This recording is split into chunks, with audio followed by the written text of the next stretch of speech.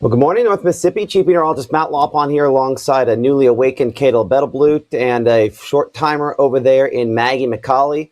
One of the three of us has electric light going to their house. It's Caleb down there in Starkville. Congratulations on winning the Weather Person Lottery today. Trying to keep it going. Dear Jesus, I hope you're lucky enough to have that happen. Hey, Maggie, tell your story real quick, and then you need to shut down and say battery power. Alrighty. Hey, good morning, everybody. Thankful to be able to hop on the call to talk to everybody this morning.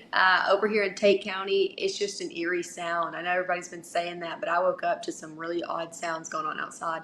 And it's just ongoing. You can still hear the sleet kind of hitting the ground, can kind of hear those tree branches snapping as well. And so our power's been going on and off throughout the morning. I know some of us are waking up without power, some of us are waking up with a situation like this. And it's definitely just where we're still conserving power out here this morning while we have it, right? So that's what we're doing here in our household over here in Tate County while we're still seeing, again, some sleet to freezing rain ongoing outside and just waking up to our yard still being fully white out there with ice pellets still hitting the ground. So that's concerning as well as things are continuing to escalate even as we're waking up this morning. However, most of it fell last night. I know Matt will go over that. But overall, we're just still here to keep you informed, right? Even when we're dealing with what you guys are dealing with, we're still here to keep you guys informed of what's going on outside because we know waking up without power is not fun, or even on and off power is not fun and can be kind of scary sometimes. So that's why we encourage you days in advance to be getting what you need together. And I hope you did that, especially if you're waking up this morning like a few of us. But we're still going to work behind the scenes today while we can. Matt's still going to be on while he can, just bringing you the latest information of what you need to know, what's still ongoing out there and what's been happening overnight while we hope that you got some sleep, like some of us did at least a little bit. So that's really all I have, Matt. I'm going to keep looking and making sure I know what's going on in our backyard like I encourage everybody else to do within their own households, and just be safe out there. Okay. Yeah, we appreciate everything. And honest to goodness, please turn off your phone, I would say, and conserve the battery power. We don't know how long this is going to last for you, and you need to make sure that you and your family have, can we really do anything about it? That's really kind of what it comes down to, right? Is this That's a true. situation we want to consume information, but we can't do anything about? Yeah. Yeah. So, hey, Just making sure I'm you afraid and for your household have it together. That's what we're gonna be doing. See, I'm gonna go plug my phone in. Okay, I'm going to pray for you and your family real quick. Dear God, please be with Maggie. Thank you so much for bringing her into my life. And God, I pray that you take care of her, Maya and Charlie, provide them quick restoration of their power, but ultimately provide them the opportunity, the memory, whatever it is you want them to learn in this moment, but ultimately just keep them safe. Thank you for keeping them in our lives. In Jesus' name, amen. Amen. Okay, Thanks, man. And happy Sunday hey, out there. I know that a lot of us will be yeah, waking up and going to church right on Sunday, but different plans out there for folks this morning. But you know what? anyway, It's just a different opportunity to minister to a different group, right? that's right. That's right. Anyway, So, okay. Thanks, Maggie. Appreciate that. It's our no problem. meteorologist, Maggie McCauley, there up in Tate County. Um, Caleb, I need to do something real fast with you, and then I'll have you log off so we can repost on social media because that's going to be a more efficient way to do it. Caleb, everything good down there in Oktibbeha County? Yeah, everything good. Haven't really lost power. It's been a rainy overnight period, and it's still very rainy outdoors. I can go out there in just a second to show you. I did just get a notification saying that lightning struck 14 miles away, so still seeing some of that energy return to our atmosphere, having some of that instability. But so far, it's also kind of been a peaceful overnight. Haven't woken up to any thunder, any lightning outdoors. Just been very, very rainy. So that threshold on how close can we get to freezing is still the question here in Starkville because we've been right on that line. I think even half of Oktibbeha County, maybe more west, is starting to see some of that freezing precipitation. Right now here, not really seeing that. That's a good thing. We're keeping that power on. So hoping to keep that going, Matt, as we continue into the Sunday morning hours and hoping to keep that pretty much all day long as we can for the Golden Triangle region. Okay, that's our meteorologist, Caleb Edelblut. Go ahead and log off of this here. If you want to listen on Facebook, yes, and then just do the screenshot thing so we can at least get a little information out there. Because Yes, I'm sir. ultimately going to encourage people not to watch this because it's going to use up too much power. So I appreciate that, Caleb. As we welcome folks back here into the Room to Room Weather Center, I'm Chief Meteorologist Matt Lawpon. You're watching Mississippi Live Weather. I'm on backup power here at the house. We're going to talk to the Tom Bigby CEO here in just mere moments. I want to at least show you again there in Oktibbeha County, again at the freezing point, dancing that dance, hoping to stay on the correct side of it. In the Room Room Weather Center, we've been warning you much of this week. The power disruptions were possible and likely, and well, here we are. So we expect, again, some big issues as far as that is concerned. Before I show radar, I'll show this. And I've got a couple things here. This is power outages. Again, they are widespread, they are substantial, and they are going to get worse. Because what do you see on that map there? If I think click empty. Nope, empty. That's not the right empty I'm looking for. I'll put on alerts because I have them all turned off. Those are lightning strikes. Unfortunately, I was really hoping we were wrong on the whole convective thing. But that one moving toward Tupelo is going to be a problem right there. That's going to be thunder ice of some form and fashion. Just what the next person I'm about to talk to was hoping, I would say, because unfortunately his job is to coordinate people to try to get the lights back on. With me, Scott Hendricks with Tom Bigby Electric Power Association. Thank you so much for joining us here this morning on Mississippi Live Weather. I mean, obviously, your people are going to be doing the best they can to try to get things back as quickly as they can. And let me just ask this question. Is it even safe for them to be out there at this point? Because I'm going to tell you, I don't think I need my power back at some point, but I don't think it's safe yet. Matt, that question varies. It depends on where we're talking about. In some parts of our system, yes, it's safe. In some parts, it's not. I've been talking to our neighbors in Pontotoc County, and at this point, they have giant trees falling, and they don't think it's safe to be out much, except for emergencies. For the western side of our system, it's more dangerous than the eastern side of our system. Most of our outages are Lee County. Our Itawamba County side, we have about 50 outages. It's much safer over there. From all guys coming in this morning, the roads were very passable. I'm not encouraging people to drive. I'm just talking about what we faced. Bridges are very dangerous. Black ice is potential. But I think we've got more water than ice on the roads at this point. So I think we're able to move people around. On Tom Bigby's system, we have very few full trees, mostly limbs. So we are going to send crews out. We're keeping some crews in reserve till we find out what problems are. We're troubleshooting stuff. We know some stuff from good reports from members where transformers are out, where they see a limb on a line. We've had very few poles affected. There is ice accumulated on lines, but that is not the problem at this point. It isn't to the point where that's causing any issues. Everything we have are tree limbs, a few trees, and a very small number of poles involved so far. So to your safety question, this is what we do. This is what we prepare for. We are going to go out in the current conditions. Now, we have told our crews, if it changes to where you are in danger, we stop. We come back in, we regroup, we wait for the storm to progress and finish, and we go back out. But right now, we're sending out all directions, all crews. We'll probably post some video of the trucks pulling out. We've had good morning meetings. We've fully restocked from last night and are rolling those out here any minute. So that's where we are on safety. We got about 7,000 out for Tom Bigby. I think Pontotoc has about 15,000 out, which is a huge percentage for them. I can't speak to any other system at this point. We communicated late last night. We've not communicated this morning. I saw your map on outages. I would tell you it's pretty accurate. I agree with you. It will get worse. At this point, we just have to face the biggest ones first and try to get the most people back on. We threw as much manpower as we could at it last night, got hundreds of people back on. When we went to sleep, we still had about 700 off, which I hate to go to bed with members off, but it was what we needed to do because the day was going to be far worse from what you were telling us, from what we were seeing. And unfortunately, you were right. I wish you would have been wrong about this whole storm, but you guys have been spot on, and here we are. I mean, and so I got to tell you, you're not the only one that was really hoping I was right. I woke up and the first thing I did is I went and flipped on the lights for outside. I was like, I think this is the switch that does that. I went in the hall. I'm like, I think this switch does that. And then I woke my wife up and said, hey, we have 75% battery power on the whole house system. I've got a truck to keep this going if we need to.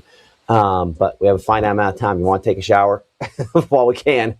And she declined. So let it be told that she declined and I tried. I'm not trying to make light of the situation, but there are real life things that go along with this. There's a good chance that people watching on their phones might not see anything else from you or from me for a few days. So with that in mind, what information do you think, not just your customers, but electric customers are going to be out for the next few days need to know, both for life preservation purposes, as well as just general convenience and understanding purposes? I would say those with medical conditions make whatever arrangements you need to be out for a substantial amount of time. If that's extra oxygen, extra batteries, or get to a location that's safer, that has power or that has a generator, make those arrangements, because as bad as this storm is in Tupelo and Lake County, it's far worse in other places in Mississippi, and it will be days. Getting help in will be difficult because so many people are affected. So be patient. If you're able to weather the storm from home, keep in mind you have some devastatingly low temperatures coming and on the heels of this weather. And that will have effects on power systems as well. You will find your weak spots. The last few years, we've been doing system maintenance, system upgrades to have less and less weak spots. I know I still have two. We had a lot bigger number of that last year, and when we faced the really cold temperatures. So we've addressed most of them, but we're not finished. We like about 2 miles of changing lines, reconductoring lines. So be patient, be prepared. Uh, just know everyone is working as hard as they can, as safely as they can. Please don't get frustrated with them. They want the power on as much as you do. They want to be back home as much as you do. And irrespective of if it's us or somewhere else, there will be systems coming to our aid from the south, from the east, where they haven't been affected as much. And we will get you back on as soon as possible. It's frustrating. Some places you may look out a window and see down the road that there's lights on. It's not favoritism. It's luck of the draw. Nobody wants anybody out, but some feeders don't suffer damage. Some feeders that have a small limb on them, you get it off quick. Some of them has the pole and a line down, and it takes hours or days. Just know everybody will keep working, and your power will get restored. Your life will return to normal. Stay off the roads as best as possible because we've got to be on them. Be careful with the generators, but just you knew it was coming. You've prepared for it. Uh, Play family game night. Enjoy your time as best you can, and make memories that you'll talk about forever. We still talk about '94. We still talk about '98. Let's make 26 a memory as soon as we can, and let's make it at least memory as possible. But it's going to be something we will remember, and it is a devastating storm. I think we should all be thankful that it wasn't worse for all of us, because it hasn't done what it could have done Yet. Let's be yet. crystal clear here about that, because you see next to me, those are lightning strikes. This is that thing that, frankly, we were hoping wouldn't happen. This is that thunder something. I mean, it clearly is. You can see the lightning with it. I'm going to put this on here because I would typically do all my weather analysis, after we talk. But I want somebody who's smarter than me on this for a moment, and I'm going to see if this will give me rainfall right. Now, it's not going to stick around an hour. Let's see. This is worth our time to figure out how long this will stick around, though. So give me a moment to see the width, because you can see clearly the rainfall rate is about 2 miles wide. Let's see how fast it's moving. So over the last hour, it has moved. Okay, good. Thank God. That's fast. Still check that. Because I mean, this is how. Oh yeah, that moved really fast over the last hour. So how far has that moved? Well, good. At least it won't be long. 80. That can't be right. Moved 80. Well, I mean, so it really moved 80 miles over the last hour. That thing's moved 80 miles over the last hour. Okay. Well, good. That's spectacular. It's moving that fast. That means it's in and out fairly quickly. But I mean, we have one. This is going to be heavy, really heavy freezing rain with this hit here. And there's going to be more waves after that. So Scott, how much more do you think that the remaining parts of the system can handle? I know that's a ridiculous, impossible question, but just posing it nonetheless. I worry if the winds pick up. You've got a lot of moisture in the soil now. When you've been really dry, which we have been, and you add moisture to the soil, you're going to have more trees fall. So if with this thunderstorm that's going through that's moving fast, it's going to have winds behind it, and Hmm. and that could be devastating. More ice forming on trees till this water stops falling. We're going to still have more outages. There will be more impacts. Um, to tell you the volume, I don't know. It just flickered here, so we may lose power here in a second. It just is going to be as it goes. No way to predict. It is going to get worse before it gets better. But I'm happy we've maintained poles in the air this long. I'm hopeful we can continue to do that. If that's the case, the repairs, the maintenance, the getting people back on is far easier and far simpler and far safer. So that's what scares me. If temperatures were to drop and freeze the moisture, we've got it on the roads, we've got it on the lines, we've got it in the trees. The trees are already substantial and heavy. They can't get much heavier. Pine trees are drooping substantially. If you go just a little to the west of us, Pontotoc losing whole trees, and they can't keep people out because they're afraid a tree will crush them. Fort County posted on their Oh man, internet that last night picture. of a God. tree. It tells the story. It tells the story. There was a tree on the Hmm. back of the truck. It was a good sized tree. If a man were in that bucket, he would be dead. Yeah. And so that's the fear for the next few hours. Probably the rest of the day, frankly. But if the worst gets out of here, if it stops raining and the sun comes somewhat close to shining, or if it just it's a little bit better day, we'll make good progress. We'll get people back on. And it will get worse before it gets better. Your 67,000 out may double.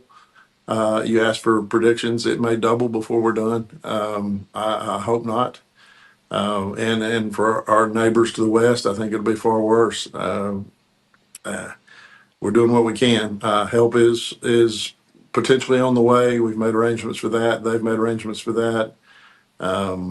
We're just going to fight the fight till we finish, and Yeah. um, it is scary. I mean, I don't want to say it is what it is, but we know who's in control, and ultimately we know that you guys are going to do your best. We support you, and again, you can see the lightning beside me there. It is what it is, right? So if you have a tornado sucking up sharks out of the 10 Tom, then I'm going to get worried because I think that's the only thing Exactly. you haven't done. Boy, that'll be two of us. Gator NATO's a different thing, right? Gator Scott NATO's a Hendrick. different thing. Oh man, Scott Hendricks, Tom Bigby Electric Power Association. Our next conversation will probably be over phone using just my phone to broadcast because that's how much power we'll be saving. Because I'll be honest, I'm scared for your folks out there. If there's any wind and additional ice, and until midday, there'll be additional ice. And this afternoon, we're hoping there's not too much wind. And gosh, let me pray for your folks real quick. I'm doing a pray thing this morning. Please. Sorry if that offends somebody real quick. Dear God, there are so many Thank men you. and women out there whose job it is to take care of us. They're first responders on the front lines whose job it is to clean up our mistakes in some cases where we think that we're big, bad, and up and can go out there. But God, help humble us and help take care of them.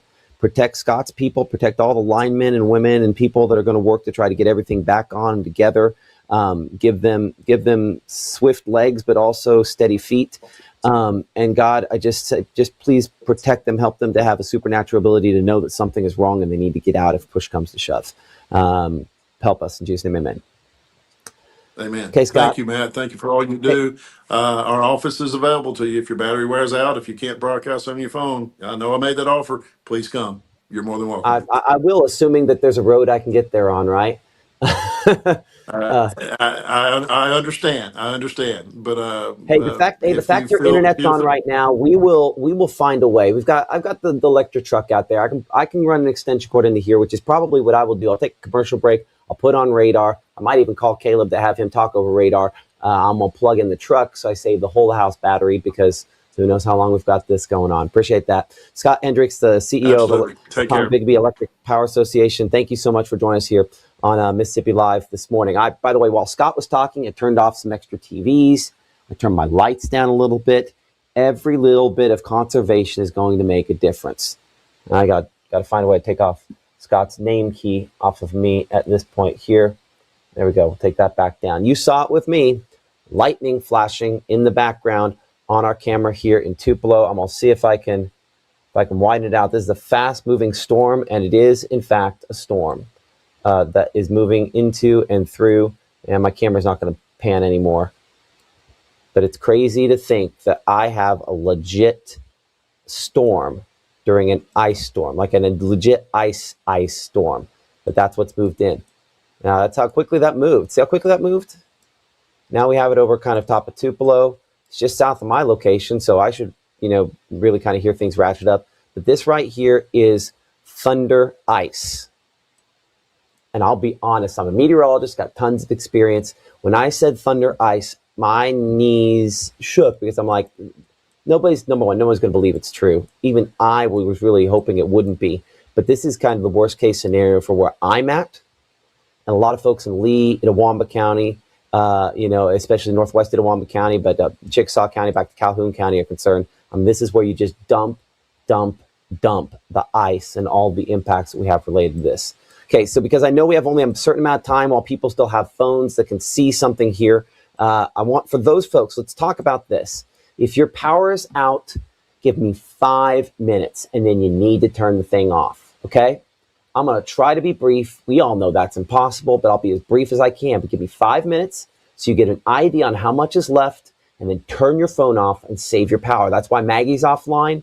She's saving her power because who knows how long she will be out there in Itawamba County. But let me just show you. Unfortunately, we've got more thunder, sleet, thunder, ice, thunder, storms back behind this. I can't look that direction. That TV's off. So all of this is still thunder ice kind of moving from southwest to northeast through the area. We've told you all week long in the Room to Room Weather Center that was the case. And so unfortunately, that's the case. Heavy rainfall, heavy accumulation amounts. Let me just show you something that I'd never thought I'd show during a rain event. And that is going to be, I should be able to show you. This is the 3-hour rainfall accumulation. 1 hour rainfall accumulation. Okay, let's look at this. This is how much we are adding per hour. Now let's do the 3-hour one because at least it has a scale at the top. So this is how much moisture is estimated to occur, or rain is estimated to have occurred in the last hour. And so a lot of this down here around West Point is just rain, hence the reason we have those those flood advisories. But here is how much that one estimation is, about a ½ inch of liquid precipitation is with that one storm. Looks like it could have potentially produced as that kind of moved through. I'd say 1/4 inch. And unfortunately, some of the rainfall amounts back north and west, I'm talking about the thunder, whatever, but this has been a heavy enough rate. So this is liquid precipitation, not icing, but we expect that the icing component to this could be a significant portion as well. I want to see the 24-hour mix, which lets us look at how much ice we've seen over the last 24 hours. 2 inches or so back there in Lafayette County. For a lot of folks, we're inch plus on the ice. And unfortunately, more is on the way. Let's clear that off. I could go. We'll go around the horn. We'll look at all the stuff in a minute. But we got to get everything that we can in here before we run out of what we have left. So, again, looking at this, let's go wider. More ice. This would be a solid ice storm for us in Mississippi most of the time right here, all the way back to the south and west. We still have that much to go on this shot. And if we click this over to kind of our national radar, if you want to know how much more we have to go, about that much. Now this is moving east. So it's not the whole stretch of this. Let's make it a 3-hour loop here. It's not the whole stretch of this, but this is not at its end. And we talked about this last night. Someone wants to know what the significance of thunder and ice storm is. How is it worse? Have you ever noticed on a thunderstorm, you get those big, heavy downpours of rainfall, right? An ice storm is typically lighter variety. It starts to snow and works its way down to the ground. In this case, these are thunderstorms and thunderstorm heavy rainfall falling into below freezing temperatures and freezing when it hits the surface. And so then rather than a tenth of an inch per hour, which would be a heavy icing situation, you could pick up a quarter or a half inch of rainfall, because think what happens with a thunderstorm. You pick up a quarter or a half inch of rainfall like that. And so the significance is that if you pick up that quarter inch, it's a quarter inch of ice, it's a half inch of ice, and it happens like that. Immediate failure of the trees, immediate failure of power lines, immediate issues. And so that's the significance of the thunder ice, the thunder snow. It shows that there's a lot of moisture available. That shows the very volatile atmosphere. And it tells me that bad things could happen. And we unfortunately have a lot more ice to go with this. Power outages, it's not just us. I mean, you can see here, there are some counties in our region where power outages, percentage-wise, I mean, you're down there close to Rolling Fork, you exceed 75%. I mean, 55% of folks up there in Carroll County. You come up here in the northern part of the state. Lafayette County has been one of the harder hit up here. I used this graphic last night, and you might imagine these numbers were not as high at that point in time. Former TV station alum here, Joel Young, showed me the power meter ripped, limb came down, partially ripped off the house, partially not. But yeah, I mean, these are high numbers here. We're talking tens of thousands of folks in some cases without power, and it's going to be out for a while. The really heart of this is probably not showing on here because Bruce, as well, northern part of Calhoun County, for one reason or another, not showing. In fact, the reason Lee County isn't showing on this is not there's no power outages. Their system that shows the power outages is down. These numbers are actually far higher on power outages, but the systems where they report back to where I can show it here are no longer working. So these numbers are actually really low in comparison to reality. It's going to be a bad kind of rest of the day. It just is what it is. We showed on the wide shot there. This is the system. We basically have a storm system developing right overhead. And one of the things I need to look at on this, because I'll be honest, I went to bed, I woke up, I knew it was what it was, and we could do what we could do. But I want to look at severe weather risk, because yes, there's a severe weather risk, primarily south of us. They have shifted that farther south. So thankfully, and we weren't convinced we'd have something up here, but believe it or not, there's a tornado risk down closer to the coast. Damaging wind, also something we're watching. But again, that's primarily closer to the coast. Thank you. That's an answered prayer. Whether you realize that was something I was praying for or not, that's an answered prayer. Let's see if I can go back graphic. If it will let me on this one here, I'm going to try to come back. I'm going to try to put the wind gusts on this. Wind gusts back behind this. Let's take a look at this. Let's make this a 3-hour loop. So we show wind gusts behind this. Of course, we have them with the showers. And these are estimated wind gusts. But estimated wind gusts out there, Greenville, 30-ish miles per hour. I wonder if we still have cameras there. Oxford, we're about 20 miles per hour. Peak wind gusts. Hopefully, most of them are a little bit less than this. But unfortunately, we do expect that that we're going to have more issues with this as we go forward. By the way, to know you, so you know, I have a friend that's down there in Monroe, Louisiana, who's doing this, Jared Floyd, the chief meteorologist. The odd thing, the person who was my general manager here at the TV station for a while, his former chief meteorologist down there came from Monroe, Louisiana, and they're facing the same issue. So we have this thunder stuff with it. As you can see, it does sweep out of here. But if the current time is 7 a.m., 8, 9, 10, 11 noon, we've got 5 more hours.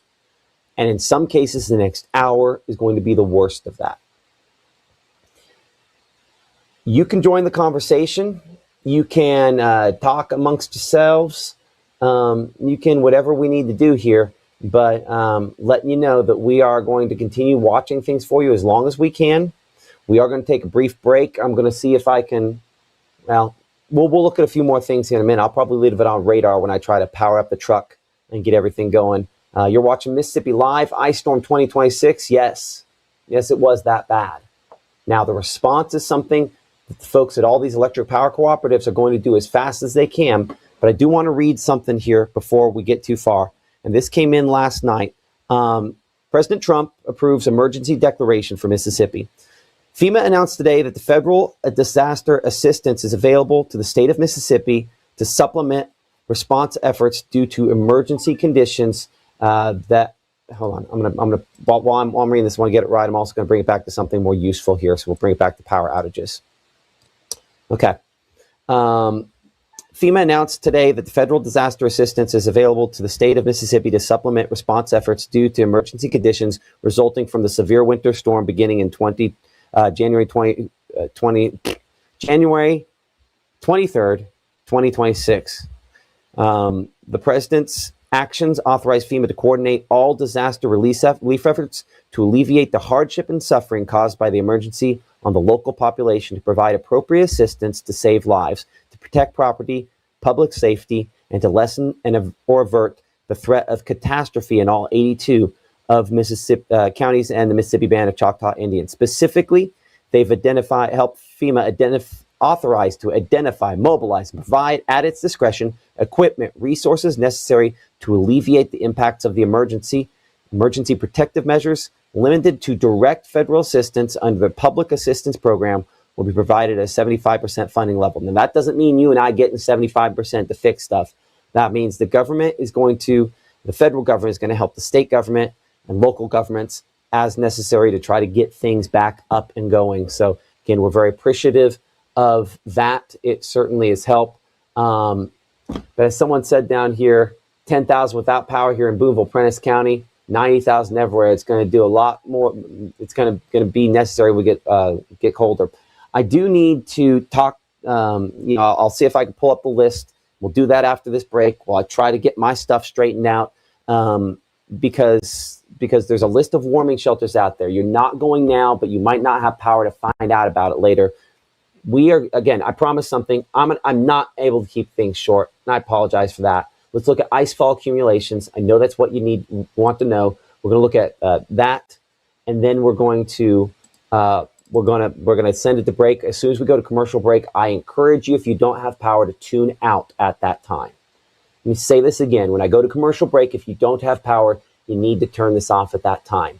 You got to save your power.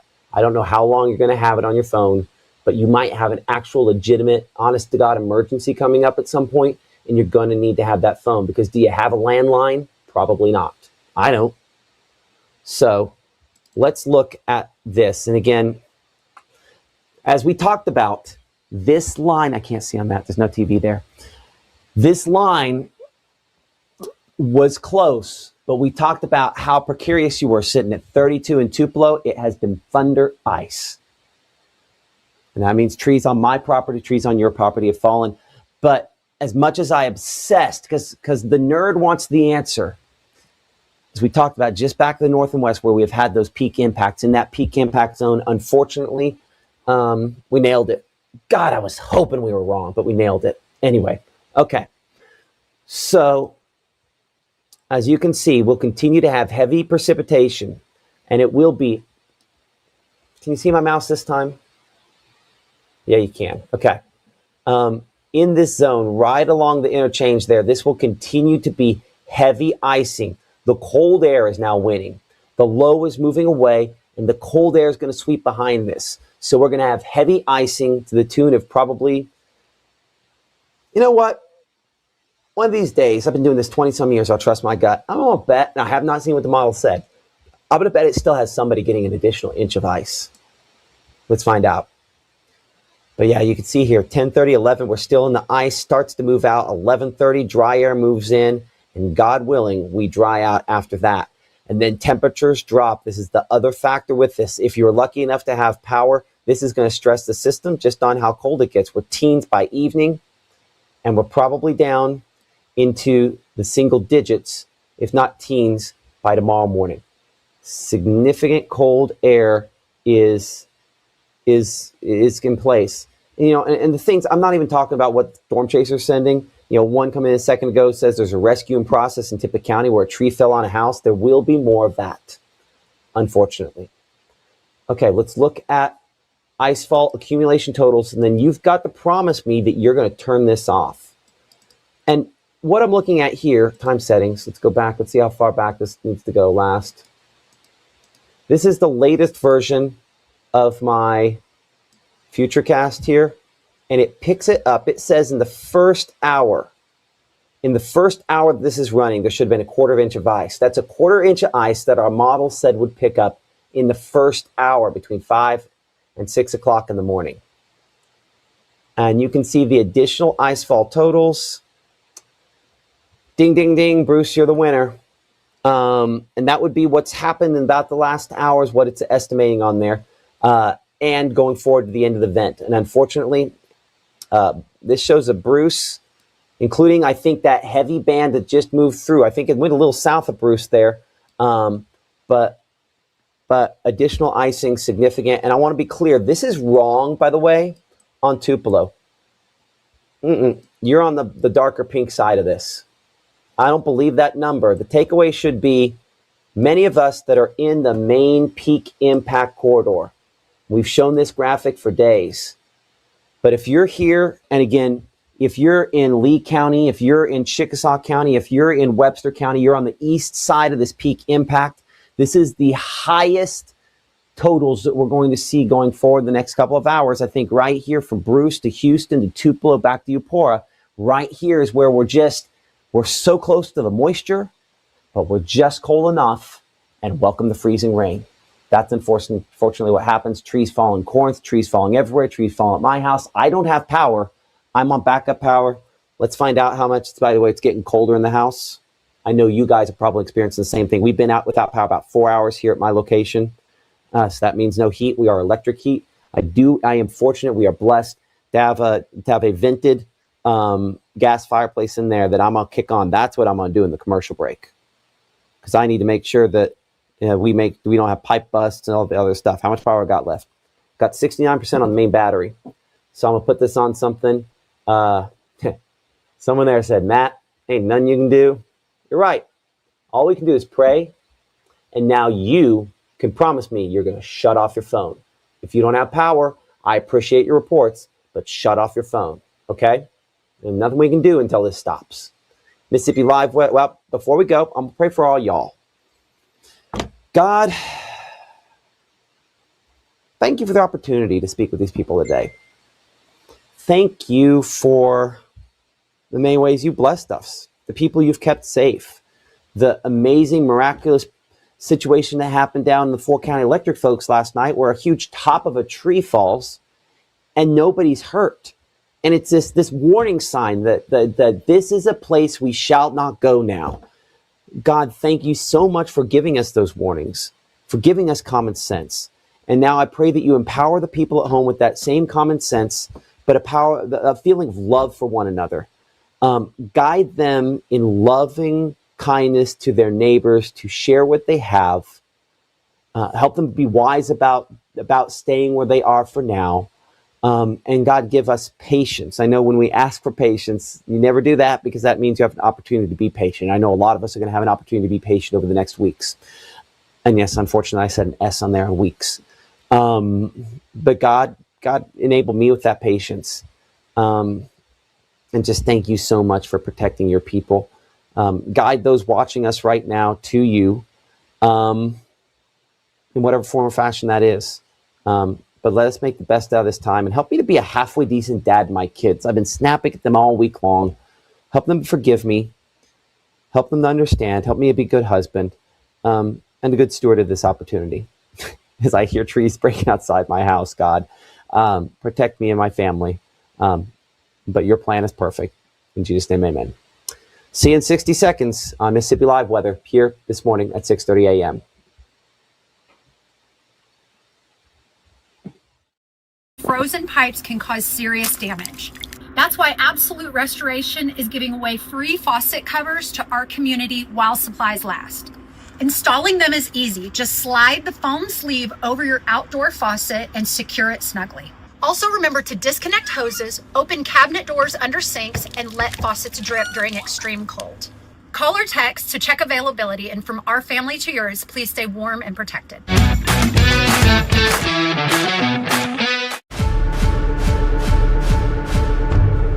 When you've been injured, don't settle for a lawyer who doesn't even know where you live. Call Langston and Lott. Local lawyers, personal service, real results. Out with the old and in with the new. It's time to save big at Room to Room's New Year's sale. Store-wide markdowns 50 to 70% off. No tax. 48-month special financing. It's a new year at Room to Room Furniture in Tupelo. There's no place like home. Hey there, Chief Meteorologist Matt Lawpon here in the Room to Room Weather Center. I got to take it back to normal mode here because I'm going to bring in our meteorologist, Caleb Edelblut. He's got his shot on. Caleb, we're not going to see you. We're going to see radar. And again, I appreciate Room to Room, our sponsor here, the Weather Center. Mama Justice Doppler Radar for providing, the funds to be able to provide this. I am going to... as soon here in just a second, I'm going to go ahead and put this into a looping mode here on the radar. Caleb, can I hear you? Des, can you hear me? Talking about Mama Justice Doppler Radar? Okay, yeah, I can hear you. Okay, so here's what I'm going to do. I'm going to leave this looping here for a second. I'm going to pop up the chat. I have to go behind the scenes here and run a different extension cord to the truck because I'm going to try to preserve. I'm burning up about 1 kilowatt per hour on all this. And that needs to come off my truck battery, not the house battery. So, because the house battery is attached to the water heater eventually. So, yeah, take it away, Caleb. Answer questions as you can. And I appreciate you for waking up with us this morning. I'm gonna actually give me a moment. I'm gonna do something different on here because I need to probably nope. You'll be able to see it. There's being left light here. You'll see it. I'm gonna switch off one of my lights and see if that's enough, so I can conserve electricity here. It looks good on my end. Yeah, that's a little dark. That's fine. Those two lights will make it work. Okay, go for it, Caleb. Okay, thank you. Yeah, if we're looking at radar right now, you can definitely tell that these icy conditions are continuing into Sunday morning. So wanted to kind of re-emphasize that this threat is not over. I know a lot of us went through some harsh conditions yesterday, overnight, and now into this morning, but we still have a few more hours as Matt kind of zoomed out earlier in this broadcast, showing that there's still a lot to the southwest that's going to move into North Mississippi. And unfortunately, we're dealing with that thunder ice, something that I know meteorologists hate to talk about, hate to think about, especially for it affecting all of you guys out there in North Mississippi. We can see those lightning strikes continuing to move across North Mississippi, and that just strand on its way towards Tupelo and Lee County. The good news is after he talked about that, right when it ended in Tupelo, hasn't really produced the same since then. You can see those lightning bolts kind of just stop right after Tupelo, just above the L and the O on the map. So that is good news to see, especially with how much it was dumping across North Mississippi. But we can also see kind of where that freezing line is. That's been the big question, especially for those out here in the southeast in North Mississippi. How much could that dip down to the south? How much could it go back up north? Good news is Matt and them, they have nailed it so far, showing where we can expect that, those peak threats. Hoping to see that continue push a little bit further north. That way it can still help some of those out there in Amory, Aberdeen, Columbus, Clay County, Oktibbeha, Lowndes, everybody out there in the southeast as well. But hoping for those warmer conditions to return. Unfortunately, we are going to see even colder conditions in the wake of this. So make sure that you're continuing to conserve your power and your heat because it will take a while for those temperatures to go back up. I think on our 7-day forecast, we had the highs going up to maybe 38. So we're not even reaching low 40s across North Mississippi, and our lows are going to be pretty much single digits and in the teens. So definitely some cooler conditions on the way, but that is still in the future and we want to get through right now. So let's continue looking at radar. We can see where more of those storms, and luckily not ice, that is more in the southeastern portion of our area, especially out there in Noxubee County. Looks like some storms just blew through Macon. Good news is y'all are on the right side of that warm layer, not expecting much of that to freeze right now. That is just rainfall falling from the sky. Nothing is freezing on its way down. Of course, all of this starts up at snow, so we can still think that it's snowing and try to have a good time here in North Mississippi, but thankfully still falling as rainfall out there in Macon, moving across the state line just north of Aliceville as well. Those icy conditions are still staying very consistent up in the northwestern portion of our viewing area, especially with those peak threats that we've been talking about all week long. I know some people in the comments are talking about hearing thunder. hearing those trees snap. I'm actually in my laundry room right now, and while we were live, I kind of heard a tree snap as well. They're very eerie. I totally get where you guys are coming from. Just please, I want y'all to stay indoors, stay inside, don't get on the roadways. It's going to be very slick, and even if the ice isn't evident enough for y'all, we're going to start talking about black ice for those that are kind of right on the edge as well. So very important as we continue into these Sunday hours ahead for our Sunday morning. I know this isn't our normal routine, but definitely going to want to stay indoors as we continue trying to give you the very latest updates here across North Mississippi, because we want to make sure that y'all are updated. But I'm looking at the comments again, still seeing some comments about the thunder, hearing that, and everything going on across North Mississippi. Hoping that we can get that thunder ice out of here. If we're going to have to deal with ice, we'd rather not deal with the thunderstorms at the same time. But if it's happening, we're going to make sure you know about it so you are best prepared and understand kind of what's going on outdoors, because it's bad enough hearing those trees snap, but also hearing some thunder as well. Not enjoyable by any means. Thunder ice could be a chewing gum flavor. Yep, that I'd rather talk about that being a flavor instead of current conditions outdoors. Cleveland here still getting freezing rain right now. Trees are falling consistently. I actually just had a friend send me a video up in New Albany, up in Union County, I believe, of just those icy conditions and just trees snapping. It's eerie stuff, but I appreciate all of y'all tuning in, trusting us as we kind of walk you through this process, because this is pretty much a historical event. We don't experience this every weekend here in North Mississippi.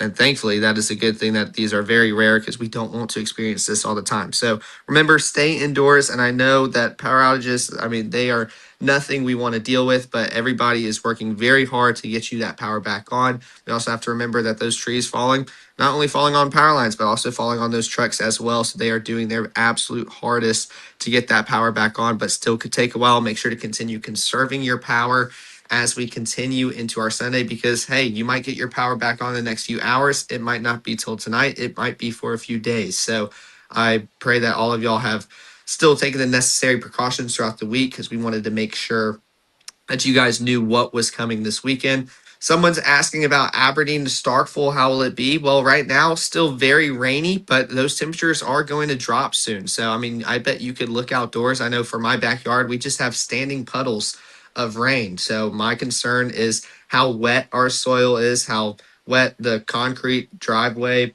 roads, everything is. And once those temperatures start to drop, I mean, I could see all of that freezing. And I don't appreciate the thought of that kind of freezing onto the trees as well, making them a little bit heavier with that wet soil. So remember, we are still working through this together. This is not going to end in an hour or two. All of us are going to continue throughout this process together, still expecting to see more and more. Thankfully, the lightning, which I'm noticing on the radar, not as evident as it was earlier. Let's go back, around 6:15 into the 6 o'clock hour. By 7:19 now, our current conditions not showing as many lightning strikes. We do still see some above Eupora out there. So definitely could still see some of that underth ice occurring. It looks like we actually, now that I'm looking at it, we kind of look like we have a big batch heading towards Kosciuszko right now. So that is definitely a more evident storm. You can kind of see that darker shade of pink. And one just went along I-55 right before that. You can see kind of that clump just for a second. Let's see. Can you give a time frame of the temperature dropping and freezing Monroe County and south? Okay, so that's actually something I've been looking at a lot lately, because I've been trying to see if those freezing conditions are going to return while we get these rains, because I'm in Starkville. As of last night, I saw those temperatures dropping pretty much around lunchtime and staying below freezing for the rest of your Sunday. So this is something that's going to start to occur within the next few hours. We really appreciate getting the rain out of here before that temperature drops. This isn't something where like, oh, we wish we could get some snow. We don't want any of this. This needs to kind of move on out as those temperatures begin to drop, and we don't want to see these occurring at the same time. But for that question, I remember it was Monroe County and south. I'd have to scroll back up to find it. You can expect those temperatures to drop within the next few hours, and then you're staying below freezing for a considerable amount of time. So I pray that your power is still intact and going because we want to make sure we can still have some heat, but keep those blankets, keep those comforters handy. I know all of us have been raiding the grocery stores throughout the week and y'all fought hard to get y'all's groceries with everybody there. So use them wisely. I see some more comments, really loud thunder in Fulton, which yeah, I can start to see some lightning strikes go towards that area. I'm still trying to keep an eye on that system and storm heading towards Kosciuszko. You can kind of see that darker shade of pink at the very end, almost just like a little circle, showing that there are some heavy amounts of precipitation falling. Unfortunately, it looks like it's going to be a thunder eye situation with how much colder they are on the wrong side of that freezing line. Let's continue to look at the comments. Power going down in places here in Cleveland. Wife and I watched about 4 transformers light up the sky one after another. I mean, that is still very eerie. I'd hate to see something like that happening outdoors. Glad you're staying indoors and mentioned you're watching it from inside. Definitely don't want to see that. Trees falling left and right like warfare in Abbeville, Mississippi since 1 a.m. this morning and only getting worse. I think that's a good comment to read because I mean, some of us have gone through the peak, but we're also experiencing it right now. This isn't something that's going to get better within the next few hours. These conditions are pretty much going to continue to worsen, especially as that ice continues to weigh down on these power lines, continues to weigh down on these trees. They can only kind of keep up for so long. They'll eventually give way, and we can see the radar right now. There's more ice on the way. We're dealing with this right now. We're going to continue to deal with it for the next few hours. And like Matt zoomed out earlier, we still see some more kind of outside of North Mississippi out there in Arkansas and Louisiana making its way up to us. But we're ready for those drier conditions to return. Definitely going to be a lot cooler as well. Let's see what else is talking about. In Oklahoma, seeing rain right now, and the power hasn't gone out as of now. I pray it stays that way. That is good news to hear out there in Oklahoma. Let's see what else is going on here in the chat. The roads will be back black ice soon. Stay off the roads. Yes, no one needs to be driving. I've stayed put all weekend long here in Starkville. And you could argue that the road conditions have been fine here on the first half, but it's just one of those you don't want to risk anything, especially because you can see that freezing layer continue to have move west, east, just south a little bit. So it can change in an instant. And if that shifts just a little bit, it can change a whole lot. Looks like we have some. Yes, I know. People were watching and having a church lock-in, all staying safe in one place on campus. Very good news out there in the UCSC in Starkville. So I pray that all of them are having fun, enjoying their time together, but staying off the roads as well. They did a good job, especially with the college students wanting to stay in one place, not go out and about. So that is good news to hear. But yeah, no, definitely stay indoors with those roads. To go back to what I said, sorry, that comment caught my attention. That freezing line, that's been the big story throughout this week on showing kind of where it could be, where it could move, how consistent will it be. And if you're on the colder side of that freezing line, you're going to get more ice, and that's more devastating. If you're on the right side, that warmer side, going to get more rainfall. That is the better news in this situation. But this is still going to impact your roads. As those temperatures begin to drop, it could freeze and glaze over that rain that you received, especially you're on the warmer side.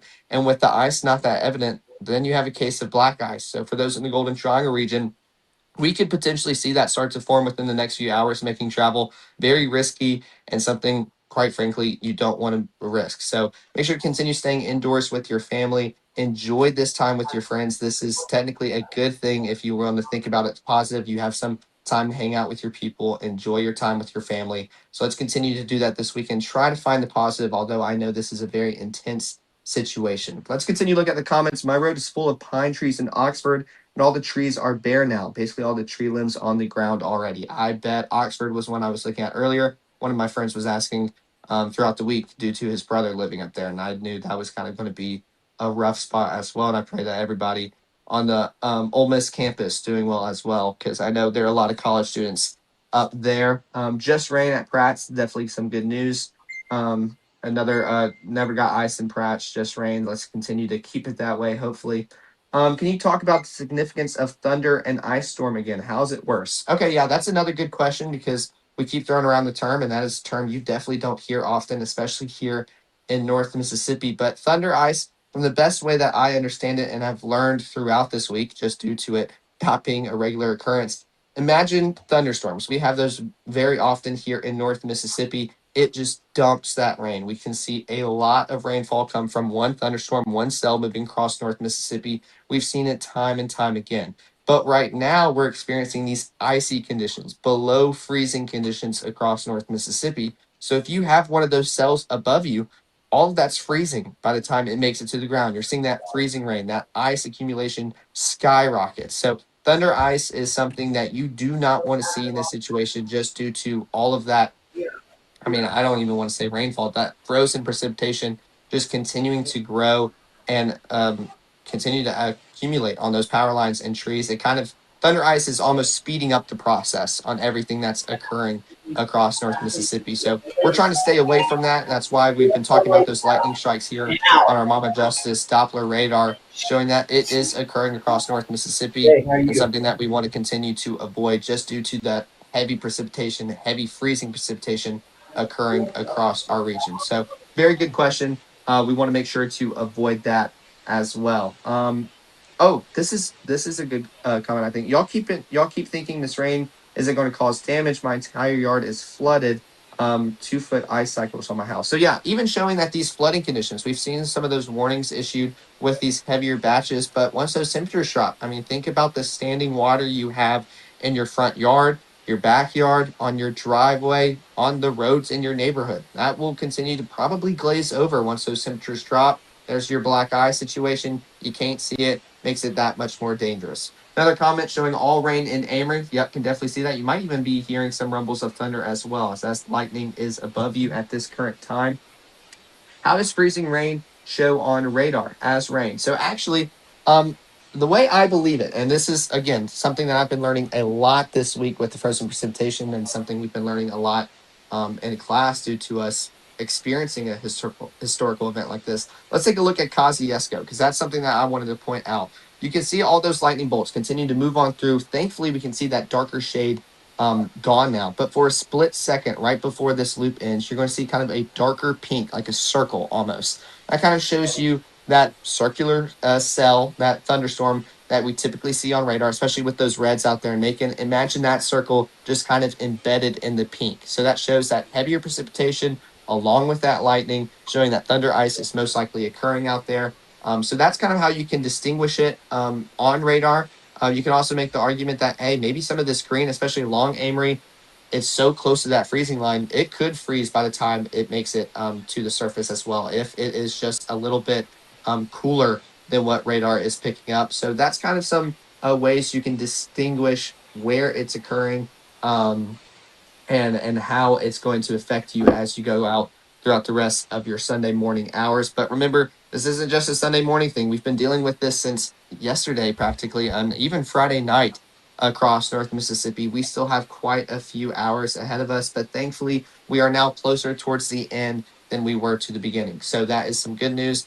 Someone asking, is Amory going to be okay?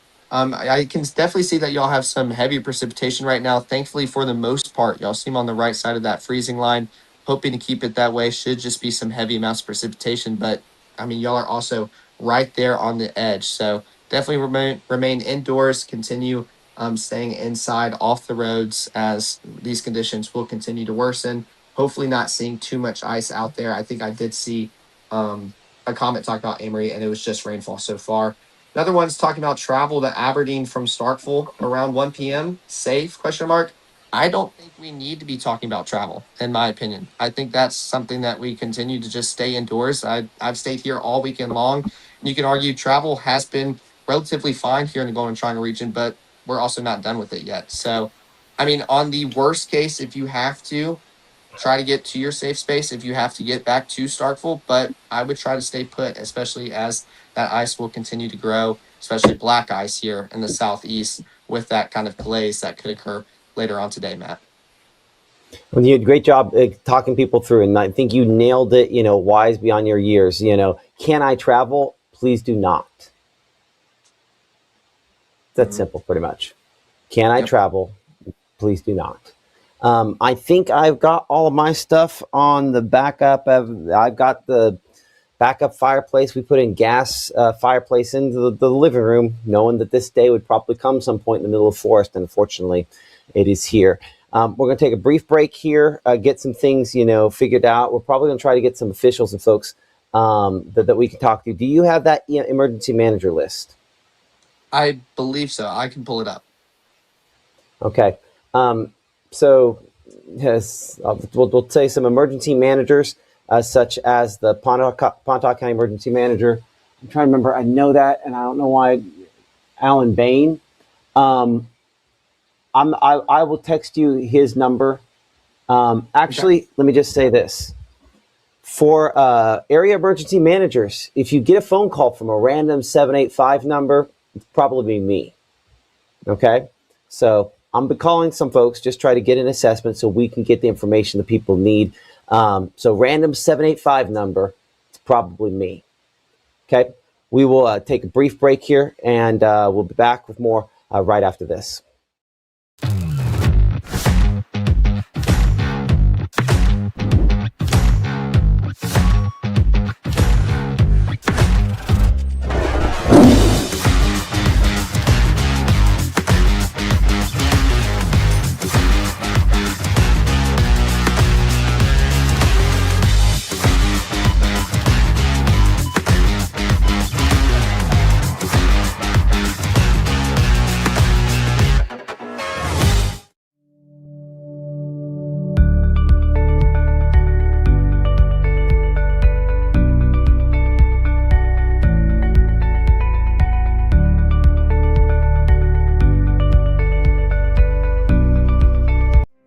I have been going to Tupelo Smiles my whole life.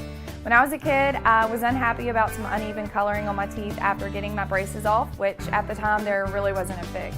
I was recently made aware of a solution that would totally fix it, which is exactly what we did. They not only heard my concerns, but they never stopped looking to solve my problem, and that's why I love Tupelo Smiles.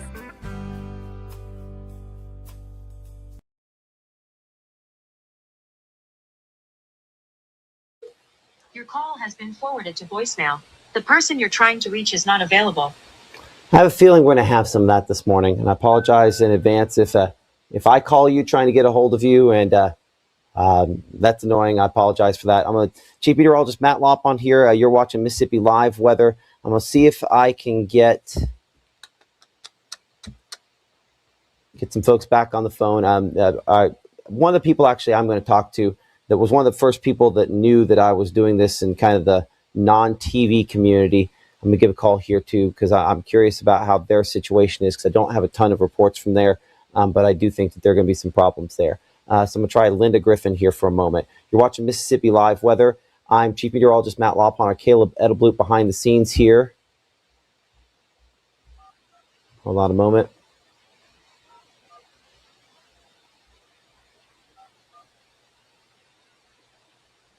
See if she's available to talk for just a moment. Let's see if make that phone call.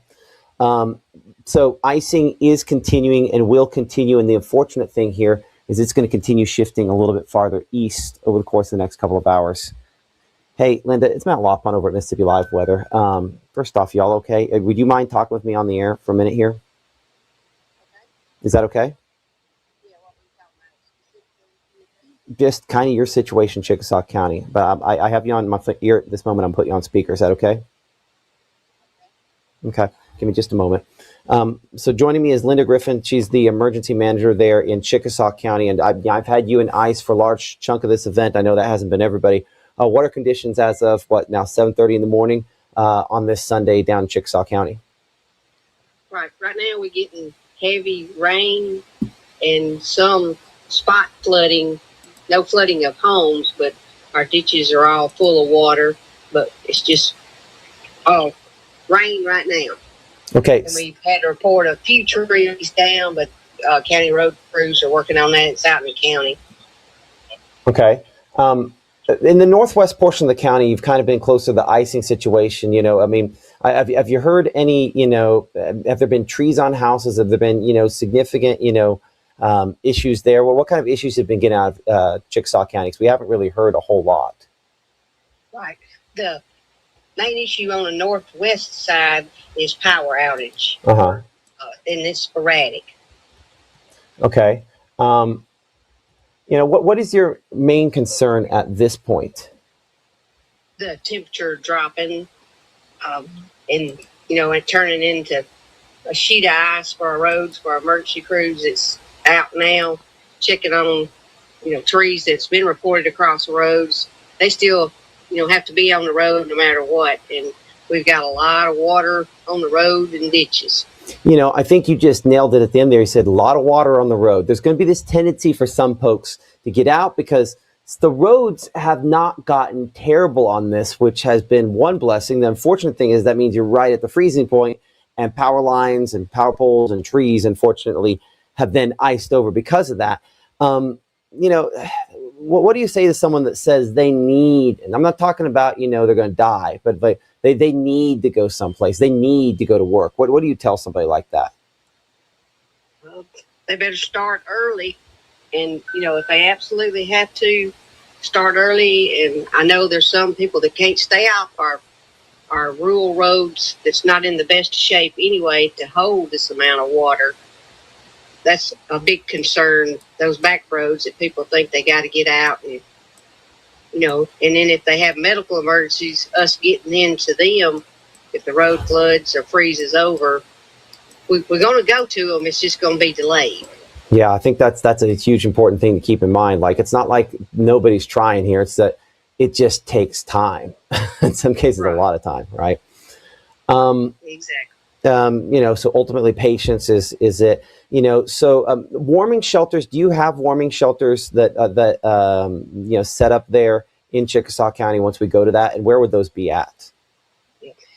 Well, we got different locations all over the county that could serve as warming shelters, but that's based on, does that warming shelter have a backup generator? That's a good point. Yeah. That's, we don't have a lot of our designated locations that does have, so we don't want to say this is the place and people get on the road and then they get there and they don't have power either. Mm-hmm. So that's kind of a reason we hadn't, designated a certain area, because we don't know, just like right now, northwest area of Chickasaw is where most of our power outage is, and we may have designated a warming shelter on the east side. Yeah. But we just don't want people on the road. If they think they got a place to go to, they're going to try their best to get there, and then I don't want them to get there and the power goes out, while they're on the way or before they get there, and we didn't have no way of letting them know. That's such a wise idea, because we're not in a situation this instant where you need a warming shelter. That is tonight. That is tomorrow night in particular, where we get to the point that we need to have one of those. So, preaching patience as far as that is concerned, I think that's probably wise to knock it out there. Anything else you want to add for folks that you think they might know? Not just your folks in Chickasaw County, but just, for folks that are just watching us in other parts of the area where we're not talking to their emergency managers, but you can get inside that mindset. And I'm thinking, I don't know for sure we're going to be able to talk to people at every place. I'm going to try to talk to the emergency manager there in Lafayette County here in just a second.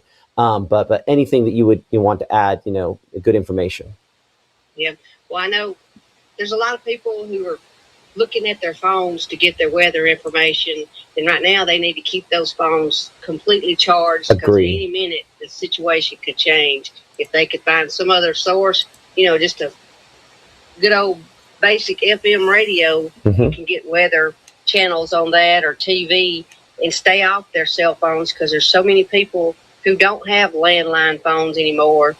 And that's rechargeable device, is what's going to mean the difference to them being able to call and get help if needed. Yeah, you're absolutely right. I mean, I actively told people to turn off this stream, and I think that's the wise decision. Is you got to save power. This might be hours. This will probably be days. In your county, hopefully, it's no more longer than that. But in some spots, it probably will end up being a week or more without power. Yeah.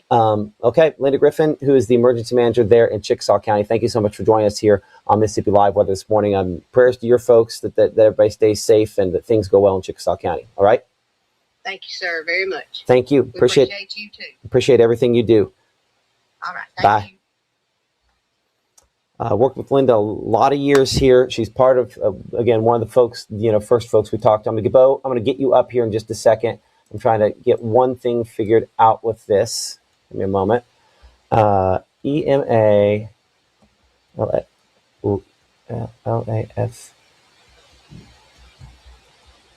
Okay, I've almost got your stuff plugged in here, Bo. So give me just a moment. About 10 more seconds, we should have it. Okay, and let's bring Bo Moore, who is in one of the most hard hit counties in our area. He is the emergency manager there in Lafayette County. Join us here on Mississippi Live this morning. Bo, how are things looking here as of 7:40 a.m.? I know the answer to that question, but you know. Well, it's been rough, Matt. Seems we really started to see trees and fall around midnight last night, and even as I was sitting here waiting to chat with you, I had a couple fall behind me, and that's ultimately one of my biggest messages I want people to know this morning is like stay at home. Not so much. I know y'all probably get tired of us saying it because of the roads and all that. Forget all that for a moment. You could walk out of your house and potentially get hit by a tree or a power line because they're dropping just so quickly. And we don't want anybody to get hurt or killed. So it's just really important to stay sheltered in your home. We don't have any official shelter in place orders out there right now, but I'm just, word to the wise, please stay home and stay safe. And the previous EMA director that you were talking to, very good advice as far as try to stay off your phones, keep that conserved on the battery power because we have widespread power outages throughout Lafayette County and the city of Oxford. And it's not going to be a quick process to get them back because a lot of areas it's just simply not safe for Northeast Power to have crews out in certain areas just right at the moment. So we've got to think of our linemen's safety, our road crew safety as part of this response. Yeah, you do, because this is safety on all different levels. We want to take care of residents. You want to take care of residents, obviously. But this is still a situation where we're adding ice. You have some wind. A dead lineman does nobody any good. Same with any first responder, right? So that doesn't speed up the process and obviously has catastrophic side effects. You're talking about a lot of power outages. I think the thing that kind of I wasn't prepared for. I wasn't prepared for some of the reporting infrastructure to go down on the power outage situation. Some of the numbers look like they're getting better. It's just because the systems, you're having some failure where they can't report back. I'm showing still 18,000 residents there in Lafayette County. How many residents? When you start looking at a lot of those are in the county itself and their individual outages. Have you talked to the folks of Northeast about power restoration efforts, how long they think this could take? Yeah, so we're been in contact with Northeast all through the night, and quite honestly, Matt, because of how widespread tree fall has been, we don't have a full understanding of all the outages. Kind of like you said. Also, when we can get one thing back on, it's like 10 other things go down. So we're coordinating with them. They're out trying to get a better number for us, but we're anticipating it still to be north of the 18,000 that we see on their site. So and it's mixed throughout the entire county. It's not like one section of the county is suffering an outage. It's everywhere. Yeah, it is. I'm going to see if I can kind of pop that up instead. So give me a moment. Yeah, so this is the kind of the graph that I was showing on there. You're talking in some counties that they serve 99, 98%, 100% of folks. They don't serve a ton of folks there in Benton County, but 100% of folks in Benton County out. This shows 2,400, subscribers to Northeast out. And in Lafayette County, a full 77% of the people they serve, 25,000 people. I showed them, 19,000 of theirs in your county. That's going to take a long time. Yeah, yes, it is. And if you keep seeing me turn my head, that's every time you see me turn my head, that means a tree's falling behind me. Now I'm in a safe spot, but it's close by. So it's going to take a lot of time. We expect this to be a several day process. So we've got trees wrapped in power lines. So then we've got to get power crews there to make sure it's safe for our road crews to start removing trees. So there's a mix of everything. But what I tell the citizens, like I said, stay home, stay safe right now. The temperatures are not warm by any means, but they're not just absolute frigid at the moment. we'll make more announcements of what we're going to do around warming centers and other items. We've been in contact with MEMA requesting additional resources for our county to support citizens through this outage because it's going to be a long process. And I don't speak government lingo on this, but you do. You heard, I'm sure, about the disaster declaration that President Trump and the FEMA, sent out about that last night. What does that mean for you? Because you're going to, I don't think there's a question. You're going to be one of the 2 or 3 worst hit counties in this state, at least, which means probably in this storm. What are your hopes for that? What does that mean for a person at home that says, yay, or I don't know what that means? Like, what does it mean? Yeah, so as everybody knows, there's we're through government. There's a lot of steps you have to take to ask for anything. What a natural disaster declaration does for us is it allows us to move a lot very quickly on a response of getting additional assets. So where originally, if I pre-disaster declaration, I might have to ask one person, then another person, and another person to get those resources. A disaster declaration just allows that to just move so much quicker, where we can kind of go direct to sources. It allows us to bring in private contractors, which we already had on standby for this event. So it just allows us to do things a lot faster in our response. And then on the back end of that, it brings the county and the city funding for us because this is going to be an expensive ordeal. Yeah, in some ways, this, when you start talking about tree removal and all the stuff that goes with this, I remember when we had the Tupelo tornado back in 2014, and I lived near a road where they went for months, were taking that tree debris to this one specific landfill. Because that's where it all went. This is a lengthy process to try to clean things up. I'm not saying on the high end tornado scale, but this will be a lot worse than even some of the tornadoes we had early last year, right?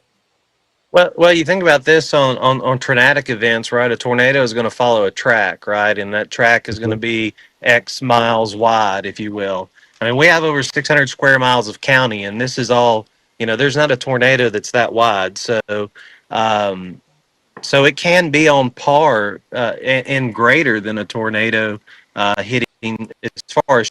I didn't want to say that, but I kind of wondered about that. So that's how I judge it. Yeah, I agree. I think it really does have potential to be greater than a tornado, and it's harder to wrap your brain around. I go back to this map here, and I know that you have important things to do, so I'm not going to hold you a whole lot longer. But one of the things that when this Northeast map, comes back on, it's just, you have some big numbers, but there's so many singles on here, so many one outage in that location.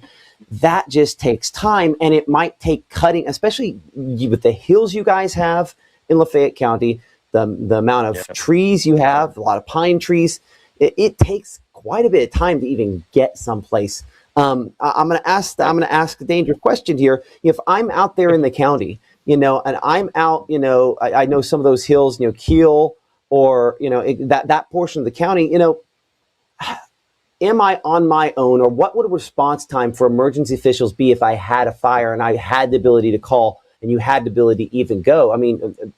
I can't imagine it'd be quick. Well, what I can tell you is nobody in Lafayette County is on their own, right? We are coming for you. You dial 911, you have an emergency. We are on the way.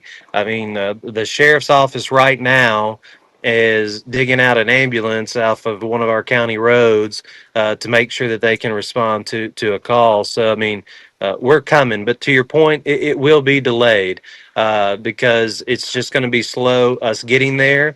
But nobody is on their own. We're going to bring assets. We're going to get there. We have some specific assets in reserve to be able to respond to emergent 911 calls. So, like if your house caught on fire or something like that, that we could help the fire department cut in to you. So and quickly. So you're not on your own. We're going to come and help's on the way. But to your point, Matt, be patient because it's just going to take some time. It will, and that's, I think, in the moment we are an instantaneous culture, and we've adjusted to having my groceries appear at the door instantly and being able to talk to friends and see them being, cross country. There's nothing going to be instantaneous about this, and so, I mean, patience. I know that's probably what you're preaching to folks, that you are coming and you're being proactive, like you mentioned there, digging that ambulance out, knowing that it's going to take time to get to its final destination proactively before it's called, trying to do that. But it's probably going to take some time on some of these county roads. Yeah, it is. It's realistic, but stay calm.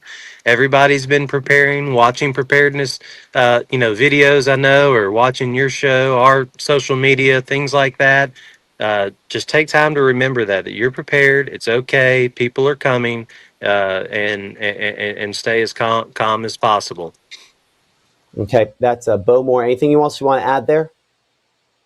No, we appreciate all our citizens in Lafayette County and their patience and understanding. And no, like I said, you're not alone.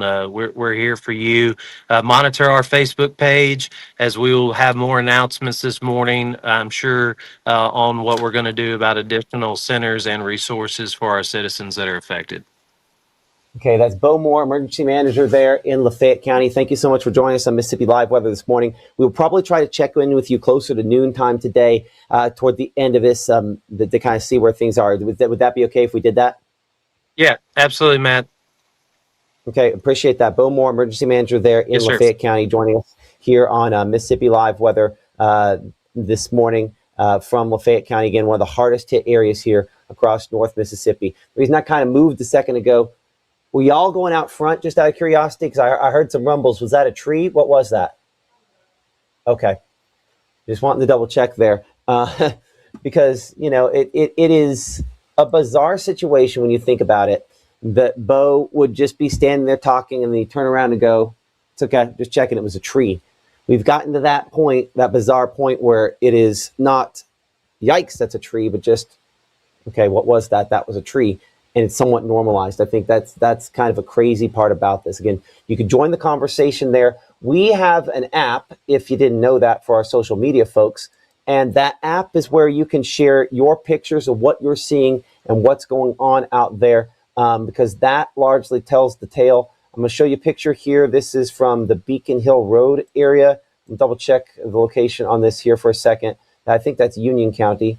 Yeah, just outside New Albany where we have that. It's going to be a moment to kind of pop that up. And unfortunately, these trees are coming down. Again, appreciate this picture coming in there from the Beacon Hill Road area of Union County. Unfortunately, that tree is split. And let's not ignore some of the blessings we have there. Whatever that structure was, it is in better shape than it should be because that split missed it. But unfortunately, there is that branch that's right over top of it.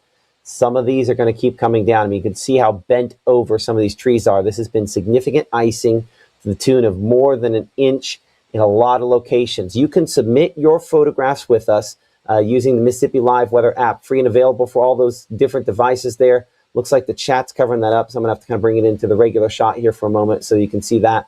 But continued icing is expected. And if you're just joining us, one of the things we talked about this week that we were concerned about could happen, that unfortunately has, not just the icing, but the fact is you see those lightning strikes next to me there, we have had thunderstorms producing ice.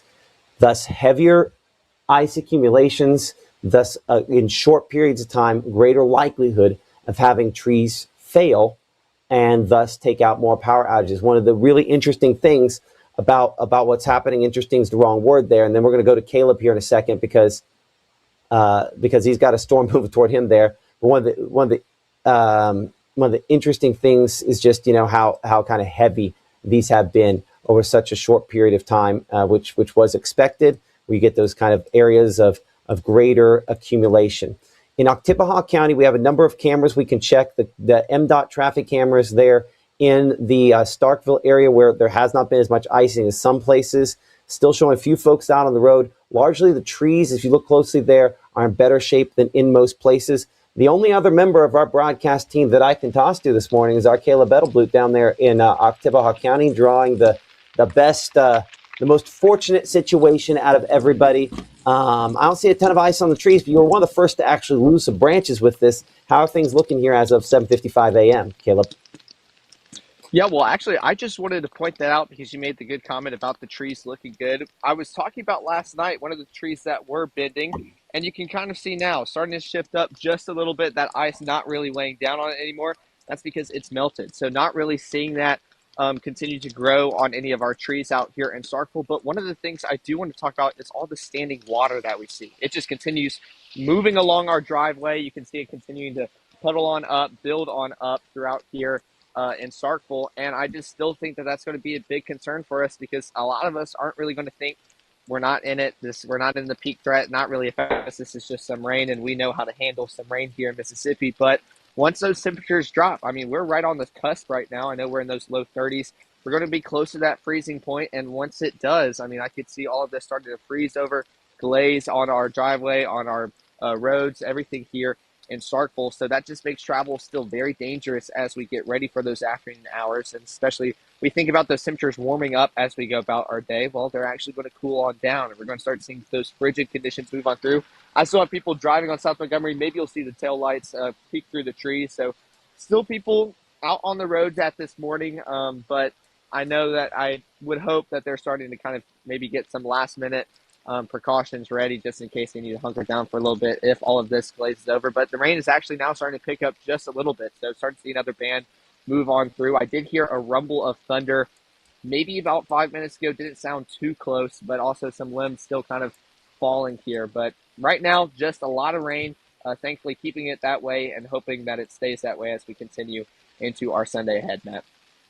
Absolutely, I agree with that. Thank you, Caleb, so much for everything you're doing. Caleb is doing a lot of posts going out on Facebook and social media there as we kind of go through this, kind of clipping what we're showing so we can send it out there. Also, Caleb, you might, I don't think I can do it till this is over. We need at some point try to clip some of these interviews that we have and try to put them out there as well. I don't know if Facebook downloader is going to work. If that's going to be our best option on that, but give it a go. Don't waste time on it because we need to keep putting out info. By the way, the reason why you're hearing that clap of thunder, that's kind of a convective shower that's over top of you.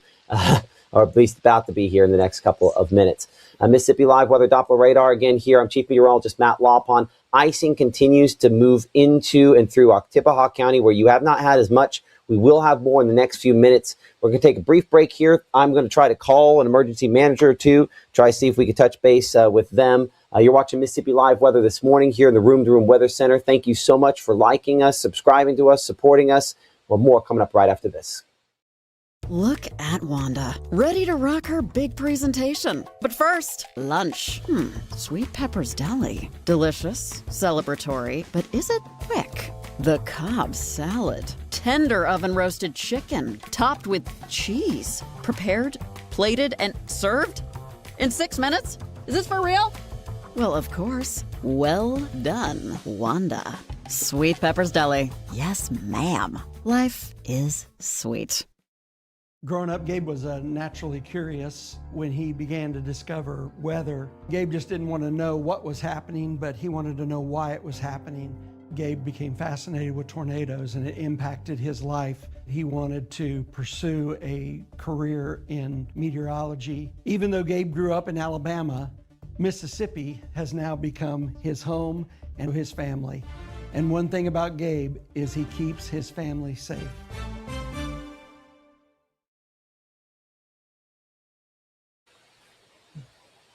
Current time, I forget that that's going to always default back to that. Current time is now, what are we at? Right at 8 o'clock. I'm Chief Meteorologist Matt Lawpon. You're watching Mississippi Live Weather.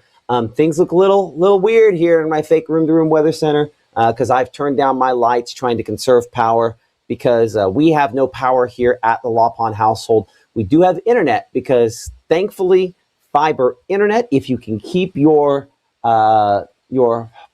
distribution device, so like your router, and you can keep your, I guess basically your modem powered. In a lot of cases, you can still have internet even when there are power outages in your area, and so that happens to be the point, the situation in my area. Thankfully, But our power is out, and I'm running now off of my F-150 Lightning that I got at Metro Ford a while back, a couple years ago, with the thought that maybe this day might happen. And unfortunately, prepare for the worst, hope for the best, and that's where we find ourselves here. You're watching Mississippi Live Weather, and an ice storm that is not done. The crazy thing in my mind, hey, I need to give me a second. I gotta, I've had to talk to my kids on multiple occasions lately. I need to keep them from going in and out. I don't think they understand that there's a limited amount of heat in this house. Hey, don't go in and out. There's only so much heat in this house, and we don't know when it's coming back on. Do you understand what I'm saying? Thank you. I appreciate that. Make sure we need to plug this in as well right here. It's going to go off for a second. We need to plug this in or the fan's not going to work. Got to plug in the fan. We'll deal with that in a second. Hold on. I didn't realize the fan wasn't working on that. So lots of different things that we are trying here. Hey, Caleb, if you're behind the scenes, I'm pop your mic up again here. And I want you to kind of talk about what you're seeing here as of 8 a.m. Because unfortunately, one of the things, not just on this shot here, but kind of on our national radar and everything else, is the fact that there is unfortunately still more on the way. And the decent chunk of this is convective. So we expect, power outages, things like that to increase. While I'm over there, I'm going to pop up our chat where you can join the conversation. You can send in your pictures. We will show a lot more of those. But I'm going to bring in our meteorologist, Caleb Bettelblut, while I take care of something here at the house, making sure that we are going to have heat, because I can feel it getting colder. And I know I'm not alone there. Caleb, take it away. Perfect. Yeah. Well, actually, right when I finished up that live shot, there was a big. I know people in the comments were saying whatever is over Starkville is getting harder and louder. Thankfully, for the part of our city and half of our county, that should just be rain right now. And Matt, right when I was finishing up my live shot, was showing that we're starting to see that convective kind of cells start to form just a little bit above us. So we could hear some more rumbles of thunder here in the Golden Triangle region. But I like how he kept this zoomed out. This is not, we've been seeing a lot of North Mississippi, of course, but that's where we're at. And we want to make sure you know what is going on locally. But zooming this out, we can see that this is going down into southern Mississippi as well. Seeing Jackson get hit by this ice all the way across the Mississippi River into Louisiana as well. And this is what's eventually going to make its way to North Mississippi and what will continue to affect us. So this threat is not over. Like I mentioned earlier, we are closer towards the end than we are the beginning, but we are going to start to continue to see more ice build on up. We've already seen the damage it has caused overnight and all throughout our Saturday. So let's remember to take this seriously. And I want to keep harping on this too. For those in the Golden Triangle region, I mean, we have received a lot of rain. I have a lot of standing puddles in my backyard, front yard, off on our driveway. And we could potentially see all of that freeze as those temperatures plummet. Because, I mean, like we keep talking about these days coming up, we're going to be in those frigid conditions below freezing, lows in the single digits, maybe making it to the teens. All that standing water we see, we're going to talk about black ice. So travel will still be very improbable and very rough for the next few days, especially the further northwest you are in Mississippi. But let's take a look at the chat, see what y'all are talking about right now. There's no power in Prentice since midnight. Every tree has no top on it now. So yeah, I mean, nasty conditions are taking place.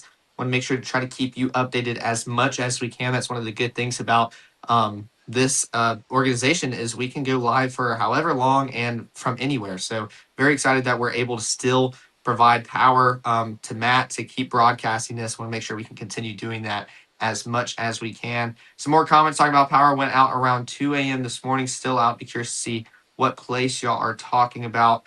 We're still going to see a lot of ice. I mean, we're seeing more pink on this than we are green. We're normally more familiar with that green, yellow, red, and we handle that perfectly here in Mississippi. We know how this goes. I know we're very tough people that can get through these storms, but this is something most of us haven't really seen before. I mean, we don't want to compare it to 94, but that's one of the big things that people always go back to, and we're seeing.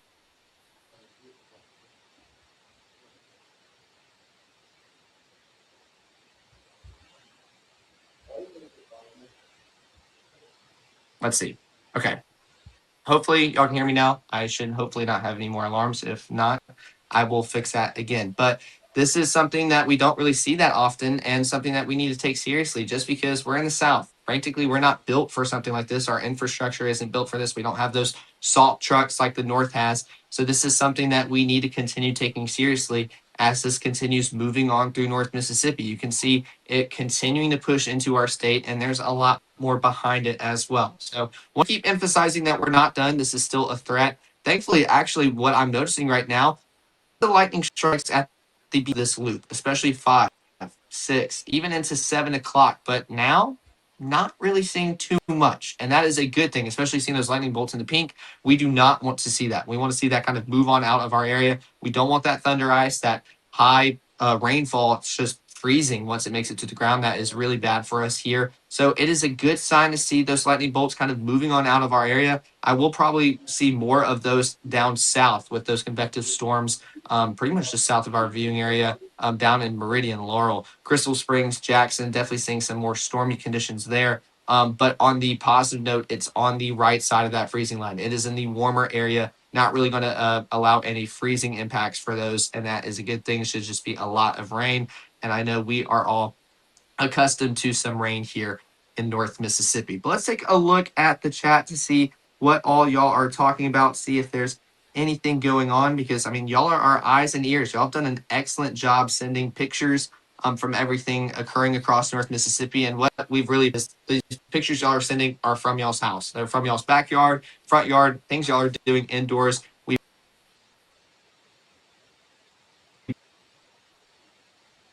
There we go. I think another alarm went off. Hopefully y'all can hear me. Let's fix that real quick. There we go. But we appreciate y'all sending in these pictures while y'all are staying at home. Y'all need to stay off the roads. Allow our emergency managers to continue helping you out, for your electrical power associations to continue helping you out. This is not only a risk to them with you being on the roads, but it's even risky for them. So give them some patience, give them some grace as they are doing their hardest to get you back on back online and get that power out. Another comment showing power out here in Saltillo. So yeah, definitely starting to see some of those power outages. I noticed when I woke up this morning, kind of going back to our power outage map, a lot more colorful, unfortunately, just showing that it's continued to get more and more intense as that ice continues to build on in. There's another comment asking, will there be ice in Kosciuszko? To be honest, I would kind of be shocked if y'all didn't. I think y'all are on kind of the western side of that freezing line. I think y'all are cold enough for it. And y'all are kind of all in the pink right now. So radar showing that you should be able to see some. The question on whether or not that's happening just due to how close y'all are with those temperatures, that's going to be the question. But I know all of us are dropping below freezing later on today. So any rainfall that y'all are getting out there in Kosciuszko, Noxubee, Starkville, Columbus, it might be rainfall right now. We see all those puddles outdoors, but that could still freeze later on today. So definitely something that we want to keep the eyes on. Someone else asking about Amory. Right now, y'all should still be seeing heavy rainfall. I know the storm moved on through about an hour ago. There were some heavier showers and maybe even some rumbles of thunder. Should still be that at this case right now. I wish I had control of this so I could kind of zoom into some of these places y'all are talking about. But we can continue talking about this on like the grander scale, just showing what's all moving through our state, because we want to make sure everybody tuning in is aware, even if you're not in North Mississippi. Maybe you're seeing some of those storms out there in Huntsville. You can kind of see a line of showers move on through in Alabama, but also seeing those icy conditions into Arkansas, Louisiana, moving out of Texas. We'd rather this be a snowfall event, but we've made it very clear we're not really going to see much snow here. This is an ice event. This is why we got those ice storm warnings at the end of our week heading into the weekend.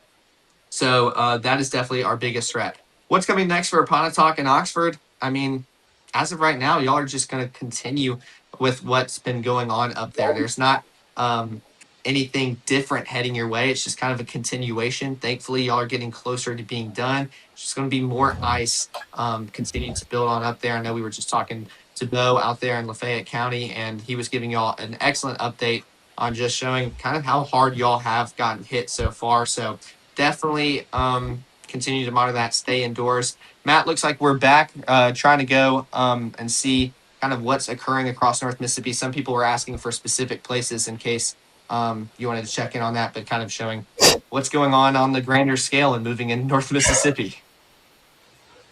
Ice. That was Yeah. easy. Some people asking for specific places. Here at the Law Pond House, encouraging children to stay inside and stop opening doors. Same thing you don't do, in a power outage during summer. You don't just keep looking in the refrigerator over and over again. I did put my coat on. Because it's a little cold here, and it's going to get a little chillier. And we're not alone in that. Anyway, appreciate that, Caleb. I'm going to go ahead. I'm going to switch your mic back off. I'll let you continue to do some of your screen grabs that you were doing. And let's go ahead and try to kind of answer some of this stuff. Penny, do you want to help out? Or do you want to, what you doing? You're just standing? Okay. To kind of give you some frame of reference, if you don't typically watch us here, I am broadcasting from home because I knew I'd be set up someplace. So might as well be stuck here at home, right? We have lost power at the Law Pond household. The main, just for your information, we have some backup batteries that we have. There's a finite amount of time that those will work. So I've taken as much of my operation and what we're doing here in the house offline, though it does look like we're still pulling about 700 watts, which I'm interested in. I'm going to have to go around and make sure everything is off. Do we have all lights and everything off? Are you sure? Except for battery power, yes. Okay, just want to double check. 700 watts is a pretty good draw considering I have all of this powered by something else. I mean, that's going to be a refrigerator is going to be part of that. And that's not a whole 700 watts. Okay. Okay, it is what it is. We do have solar, so maybe, we have a sheet of ice on that, so that's not going to necessarily help our situation out a whole lot. So we're out of power. Luckily, we have internet in place here. And we're going to try to talk to some folks here across North Mississippi. Caleb, you probably saw the list of emergency managers and things that we put together in preparation for this. I'd like to talk, if we could, to the folks in Grenada County and Yalobusha County. I do know somebody who might talk to me in Yalobusha County. Give me a moment here to kind of reach out to them real quick. Actually, I'm going to put your mic back on for this for a second. I'm going to reach out to this person, then we're going to talk some specifics. So, Caleb, one of the interesting things about this, I'm gonna go ahead and play this through. I'll see if I can do two things at once, but the temperatures, they're going to drop, right? Yes, no, they are definitely going to continue to drop. That is one thing I've been looking at, especially with that freezing line. We can already see that moving through as we get ready for the afternoon hours, that lighter blue starting to move on in. And then once we see that dark blue move out, it's going to be a while until we see it again, just due to how below freezing we're going to get and how long we're going to stay there. Even starting to see another color shade move its way in, that pink, dropping us to the single digits for our Monday morning. This is why we're still seeing that ice move in today, but travel not even going to get better for tomorrow. That ice going to stick around. We're going to still see those temperatures well below freezing. The good news as of right now is that sun should start to come back for your Monday and into your Tuesday, and ice doesn't stick around as long as snow does. So that is some good news that we can see as we get ready for the work week ahead. But these temperatures are going to continue to drop. So if we're cold right now, get ready to bundle up because it's going to continue to get even cooler as we go about our Monday. Thankfully, as we go throughout the day, it'll warm up just a little bit. But notice not a single person here in North Mississippi above freezing. The highest we can see is 30 out there in Aliceville. So definitely some cold conditions for your Monday as that ice will continue moving on in for the rest of today, continue to build on up for those out in Northwest Mississippi, and will continue to have an impact on us because those temperatures not going to get any warmer as we get ready for the work week ahead. So still a threat as we wrap up this weekend, but heading into the work week as well. Whether that power will come back on later on tonight into the next few days ahead, that travel is still going to be pretty rough, especially the further northwest you get into our viewing area. But take a look at those temperatures. I mean, they're more single digits than double digits across North Mississippi. And that is insane to try to comprehend, especially just for us out here in the South. Hard to imagine experiencing those temperatures. And I'd be curious to see even what those feels like temperatures are going to start to feel like later on throughout the work week. So definitely going to feel a lot cooler than how it is reading outdoors due to that northerly wind blowing across North Mississippi, bringing in more of that Arctic air.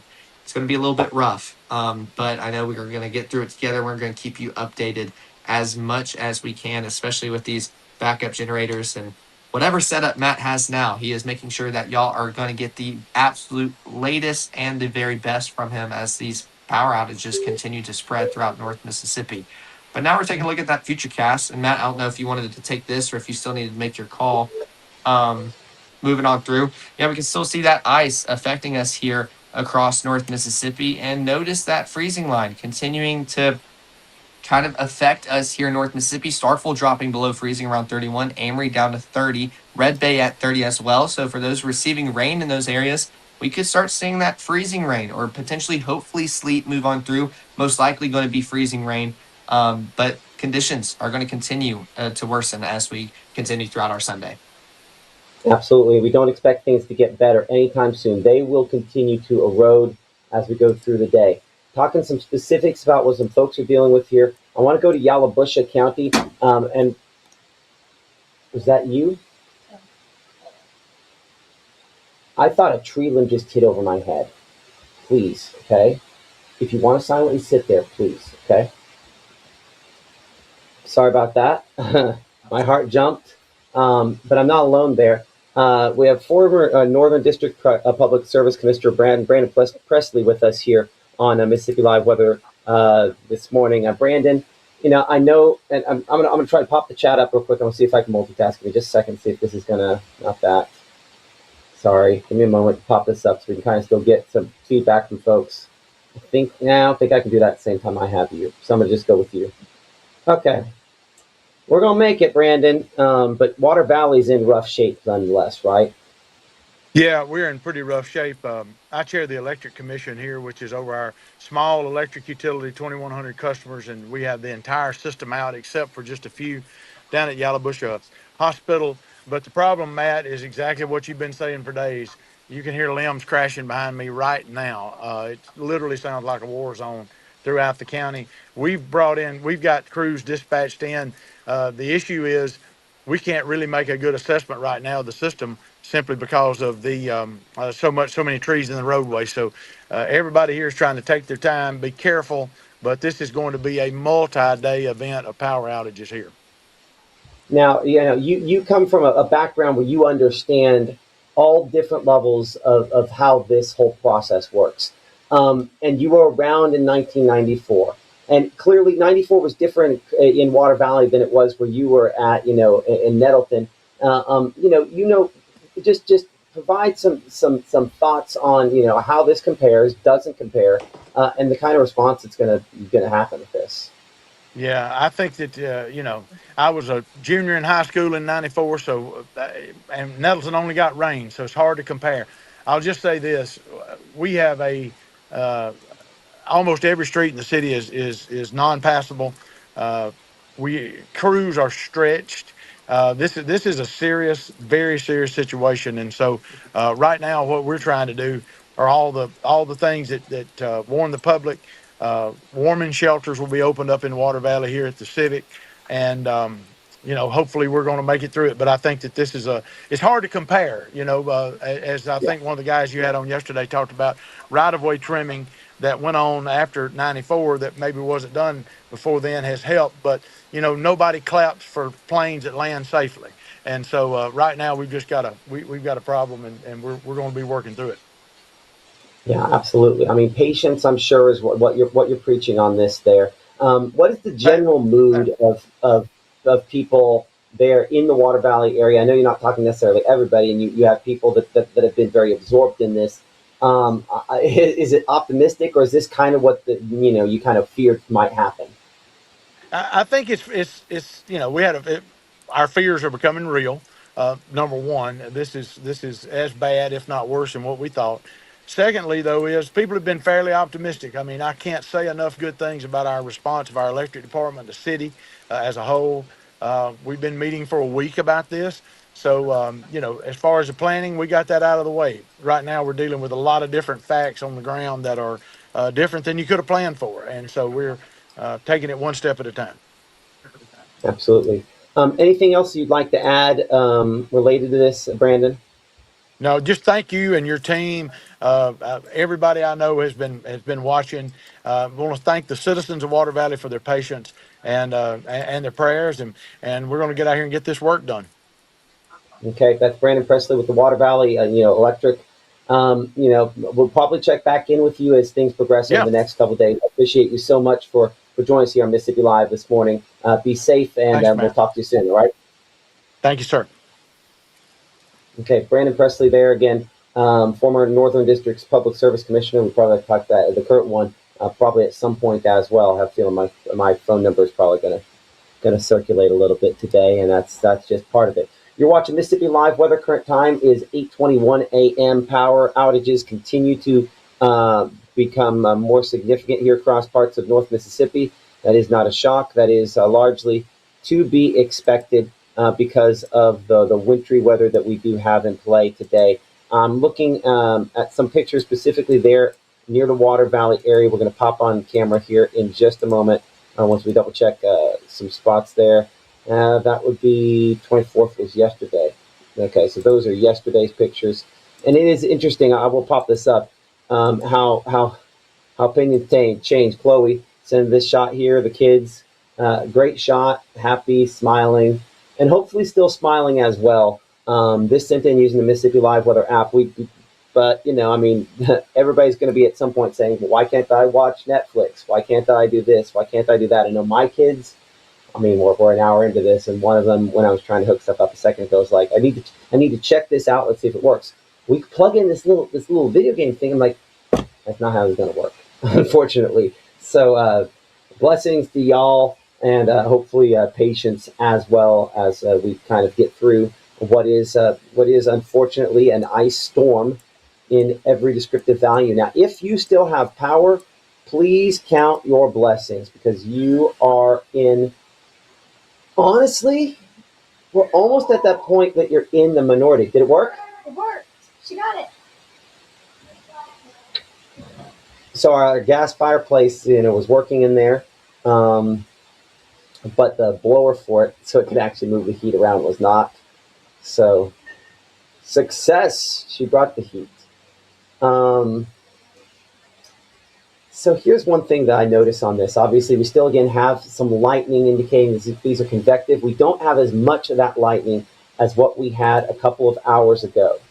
So that is a difference that I do note on this, and maybe we're past the worst of that thunder, whatever that occurred with this system. But heavy rainfall, especially on the east side there, is something that it is producing. I'm going to look at our camera there in Columbus, because, I understand how if I were in Columbus or Starkville watching all this and all these power outages, I would certainly be nervous. We do still have a few folks getting out there on the roadway, according to our Mississippi Department of Transportation cameras there. Continuing again to show what are primarily wet roadways. We see law enforcement on the roads, but that temperature at 34, you have won the weather lottery there in the Caledonia area. I'd say a little warmer as well, and you also have won the weather lottery. Let's see if I can get my side monitor back on, because if I'm going off the truck, I should have a little bit more power for a little bit longer. I think it's probably important to be able to see what I'm talking about. Time comes to me a moment to get that back up. Again, Caledonia 36, and you are one of the fortunate ones on this. Now, let's be clear. Those two places I just showed, Caledonia, Columbus, and West Point, we've had more icing on the camera in West Point from time to time. Looks like our camera there might potentially be a little more wet than icy, but certainly looks like it is rather saturated for sure. I'm getting a couple pictures here from Calhoun County. Hold on a moment. Let me double check and see if Randy Skinner, who talked with us yesterday, can talk with us again. Give me just a moment. Hey, can you talk with us again? Is that all right? Okay, it'd be the same link as yesterday. Okay, I'll send it again. Okay, I'll see you in a second. Bye. Okay, send him that.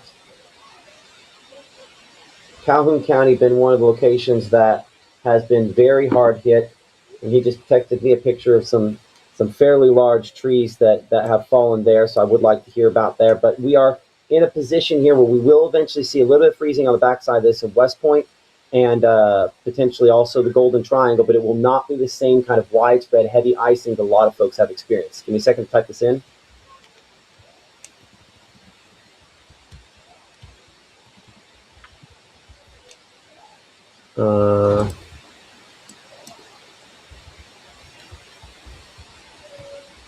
You have something, Caleb? Okay, no, you're good. Okay, I think we're all ready for that, and we should be hopefully all spelled correctly as well. Okay, so once Randy gets on and gets ready, we will bring him on and talk to him here live on this live weather. But West Point, it is primarily rainfall. That's what I was going after before this all started, is I was going to try to see if I could see some other stuff going on there. But at this point, it looks like primarily just rainfall there in the West Point area.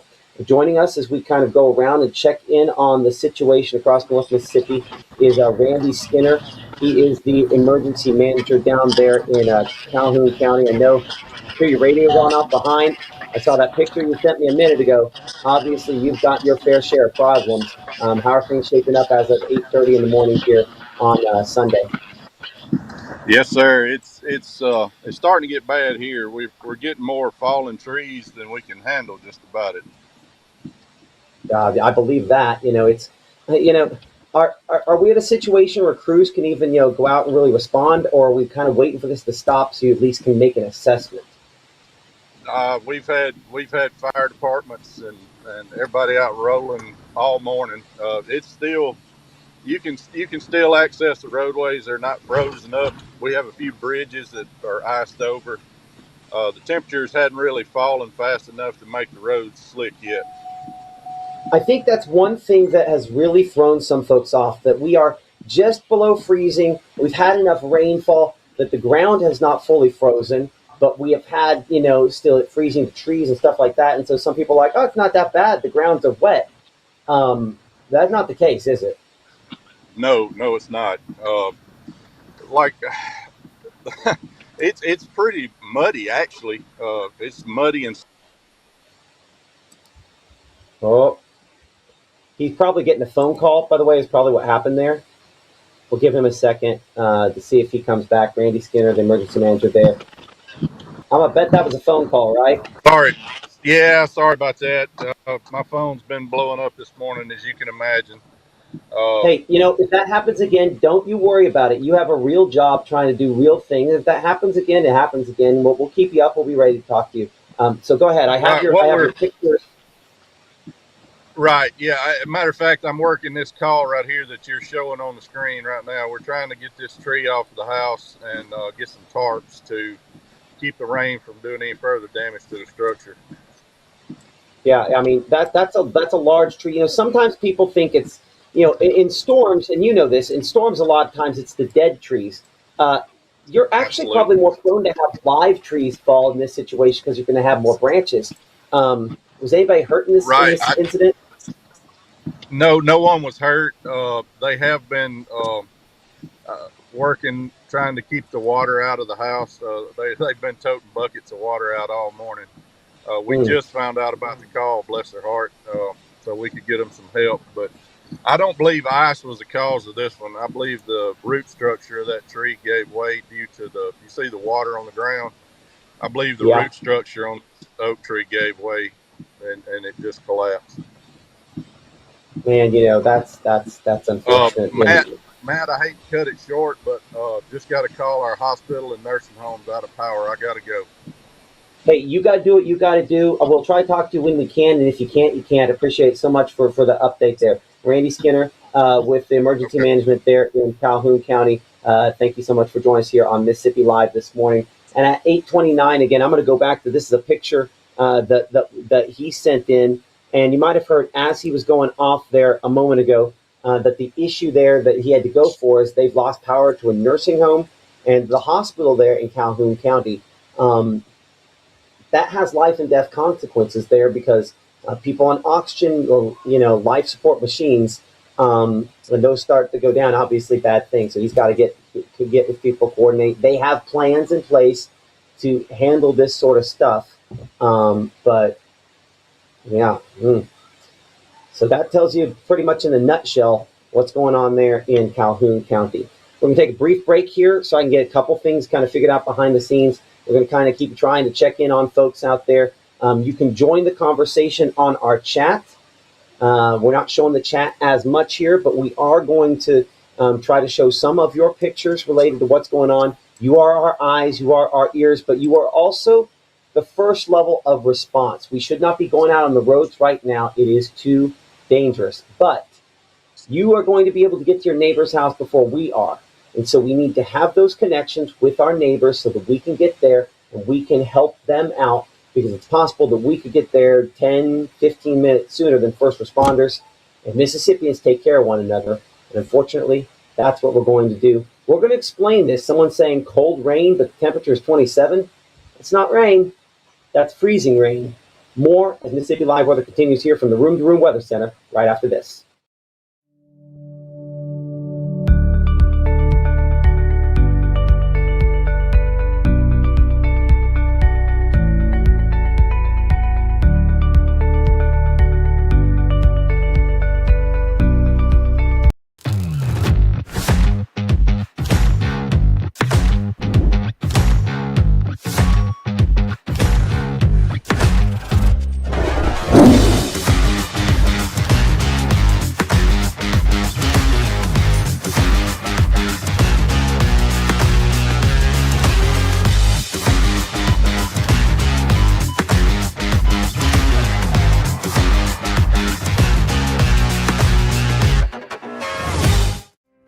I have been going to Two Place Smiles my whole life. When I was a kid, I was unhappy about some uneven coloring on my teeth after getting my braces off, which at the time there really wasn't a fix. I was recently made aware of a solution that would totally fix it, which is exactly what we did. They not only heard my concerns, but they never stopped looking to solve my problem, and that's why I love Two Place Smiles.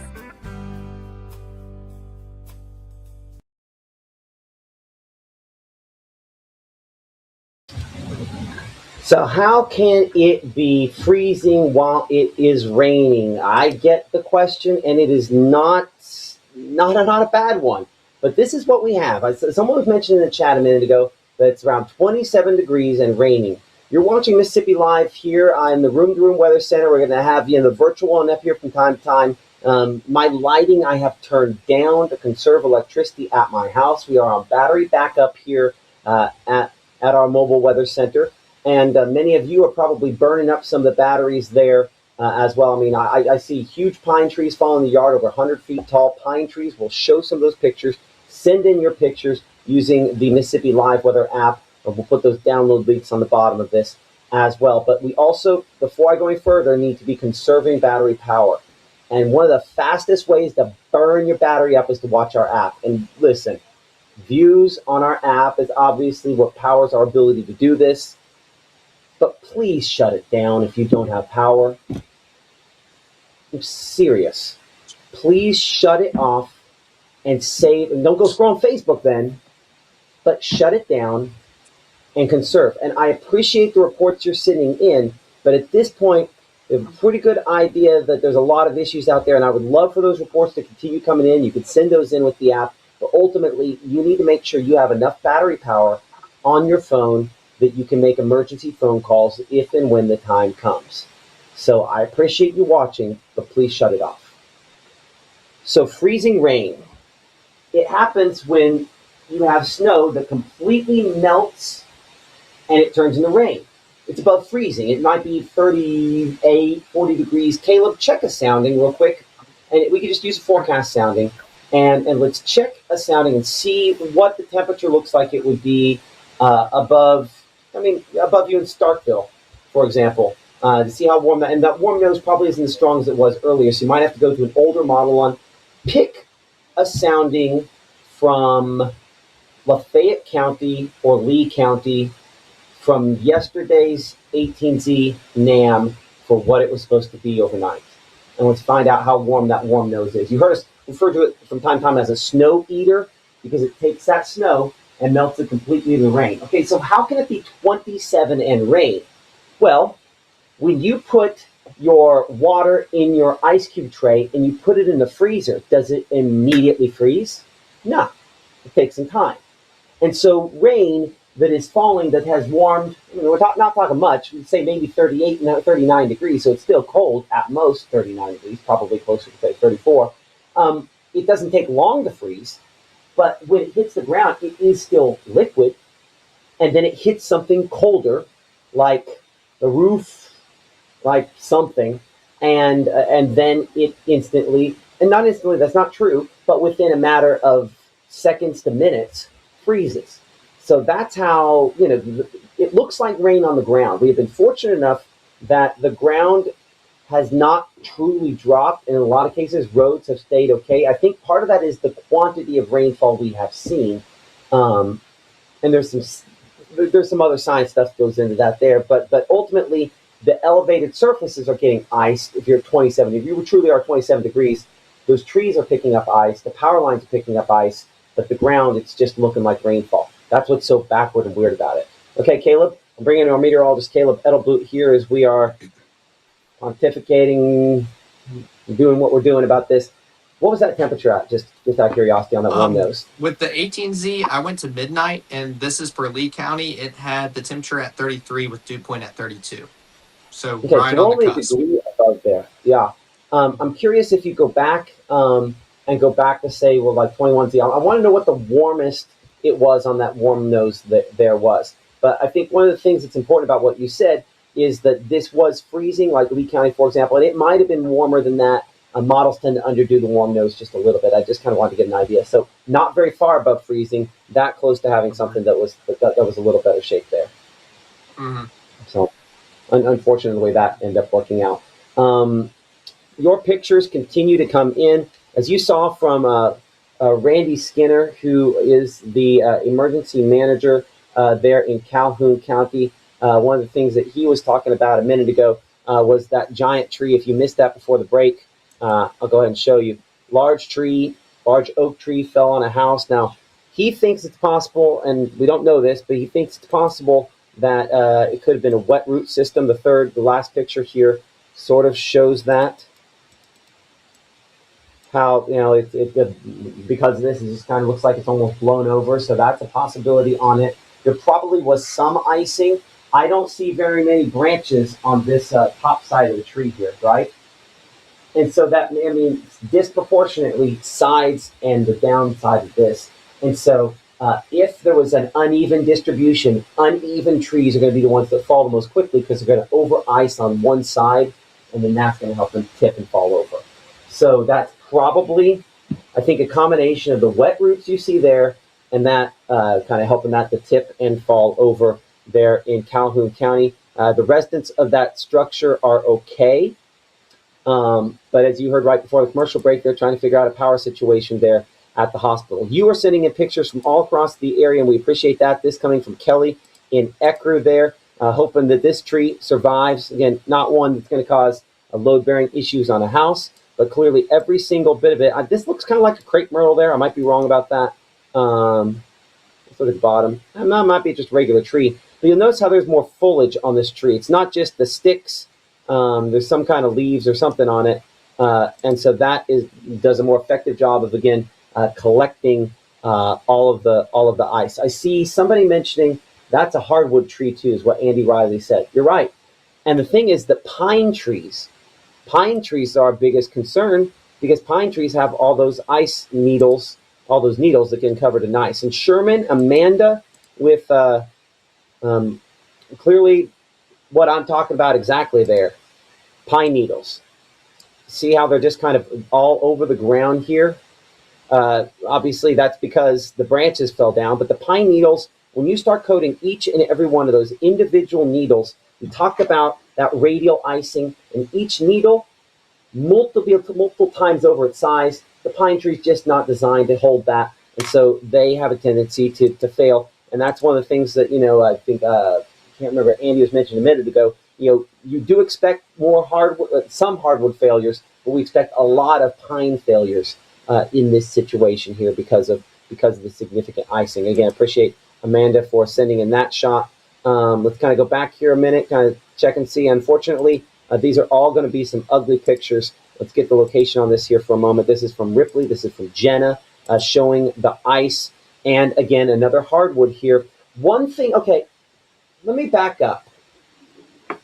Pine trees are going to take on a very significant amount of icing, and you're going to have branch failure. But one thing about pine trees is usually they're one stem that goes up, one main trunk of the tree that goes up, and then you have the branches that kind of come off of that.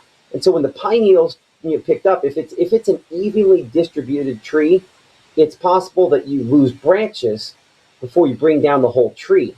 The thing about oaks and hardwoods is it's like if you're holding something heavy, one of those I don't know what those bells or whatever it is that those CrossFitters and people at the gym use. I think it's kind of a bell, some kind of dumbbell. The one with the handle we're talking about, you can hold it like this for a lot longer than you can hold it like that.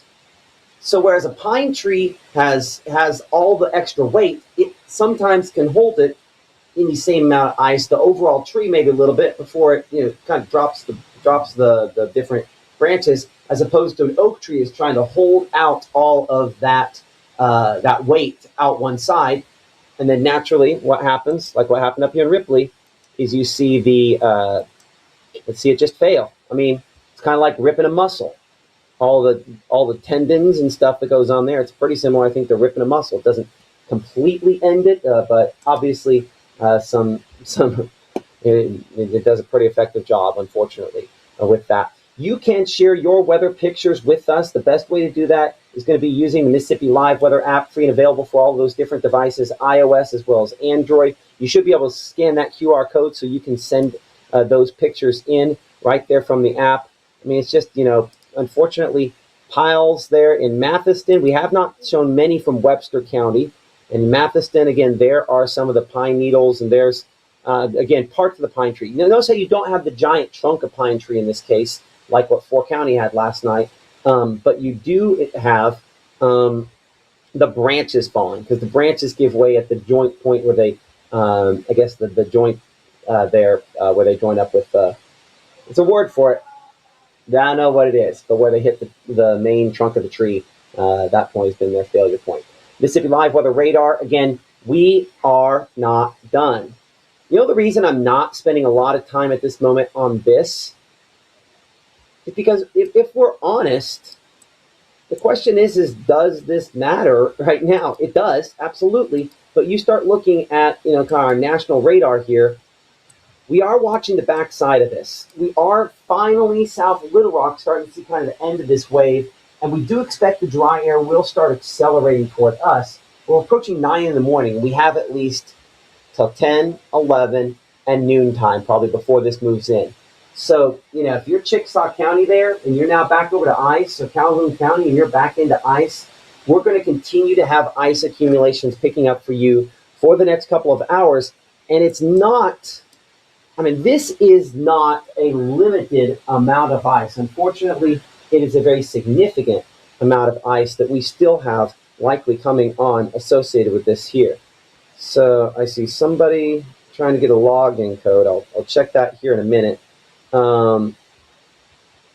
Man, there's no good news on any of the pictures or anything that we're getting set in. Let's look at future icefall accumulations from where we're at here. And we will look at Futurecast to show that. So as we look at Futurecast, I'll kind of run this forward. This will kind of jump around on us. Pretty accurate on everything here. I do want to check some of those temperatures. I'm going to check a couple camera locations to check those temperatures before we go on that, just to kind of verify where we're at. Pontotoc County, let's see if we even still have power at that camera location. Nope. Let's check Lafayette County. Nope. Let's check Panola County. We do, but kind of iced over, but we've lost the reporting station there. That has iced over. Let's check Montgomery County. We have power there. Yes. And just right there in the foreground, you can see, well, I say that, we at least have a somewhat recent image. I think internet might be sporadic there. Looks like might still have power, but internet's sporadic. This is probably not a current image there. It might be recent, but not current. You can see the reporting station not even showing up there anymore. But you can see how that is a fairly small. Actually, I can zoom this in even without being able to zoom the camera. It's more of a digital zoom as opposed to an optical zoom. But look how thin whatever wire is in the middle there, right? And look how much ice around it you add. That is a perfect example of what happens to every single little branch on these trees on these trees coated in ice, and then the issues that obviously come from that. So that in Montgomery County, I think like a lot of folks, there's at least some power disruptions there. Check Choctaw County. 32, a lot of ice on the trees there, and camera is working. What is that? 1, 2, 3.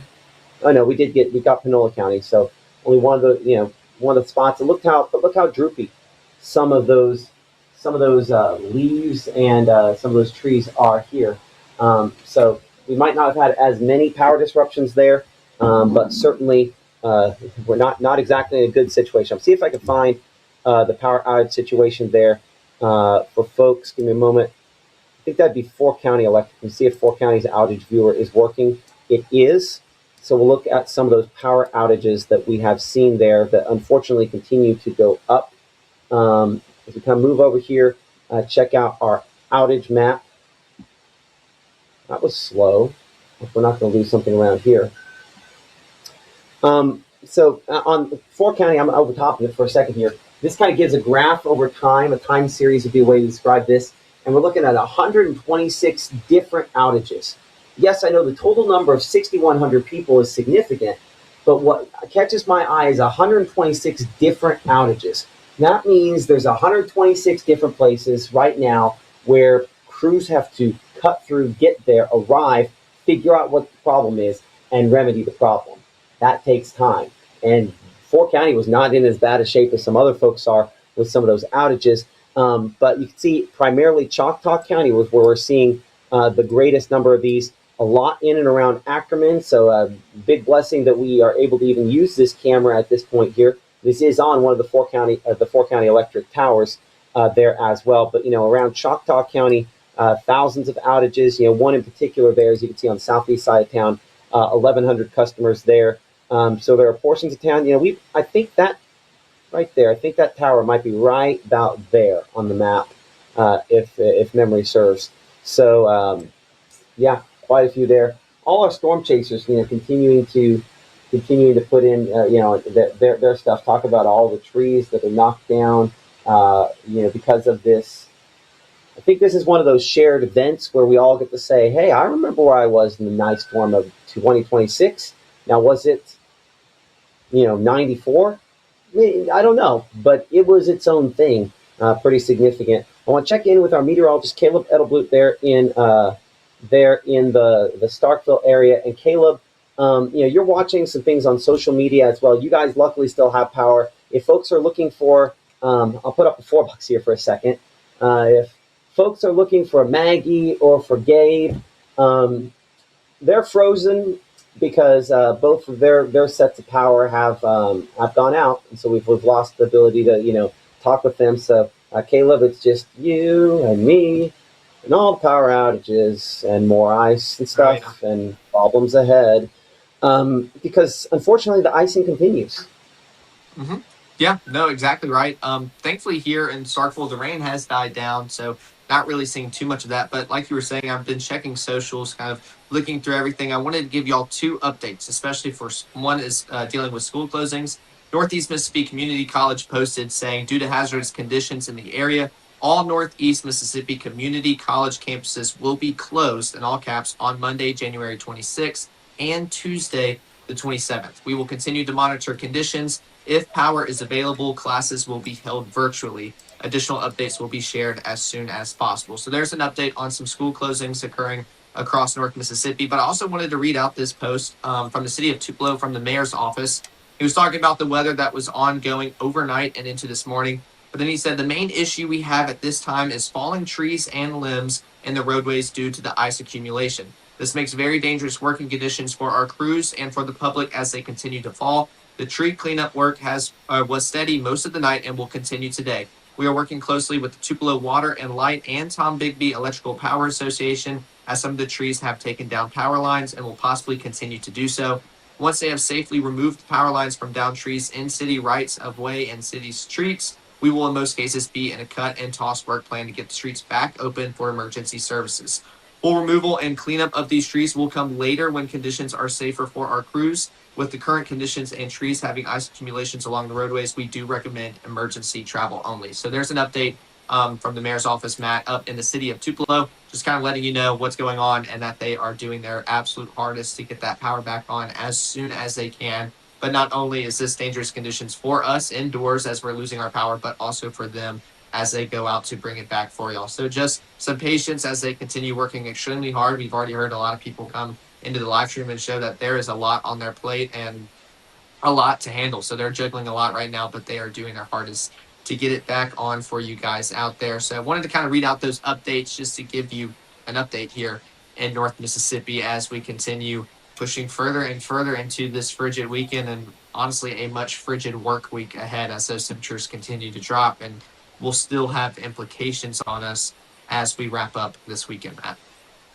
Okay, that's our meteorologist, Caleb Belblut, for some good updates there. Appreciate that, Caleb. Keep an eye on the socials, and we'll go from there. One of the things that Caleb mentioned a moment ago there is he mentioned some of the closings. We do have school closings, and ultimately that's business closings as well at msliveweather.com. I'm going to right now drop that in the chat where people can submit those closings.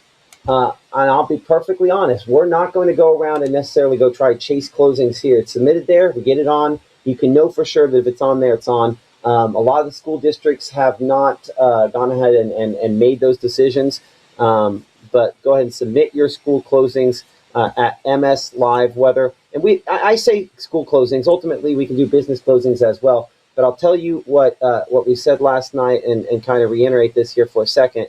While we are doing some school closings with this or closings, you have to have a valid your organization.com or .org or .net or .school or .whatever for this to work. I'm not going to be approving any Gmail requests. So that's just for administrators. That's for businesses. I just want to make sure that we have the approved folks that are sending those in. So you can, and who knows, maybe that's the wrong way to do this, but that's the way we're going to do it this time to make sure I don't want to cancel school for somebody that doesn't have canceled school.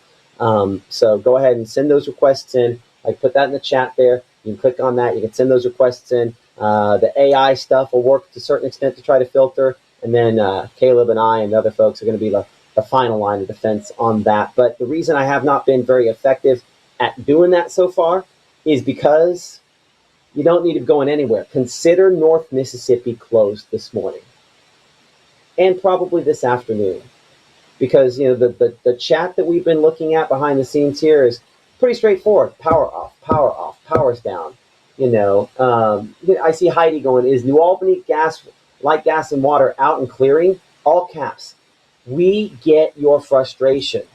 The problem is, and Caleb, if you could find that that picture that Gabe had last night and email that to me, the one where at the 4 county workers, I would ask just go and send that my way, and I want to share that with folks because while there is frustration and obviously we want the power back on as soon as possible, the reality is that crews can only do that as safely as they can do it.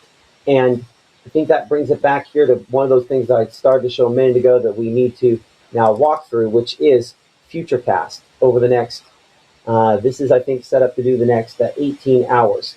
And the problem is we continue to have additional icefall accumulations for many folks continuing through the remainder of this morning and into this afternoon in some cases. So we've been on that look for where it was icing. As you can see here, the drier air will start to move in by midday. I'll say that I'm still awaiting that transition there. I think this could be a little optimistic on timing. So I'll kind of try to step out of the way again a little bit. I've been covering up the delta. Is where I stand here at home. I need to change my my little mark so I'm standing in the right spot. But we'll back it up here. within the next couple of hours, finally shutting it off. Hopefully this shows 10:30 or so there for Greenville, for Cleveland. I'm going to look at real radar on this on a minute. Let's just say that this is a maybe. That might be a little fast on how quickly it moves out, with most of it out of here by around noontime. So we still have 10 o'clock, 11 o'clock, noontime, maybe 1 o'clock, between 2 and 4 hours, depending on if you're near the Mississippi River or near the Alabama state line, between 2 and 4 hours of this left on the minimum. I want to go back to radar for a moment. I do want to look at that specifically. That might be reasonable. Does look like the dry air, but in the parting fashion, we do have one little heavier band there, kind of the backside of this as well, unfortunately. So we do have, if I kind of kick this over and double check the number of lightning strikes and things like that. Whereas we had lightning earlier, we don't have as much, on 2 strikes on this whole thing. And that's one of the things that we hoped wouldn't happen. I'll be honest, I almost didn't even say it on air because it's so hype-like. But lightning strikes, you go back 4 or 5 o'clock in the morning, we had a couple of these ice bands that moved through that had quite a bit of lightning, 80 lightning strikes, 90 lightning strikes over the whole area. And listen, that's not severe thunderstorm territory, but these aren't severe thunderstorms. This is ice. And so clearly that caused additional impacts. As we talked about last night, we weren't over. We are getting closer to over. I'm going to see if this Futurecast radar here kind of does as an effective job looking forward here to kind of showing the timing here. So it shows about 10 o'clock, that heaviest next band there getting to Grenada. We do show it pretty much completely shutting off out here for Cleveland and for Greenville there as we go toward, about 10:30, 11 o'clock or so. But that next kind of heavier band there, we show Oxford, maybe not next heavier band, but a heavier band. We show Oxford, Bruce, Eupora, and back down there, southern Choctaw County. The unfortunate thing is now we have seen the precipitation, I guess, heaviness kind of pick up on some of this here as this has kind of moved through. I do want to get you the icefall accumulations before the top of the hour. We're going to take a break for a moment so I can talk back and forth with Caleb about some things. Caleb, we've talked to a number of people out there so far. We've talked to no one in Union County. And they've had pretty significant issues there in Union County. If you check the list, we'll check. I know the Union County sheriff there might be willing to talk to us, or certainly the Union County, the folks there in New Albany, perhaps the emergency manager there as well. So give them a call. Get a random 662 number. That's who that is here in just a moment. But try checking on the folks there in Union County, and we'll try to talk to them. Come up here in just a minute. But I want to give you a quick look at icefall accumulations, and we're both going to see this live on air at the same time. We show additional icing amounts with these last couple bands, fairly widespread 2 to 3/10 of an inch of ice. But if I were to go in the middle here, you see this go to a brighter pink there in Lafayette County, where we just, the spots we don't want to see it, and the positioning I think might be a little too far west. I think we might need to slide this a little farther east, but still an additional ½ inch of ice possible. We're getting closer to the end, but a ½ inch of ice would have been a big ice storm in a normal situation. More Mississippi Live weather here from the Room to Room Weather Center right after this.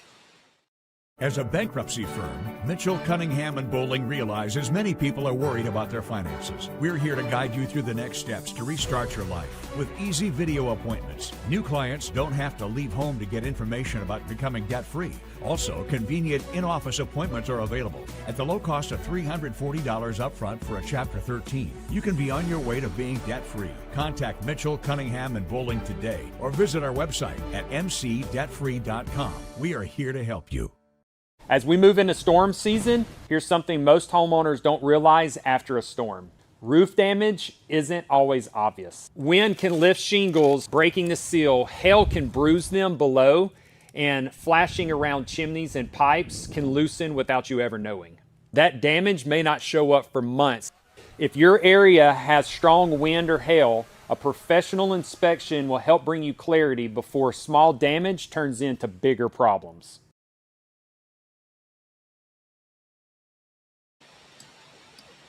Current time is now 9 a.m. I'm Chief Meteorologist Matt Lawpon. You're watching Mississippi Live Weather, Mississippi's trusted weather experts.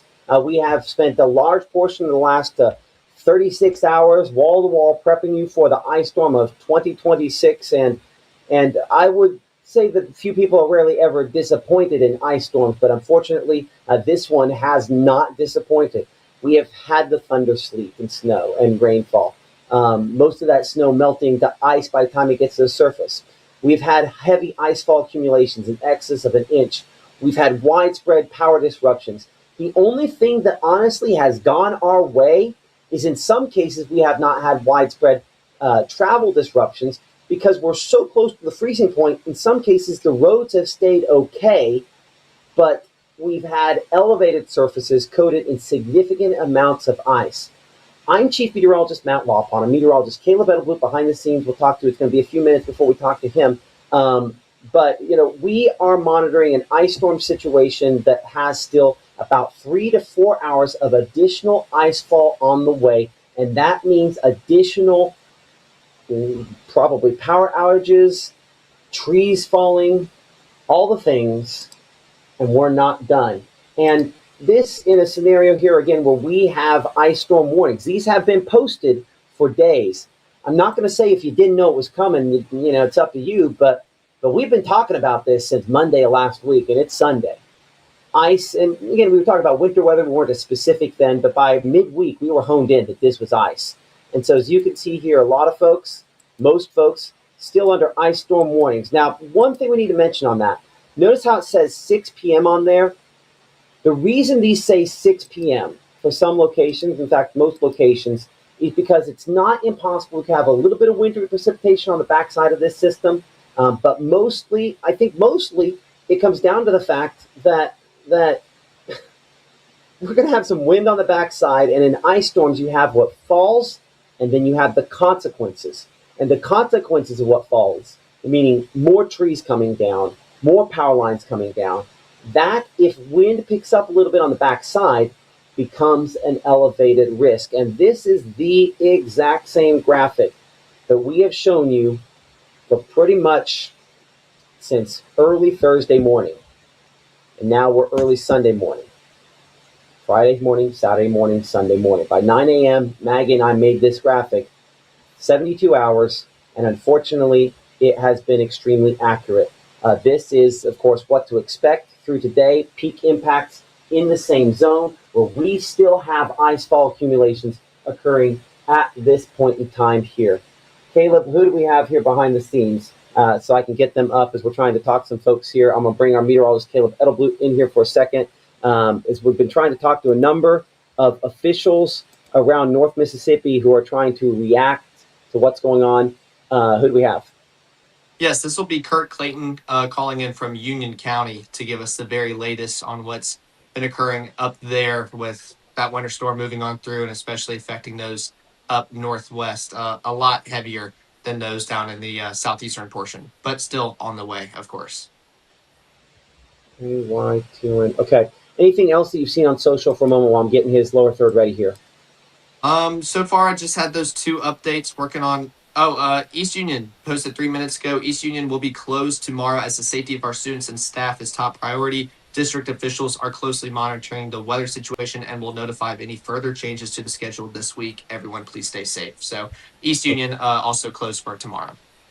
Okay, so Union County Emergency Manager here. We'll go ahead and bring him on for a second. Give me a moment for to kind of pop him up. Apologize, takes me run about 6 jobs here, but again, appreciate you, Kurt, for joining us here on Mississippi Live this morning. Obviously things are not great there in Union County. Can you give us an assessment as of 9 a.m.? Yeah, Matt, as of right now, we've got just about every county road that is closed due to the power lines or trees down on them. We're probably 3/4 of our counties out of power, maybe a little more than that. Power folks is out working the best they can. Road departments are out trying to clear the debris out. It's done got so bad we're having trouble with emergency personnel getting to houses. They can't get the apparatuses in and out in the city or in the county because of low lines and power lines and trees that's already fallen. Man, that's rough. I mean, you guys, yeah, I'm sorry, let me pop myself back up. You guys prep and plan for this. I mean, you kind of knew this was going to be rough. Um, so that's, I mean, that's hard news for people to hear. And I know people in Union County, I saw somebody talk about New Albany Power and light water and gas. I'm sorry, I can't remember the abbreviations on it. But, patience is obviously something that people are going to have when you're talking about so many outages, right? Yes, Matt. We're asking for the citizens just to give the road crews and our light, gas, and water folks time. They are out working. They're having to work it as a safety because trees are still falling, lines are still falling, so they're having to work in extreme dangerous condition. Had a county vehicle last night to get trapped in between trees while they was trying to clean out one of the roads. It took some damage to the vehicle. I'm not for sure exactly how much on it. But back to what you was talking about planning, we started meeting Wednesday afternoon with the city and county officials, the New Albany City Fire, New Albany City Chief, Sheriff, myself, Mayor, the Board of Aldermen was there. We had supervisors there and started planning all this of what we needed to do and how we was going to handle it.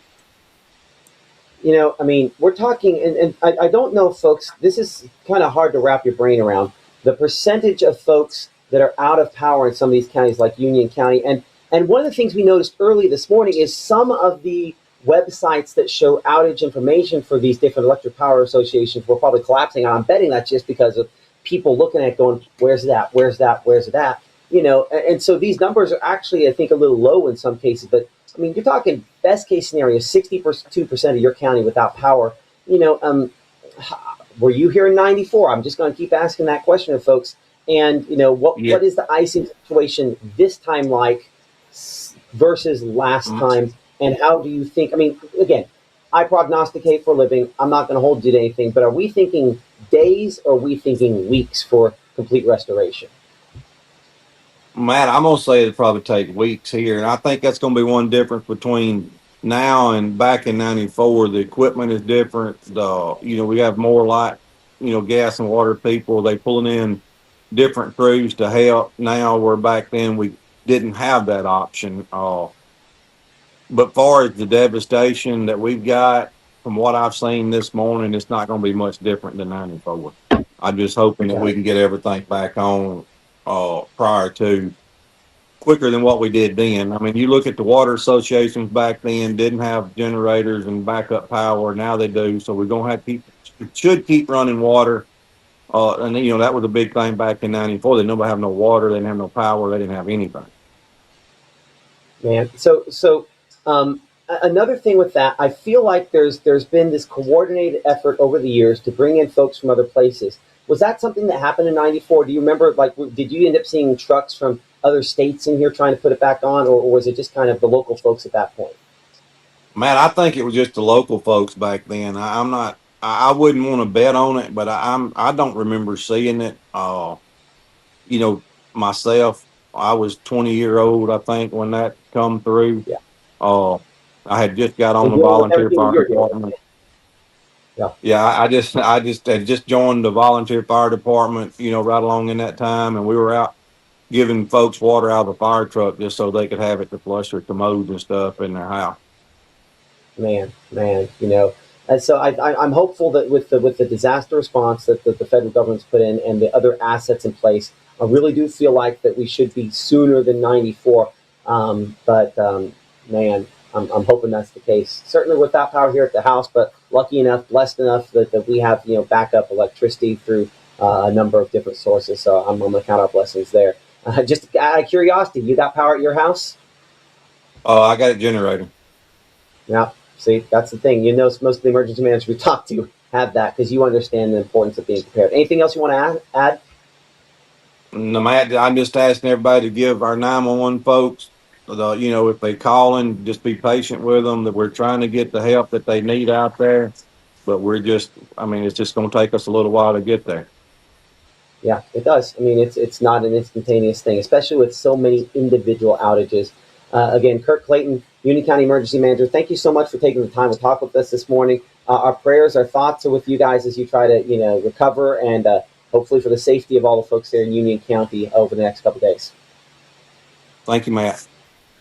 Okay, bring it back in here again. Power outages, significant and unfortunately widespread across North Mississippi due to this winter weather event. I mean, look at this. We're talking 75% of people up there in Tippah County, 89% of people in Benton County, 35% in Marshall County, 48% in Tishomingo County.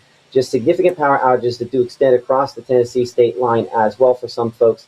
I'm keeping on this map here because I can also change it over to the number of power outages. And something to consider here, I have this rounds.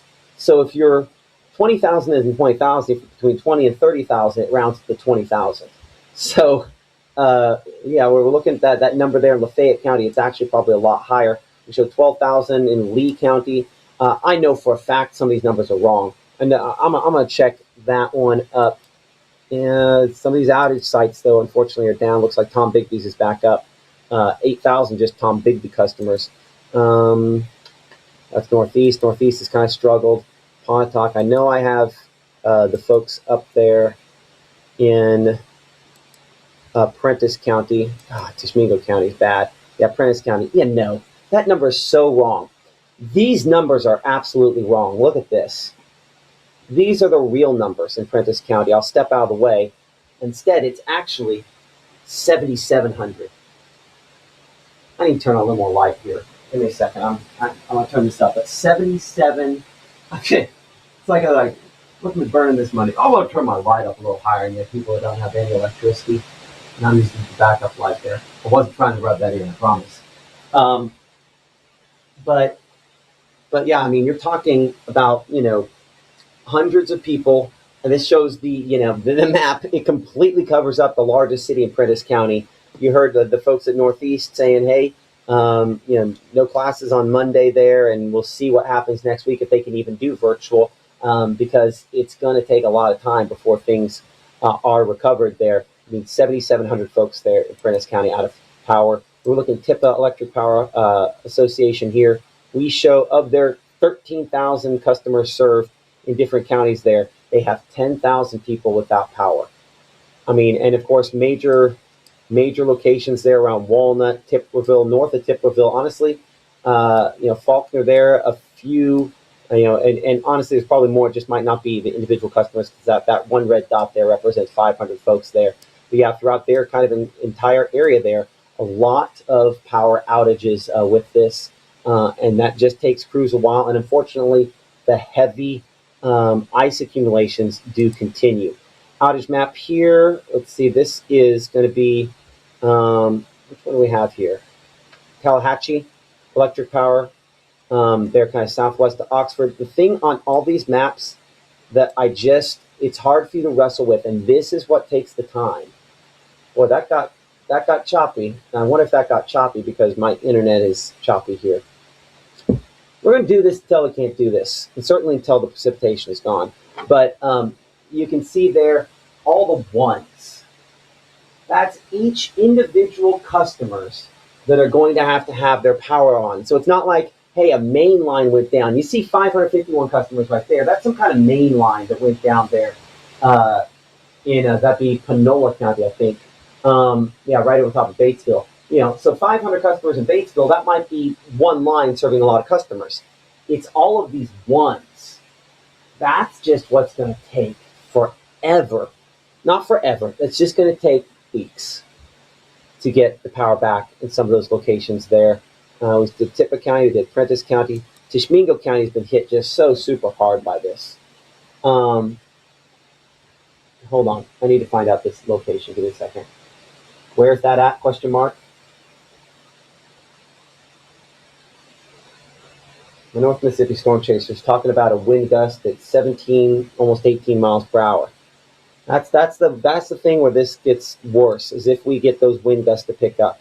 And unfortunately, the numbers up in Tishomingo County have continued to go up there. So, I mean, it's basically most of the county at this point here. I say that, again, most of the customers that they serve. See, that's the thing. The percentages on that map aren't fully accurate. I mean, this is the entire county, for the most part, out of power. We're talking about 12,000 customers, not people, customers in Tishomingo County out of power. And that graph there shows them the time series. Unfortunately, that number has continued to go up. I would honestly say, and I am on the side of these power cooperatives that have chosen to wait until this ends to go out and try to do something, because this could be a life or death situation. Caleb, did you end up sending that picture by email? I'm bringing our Caleb Edelblut there for a second. Yeah, you did? Okay, Yes, I'm they gonna should look be for sent it to your here. email. There should Okay. be 2 of Give them. me okay, give me just a moment here And to then, look. while you have me, is there someone you would like me to get in touch with next to try to bring in? Tishomingo County. We want to go Tishomingo, Tishomingo and then okay. Alcorn and then Prentice. I don't think we've talked to any of those. So I'd say Tishomingo County next. We'll kind of work our way through the northeast part of the state there. Appreciate that, Caleb. I'm looking for your email. There it is.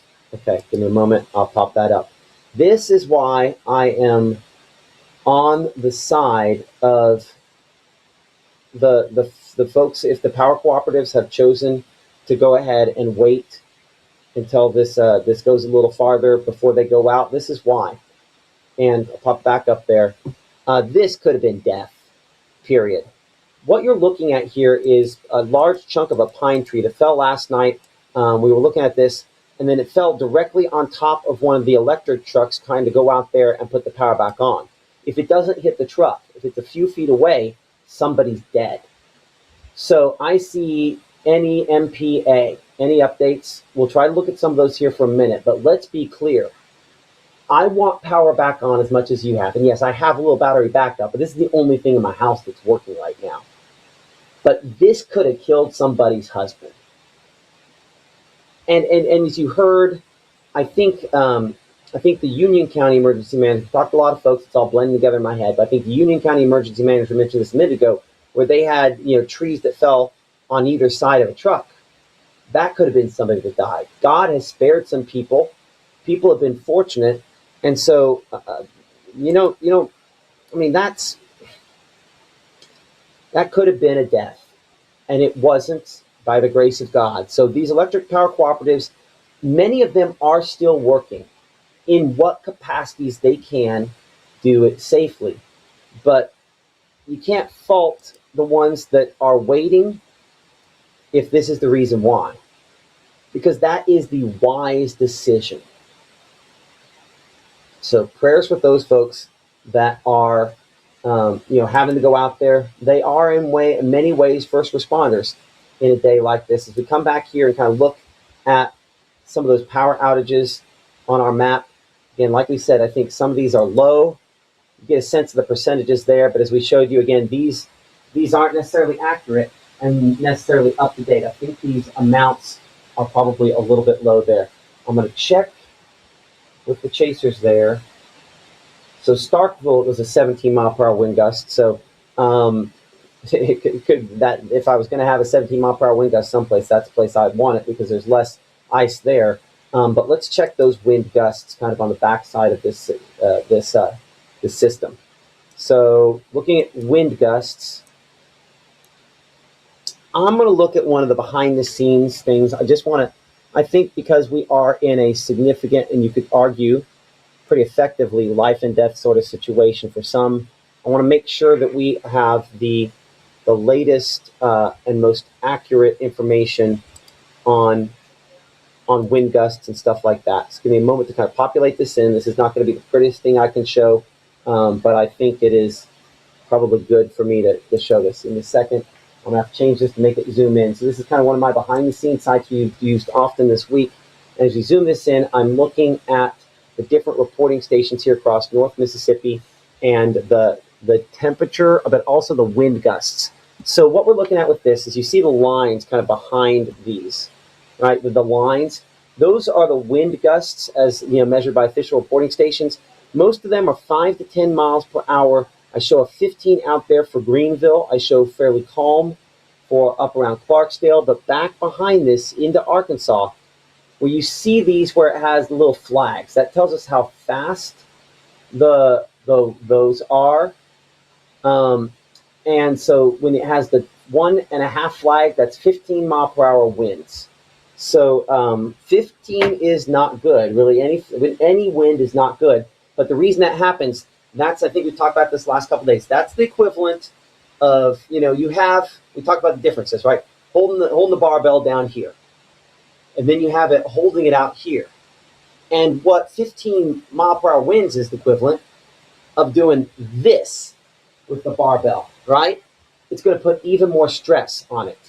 So while it's difficult to hold it like this, you put wind on it, add stress, and that's where we have additional failures that occur. Caleb Edelblut, our other meteorologist this morning down in the Starkville area, additional information. Caleb, what are you seeing? Yes, well, I know we wanted to reach out to Tishomingo County because they're experiencing harsh power outages right now. She was able to pick up the phone, but let me know that they're immediately going out right now. The whole county is basically out of power. Every road is blocked and impossible to drive on. And she's even said that the gas stations are pretty much out of fuel or don't have the power to pump that fuel. So they have a loaded plate right now. They are all driving out as we speak, but I wanted to make sure to give you that latest update. Told them to do their job. They are doing an excellent job. Do not worry about hopping on this, but wanted to give the very latest as they continue to have a pretty big plate in front of them. Absolutely. So we're at the point where gas stations aren't able to pump gasoline if they don't have, if they don't have power. So I think probably more than running out of gasoline, that's probably the issue in a lot of places. That happens after hurricanes, after ice storms. That's why, again, for basically the last 5 days, 6 days, since, honestly, the beginning of last week, we've been saying fairly loudly that a winter weather situation was on the way. And unfortunately, that has materialized. Let's go ahead and reach out to Alcorn County if we can next, and then we'll go. I reached out to Alcorn, couldn't get them, and I'm working on Prentice right now. Okay. I appreciate that. Meteorologist Caleb Edelblut again. We're trying to get you, we're trying to work for you to get the latest updates on what's going on. But as you heard, we're also not going to dominate the emergency managers whose job it is to try to coordinate emergency response. We're not going to dominate their time if they don't have it available here. I'm going to show the winds on the back side of this, kind of moving in from the north and west. This is the thing. On the back side, we have cold winds that are coming in. And this shows estimations, peak wind gusts potentially up around 20 to 23 miles per hour. Wind speeds are not as bad, right? So this is the wind speed, the general kind of consistent wind speed. But you look at what the peak gusts are with the current situation, and up to 27 miles per hour. So that's like showing, for example, where we showed south of Birmingham, just for kind of some perspective here, where it shows this big line where, it has, 40 miles per hour. That's not everywhere in that line. That's where that line peaks out as far as wind gusts are concerned. But then the other factor, and we've talked a lot about this other days, not as much today, is this. Now comes the cold. And that was one of our headlines that you probably largely ignored because we had ice, we had freezing rain, we had all this stuff. And unfortunately here, now the cold air is starting to push in, and it is very unfriendly. Single digits, teens on the way in behind this system, and wind chill temperatures in the neighborhood of 0 to 10 degrees below zero, looking to the north and west. This is that dense cold air that we've talked about over and over. And the fact, by the way, that there's any wind chill temperature tells you the wind speeds are going to pick up. And so when those wind speeds pick up, we're going to see additional power failures. We're going to see additional tree failures. And it's not going to be a pleasant situation. So going back to the temperatures here, this is an integral part of our forecast because this is going to be a drop overnight for people that already don't have power. So what should you do in that situation? Well, I know of a power source that's 98.6 degrees in my house, and that would be my wife. You don't think me and my kids and my wife are going to cuddle up in this cold? Absolutely. And when we teach survival, that's one of the things that we do. We're going to take a brief break here so I can line up somebody else to kind of talk with us perhaps a little bit about that and how that can help out. I'm a Boy Scout. I'll see if I can talk to a Boy Scout as Mississippi Live Weather continues here from the Room to Room Weather Center right after this. At First Choice Bank, we know you can't always make it before the bank closes. With our integrated teller, you can talk to a live person as late as 7 p.m. on weekdays and noon on Saturdays. It's not just an ATM, it's an ITM. First Choice Bank, your choice for banking. Out with the old and in with the new. It's time to save big at Room to Room's New Year's sale. Store-wide markdowns 50 to 70% off. No tax. 48-month special financing. It's a new year at Room to Room Furniture in Tupelo. There's no place like home. March 24th, 2023 was a normal Friday. You know, we knew the weather was not good, but we needed to take shelter, and we didn't have shelter. My husband and almost 2-year-old daughter, Ethan and Riley, they did lose their lives in the storm. We're still recovering from it. We'll always be recovering from it. Matt Lawpon cares about the community. He's not just there to collect a paycheck. I feel like Matt Lawpon has proven himself trustworthy.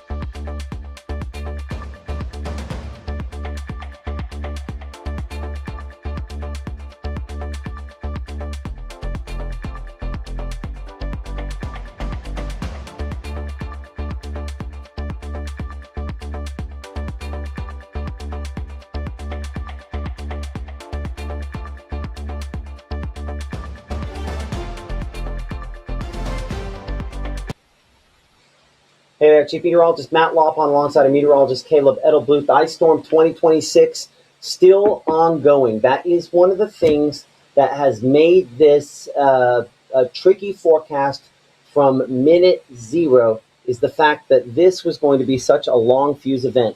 You're watching Mississippi Live Weather here at now about 9:26. I'm Chief Meteorologist Matt Lawpon. And we are monitoring, obviously, an ice storm that continues to be ongoing, and unfortunately, ice that will continue falling for the next couple of hours. As I show you Futurecast radar here, and I think that might be the best way to kind of show the end of this event and where things go from here. And Caleb, I will talk to you about some of the things that you're learning on social media here in a moment. But let's track kind of the back side of this. This won't get us all the way to the end of the event. This will get us to about 11:30. And we'll continue to show, again, folks clearing and getting past the worst of it, hopefully, in Greenville and Cleveland within the next hour or so. For locations such as Greenwood and Grenada, I mean, it's still for you.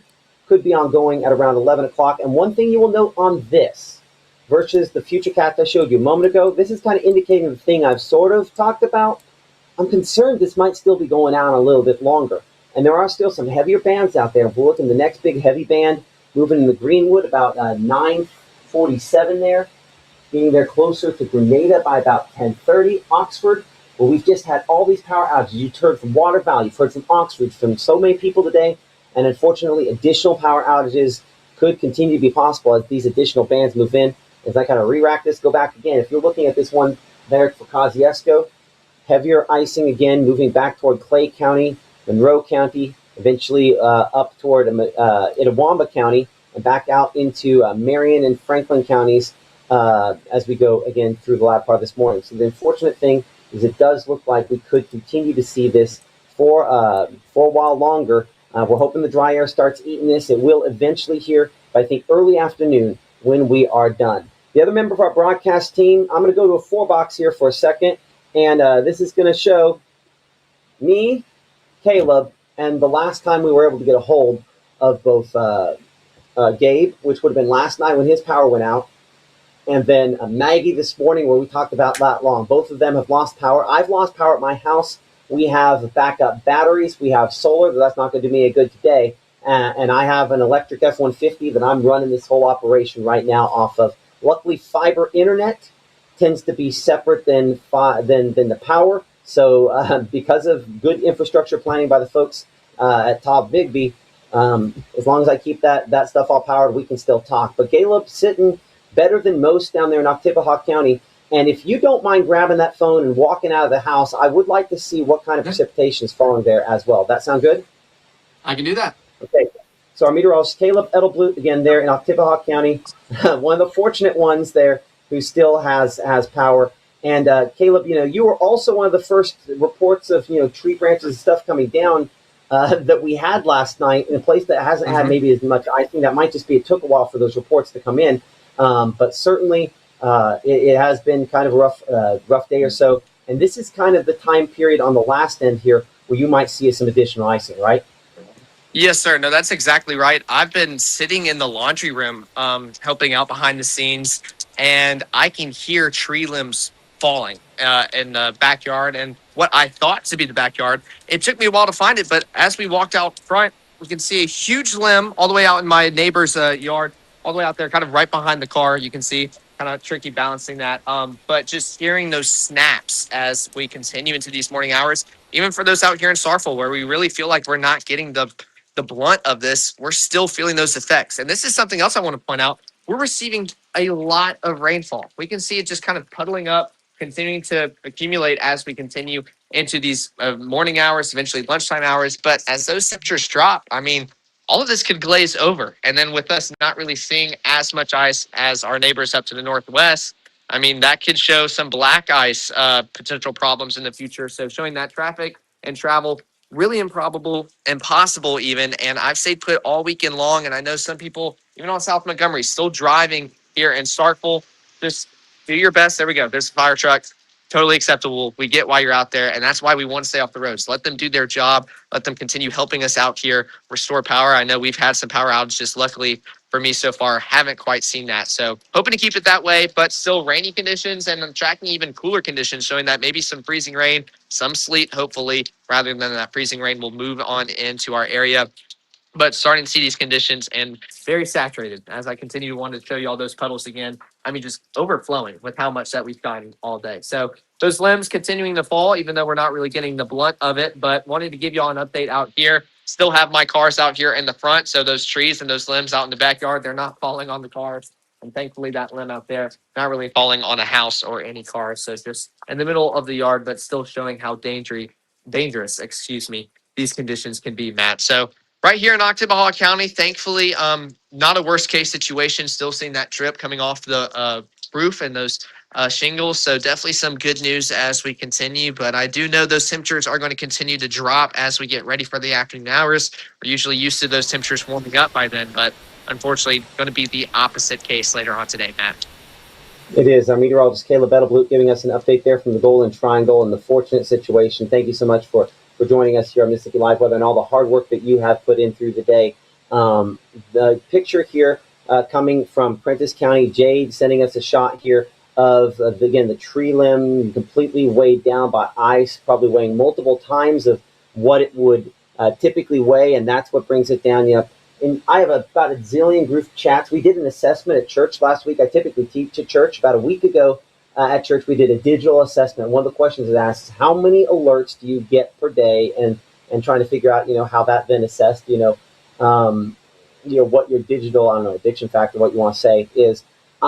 There's no way I've gotten under 3,000 alerts so far this morning. So I apologize if I get a little distracted from time to time there as I'm trying to kind of go through some of what you are sending in here. But like every single second, it is bing, bing, bing, bing. I'm getting multiple per second. So we're trying to get as much information for you as quickly as we can, but it obviously takes time. And as you can see back here, you can get the Mississippi Live Weather app. We do stream live on it. When we're live, we're live. You can see us right at the top of the app. It's the easiest way to find out about the weather situation. One thing that we had talked about that we have not discussed a lot this morning is the severe weather risk. Because believe it or not, there is a severe weather risk today. That has been down closer to the coast. Our friends down at Panhandle Weather covering that. Chris Smith, Dan Nyman down there doing an excellent job in Panama City. If you are a person who travels down there during tourist season, check them out. Panhandle Weather. They do what we do up here, and they do a spectacular job with it. We're part of a group of meteorologists around the country that are doing this because we understand weather deserves more than 3 minutes a couple of times a day, because sometimes the weather deserves a long-form conversation, which is what we're having with you today. Tornado, wind threat, that has luckily all stayed to our south, but unfortunately we have continued to have, again, this heavy precipitation move through, and still a significant icing event underway here across North Mississippi. So download the app, stay ahead of things, and obviously we'll keep watching things closely for you as we go throughout the morning. And we'll bring it back in here a little closer. We have behind the scenes, I see that he's up, and it's going to take me just a second here to type in his name and kind of bring up all the information with that. I think I can bring him on before that's the case. This is Rick Wise. He's a friend of mine, but And I've got to click back in here. He's also a Boy Scout, works for the Boy Scouts of America. You might say, why are we pulling on a Boy Scout? Why does that matter? Wilderness survival, understanding how to kind of make it through tough situations, developing character in both men and women. That's what Boy Scouts are about. And Rick, when we were talking, I think, with the emergency manager in Union County, I think it was Union County a few minutes ago there, it occurred to me, many people don't have any kind of real concept about, okay, now the power's out. What do we do next? How do we stay warm? What are some suggestions for folks that are going to get between cold and very cold? Very cold, we have to find someplace, a safe shelter. But, cold, to try to stay warm the next couple of days. Yeah, and forgive me, there's a lot of information out there about staying warm in the house, and some of this information that I have really is about staying warm in the outdoors, but it applies just the same. And we've in Scouts, we spend many nights out in the cold, nights that are going to get down to 12. I think the coldest I've spent a night in a tent was somewhere between 5 and 8 degrees. But it all has to do with keeping your body temperature up, which has to do with layering. If you're going to be out and about, especially with the wetness, do not wear cotton. Wear wool, wear a synthetic fiber. The saying in the woods is cotton kills. And so if cotton gets wet, it tends to wick body heat away from the body rather than keeping it in. So, if you're going to be out and about, especially in your car, have a sleeping bag in your car, have a blanket in your car. Don't wear cotton, wear wool and synthetic fibers. Inside the house, you can do a lot of the things that Scouts do. If you have sleeping bags, if your house gets really cold, get in the sleeping bag and then get in your bed. The sleeping bag will help to insulate. You can set up a tent inside your house. Especially if it's a dome style tent, set it up in a smaller room, get your family in there, put some blankets inside for insulation around the walls, throw a couple blankets over the top. That will help retain the body heat inside the tent. Body heat is really what it's about. That's a great idea. I never would have thought of that. Eating food, making sure that you are well fed so that the body is generating its own heat, and then creating layers around your body so that you keep that heat inside. Okay, so I never would have thought about the tent idea. It's the idea of encapsulating the heat in kind of an interior sort of area there. That's a great idea, because that's kind of, you retain the heat with layers, and so even inside the house, extra layers is probably one of the things we're going to go. I know my wife hates sleeping in socks. How about yours, Rick? But that's going to happen tonight. It's for a lot of folks. Yeah, if you're without power, setting up a tent inside the house, again, retaining that body heat in a small space. And tents are not great for retaining heat, but you can insulate it by putting blankets over the top of the tent, several layers, and lining the inside of the tent with blankets. And that, again, if you have several people in a tent and you have several layers of blankets over the top, several blankets inside, get in there with your sleeping bags, you can withstand very, very low temperatures. You're right, because, again, if I told you that you could have a heater that was 98 degrees inside your tent, you'd say absolutely yes. And that's what another person can be. And if you put multiple people in there, and you can find the space, then you can absolutely generate enough heat. And you're right, stay well fed, stay well hydrated. Water heats slowly and it cools slowly. And so I'm not saying overwater yourself, but ultimately, if you stay hydrated and you stay fed, you're going to continue generating heat at the proper rate. Absolutely. There's I know a lot of people are talking about propane heaters. You got to be very careful about propane heaters in a enclosed space. And if you're in a tent, it can be very, very dangerous. That's not something, that I recommend unless you know how to do that safely, and you are doing it safely. But body heat, being healthy, being well fed, being hydrated, as you said, and then getting layers and getting in a small space so again, several people, we have 4 people that live at my house and plenty of tents being with the scouts. So, if we all get in a tent together, we'll stay perfectly warm. I think we solved the riddle. The question has always been, why milk and bread?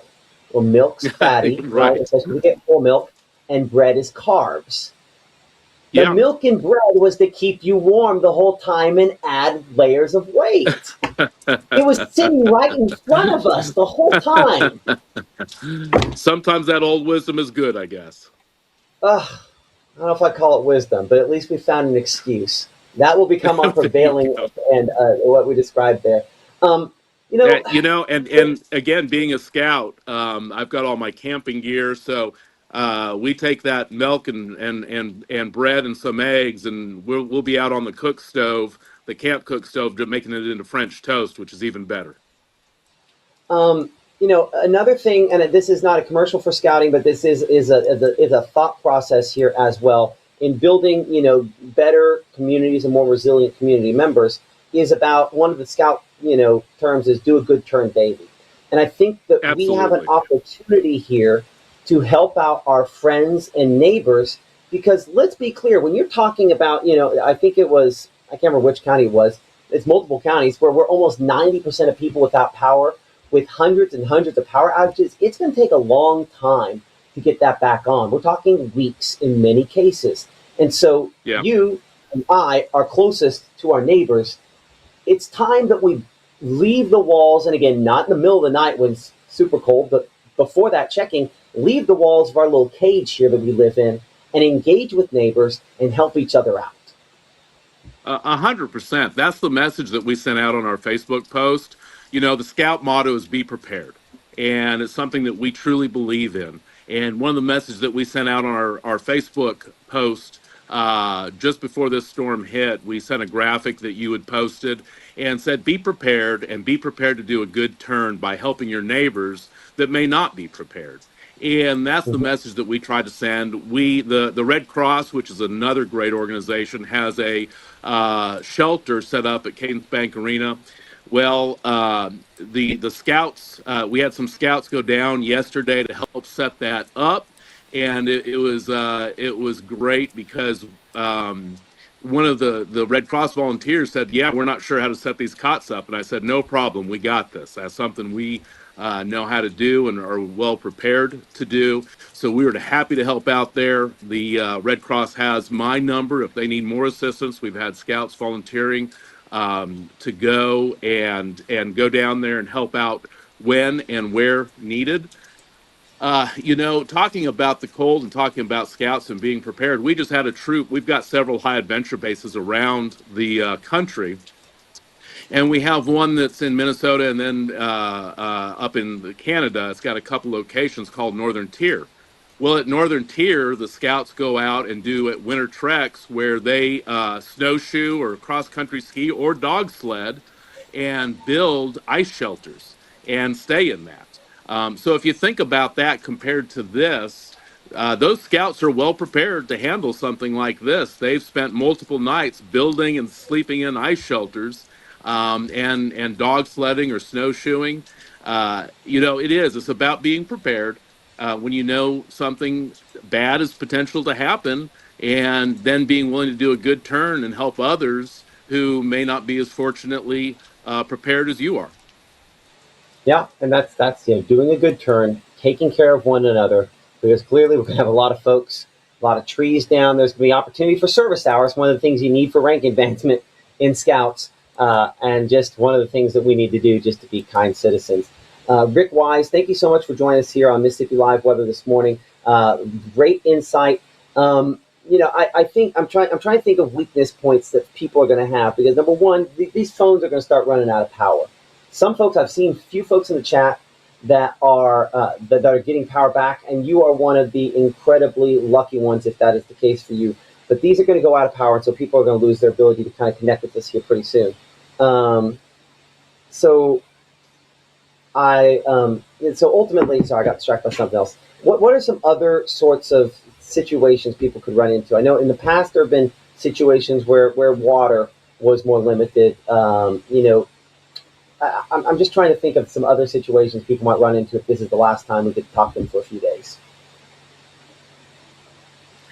Yeah, absolutely. We didn't go out and buy water, but what we did do is we took all of our pots and pans, and I've got tons of water bottles, and we filled all that up and kept that in the kitchen. Our bathtubs are filled with water.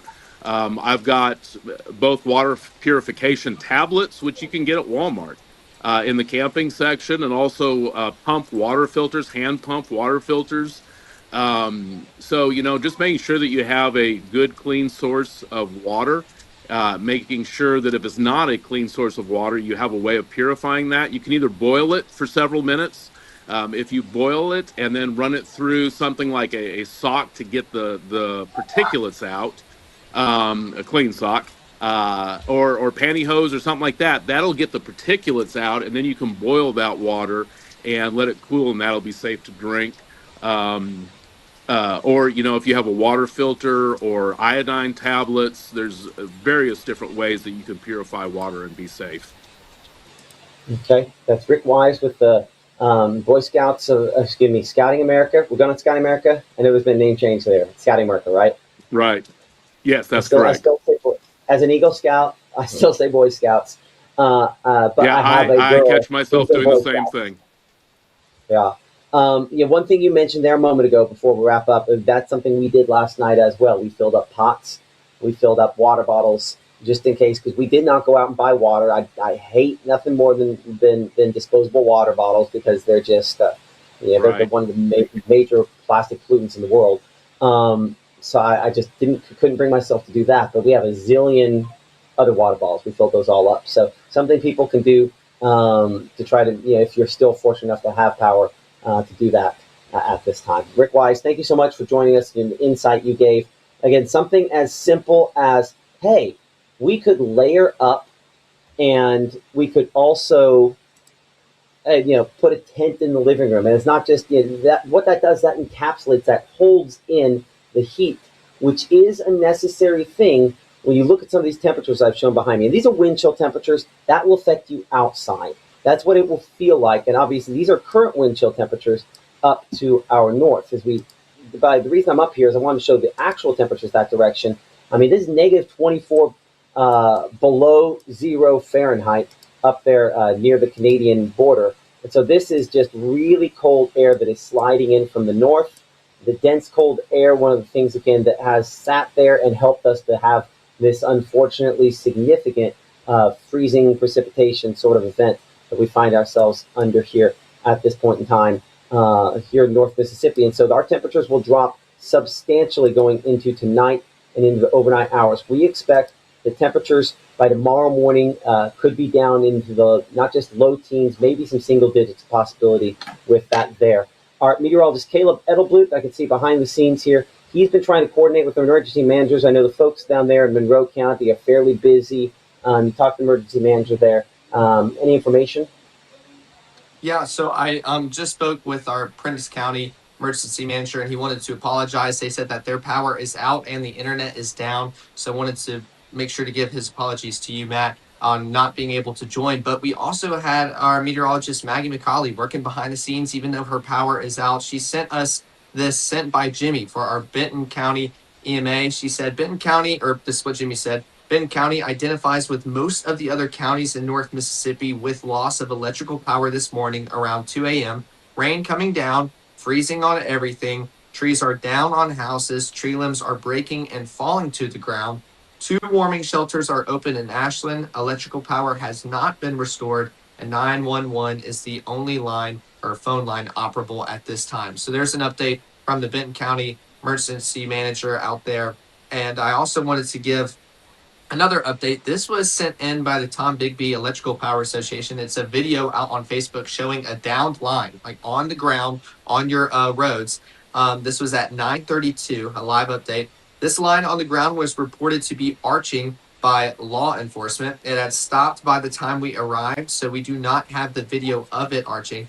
Law enforcement stayed to keep people safe until we arrived, and we thank them. Our area was off and out of service when it was charging and electrified. Generators are in the area. This is a real life example of a generator backfeeding, a real reminder that downed lines are always dangerous. So just wanted to put that out there as well. Seeing those kind of fall to the ground can still be super, super dangerous.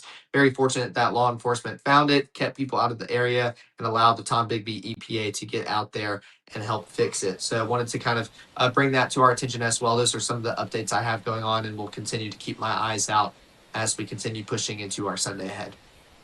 Okay, so meteorologist Caleb Edelblut here. Been working very hard behind the scenes, continuing to get you the information you need as the ice storm comes into and through the area. So temperatures dropping tonight. We're talking dangerously cold conditions. But I want to highlight something that Rick with the Boy Scouts, Scouting America, said a minute ago. And what he said, that their power is out, our power is out. In many cases, your power is out. What do you do? First off, I need to stop that fan because it gets warm in this room here I'm in. I say our power's out. We have a limited battery backup for a few locations in our house, but the reserves on that are going pretty quickly. And so we will see how long it is that we still have that. I'm curious to just check, just to give you kind of an update on where the LaPon household is here. I have 56% of our battery power left, and at this kind of drain rate, this will be dead before late this evening. Here at our location as well. So we're kind of in it with you. It's going to be a while, unfortunately, that we're kind of contending with this. So tonight is going to be cold. The number one thing you can do, and this is dead simple, is layer up in your houses. You're going to want not just like big coats and stuff like that, but you want to think a bunch of little layers will help you out. So short sleeve t-shirt, long sleeve t-shirt, sweatshirt, and if it comes to it, and it will in some cases, a coat over top of that.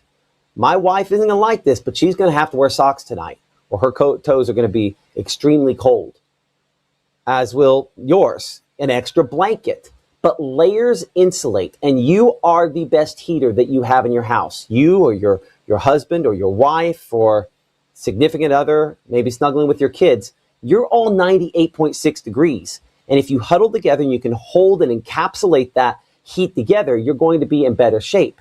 And so, I would also say, keeping everybody in a smaller room. I'm not saying go try to sleep on the bathroom floor. You'll kill each other. Again, you want to keep punch and kill each other. Not anyway.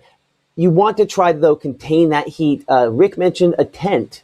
And even if you're by yourself and you need your kids in one and you're in another, the tent helps to hold in the heat as well. So we need to be thinking about those ways to stay warm as power outages increase, because, by the way, they will continue to increase. We haven't seen the peak of power outages yet because the ice is still falling. And I know we've spent a lot of time talking about these other things, and that is intentional because it's pretty clear the ice is still falling and will continue to fall with this for a little while longer. Now, we have seen some improvement, and back here in Greenville, things are looking a little better. So we are looking at the back edge of this starting to move into the state.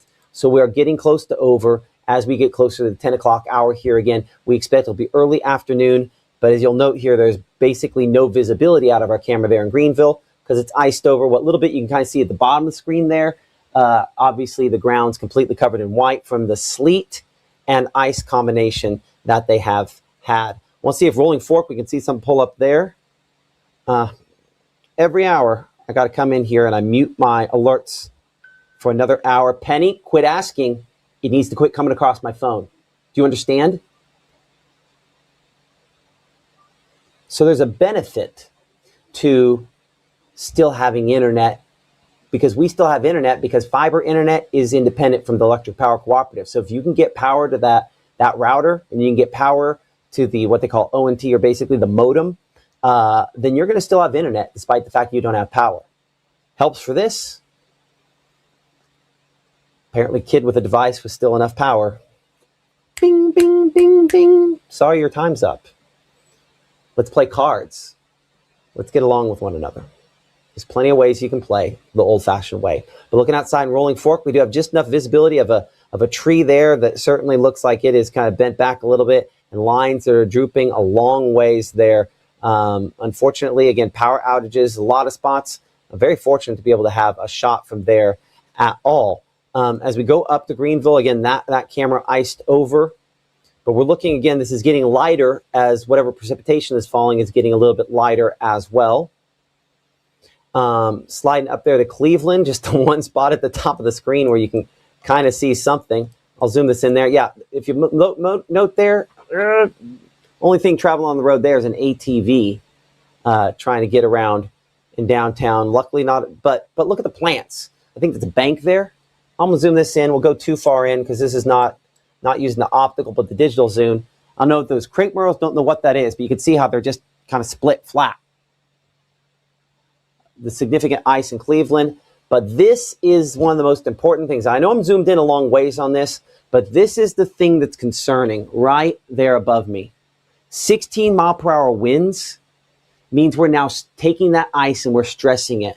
The last two phases of the ice storm portion of this are the ice occurring now, and then the wind component trying to then break limbs, break poles, break whatever out there. Those are the two last portions of the ice component of this before we then look at the other weather component, which is those extremely cold temperatures. And at this point here, the two ways in which you and your family get hurt is if you're going out there and a limb falls on you, and I want to look down the driveway, it's never the one you expect that falls.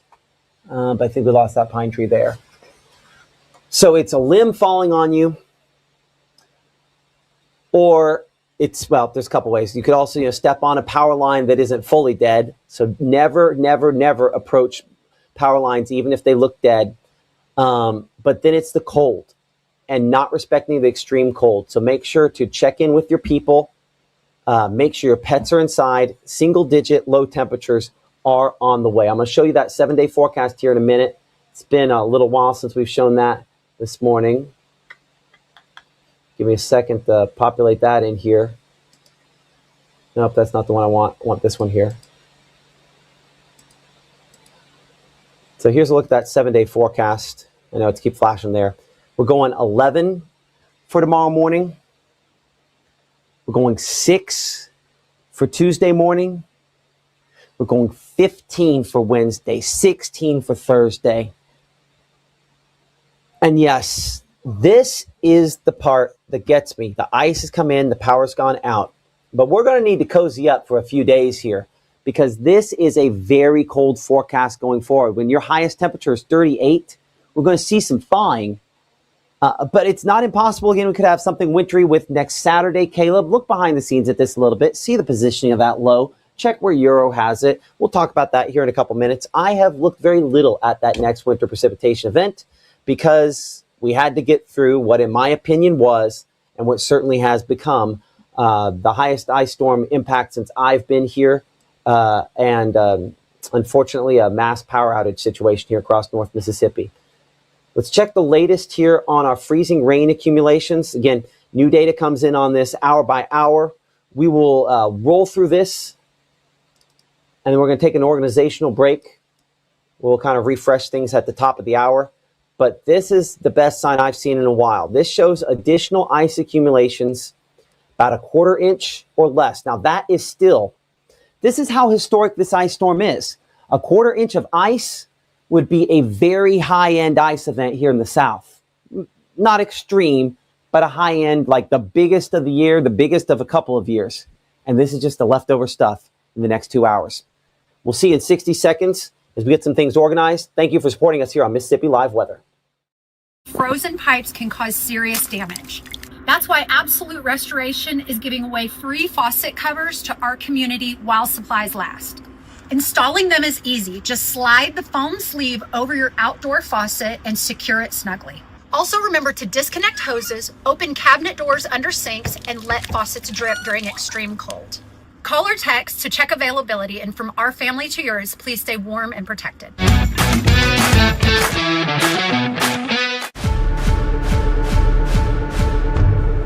When you've been injured, don't settle for a lawyer who doesn't even know where you live. Call Langston and Lott. Local lawyers, personal service, real results. Out with the old and in with the new. It's time to save big at Room to Room's New Year's sale. Store-wide markdowns 50 to 70% off. No tax. 48-month special financing. It's a new year at Room to Room Furniture in Tupelo. There's no place like home.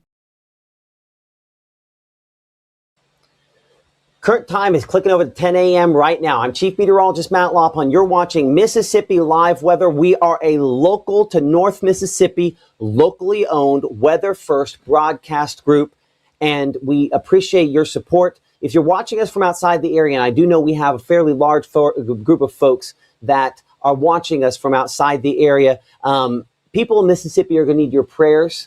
In some cases, they might need your dollars. But it is going to take time to get things better. Mama Justice Doppler radar here showing the fairly widespread ice and rainfall that we have here across parts of North Mississippi. We typically have a team that's stretched out all across the north part of the state, but because of power outages, most of them can't connect with us. I want to give you an update from our meteorologist, Gabe Mader. I'll show you what Two Box with Gabe would look like. This is where we kind of put both of us in here at the same time. If you were watching us here in the Room to Room Weather Center last night, this was the last image we had of Gabe when his power went out. His power went out twice. It came back on and then went out for good. Update from Gabe. We're still without power. Woke up at 6 a.m. and saw it wasn't back and the outages were spreading. I was going to call back because I called to check and see if he was going to be able to come with us this morning. But you were live. You know, we're doing good. It's just freezing in the house already. And that is, I think, a lived experience for many of you as well. Our meteorologist, Maggie McCauley, also up there in the Tate County area. You know, Maggie, I know you might be watching behind the scenes here. I don't want to burn up your battery on this, but we might try to see if we can touch base with Maggie. Hey, Maggie, would you be willing to come on for just a very short, like 2-minute little blurb about how things are up there, question mark? If not, comma, that's fine, comma. You need to make sure to reserve as much battery power as you can, comma, either way, period. Let me click send on that. Okay, we'll see if we can hear from Maggie. I'll watch where her shot is over here to see if she comes up on that. We've spoken to numerous emergency managers across the region over the course of today. There is almost a complete and unified, agreement among all of them. We probably need to try to touch base with Grenada County, Montgomery County, and also Alcorn County, Caleb, if we can, or Maggie behind the scenes. But it's no matter who we talk to, we're trying to show you these different people because we know you all want to know. It's great that there's all of this, but what about Coffeyville? What about Houston? What about my street? And the answer you want to hear from your local officials. So we're trying to get you that. But the answer they're all going to tell you is this is going to take time. You are going to see your power outages be restored slowly. We're trying to keep crews safe, and the cold could be very bad on the backside. So we will try to get you those folks in front of you when we can, but the reality is there might not be a whole lot of time for that because this is quickly becoming. So there's two parts to this. Obviously, we have the winter weather. We have some more dry air moving in. This is the beginning of the end, but additional icefall accumulations in excess of 1/10 to 2/10 of an inch are possible. Now, that doesn't sound like much when you've seen more than an inch of ice, but that would typically be a pretty stout little ice storm either way. We look at the kind of composite, and you can see the back edge of this. The dry air is cutting in. And that's a good sign. Well, I'm sorry, I still have Gabe up there and myself next to Gabe. Let's bring this back full screen here. And so here's our shield of precipitation. But watch on the backside, watch the width over the last hour or so starting to come in. I'm going to make this a slightly longer loop here. Let's make this a 3-hour loop, and I think you'll see it more pronounced. So go to the last part here.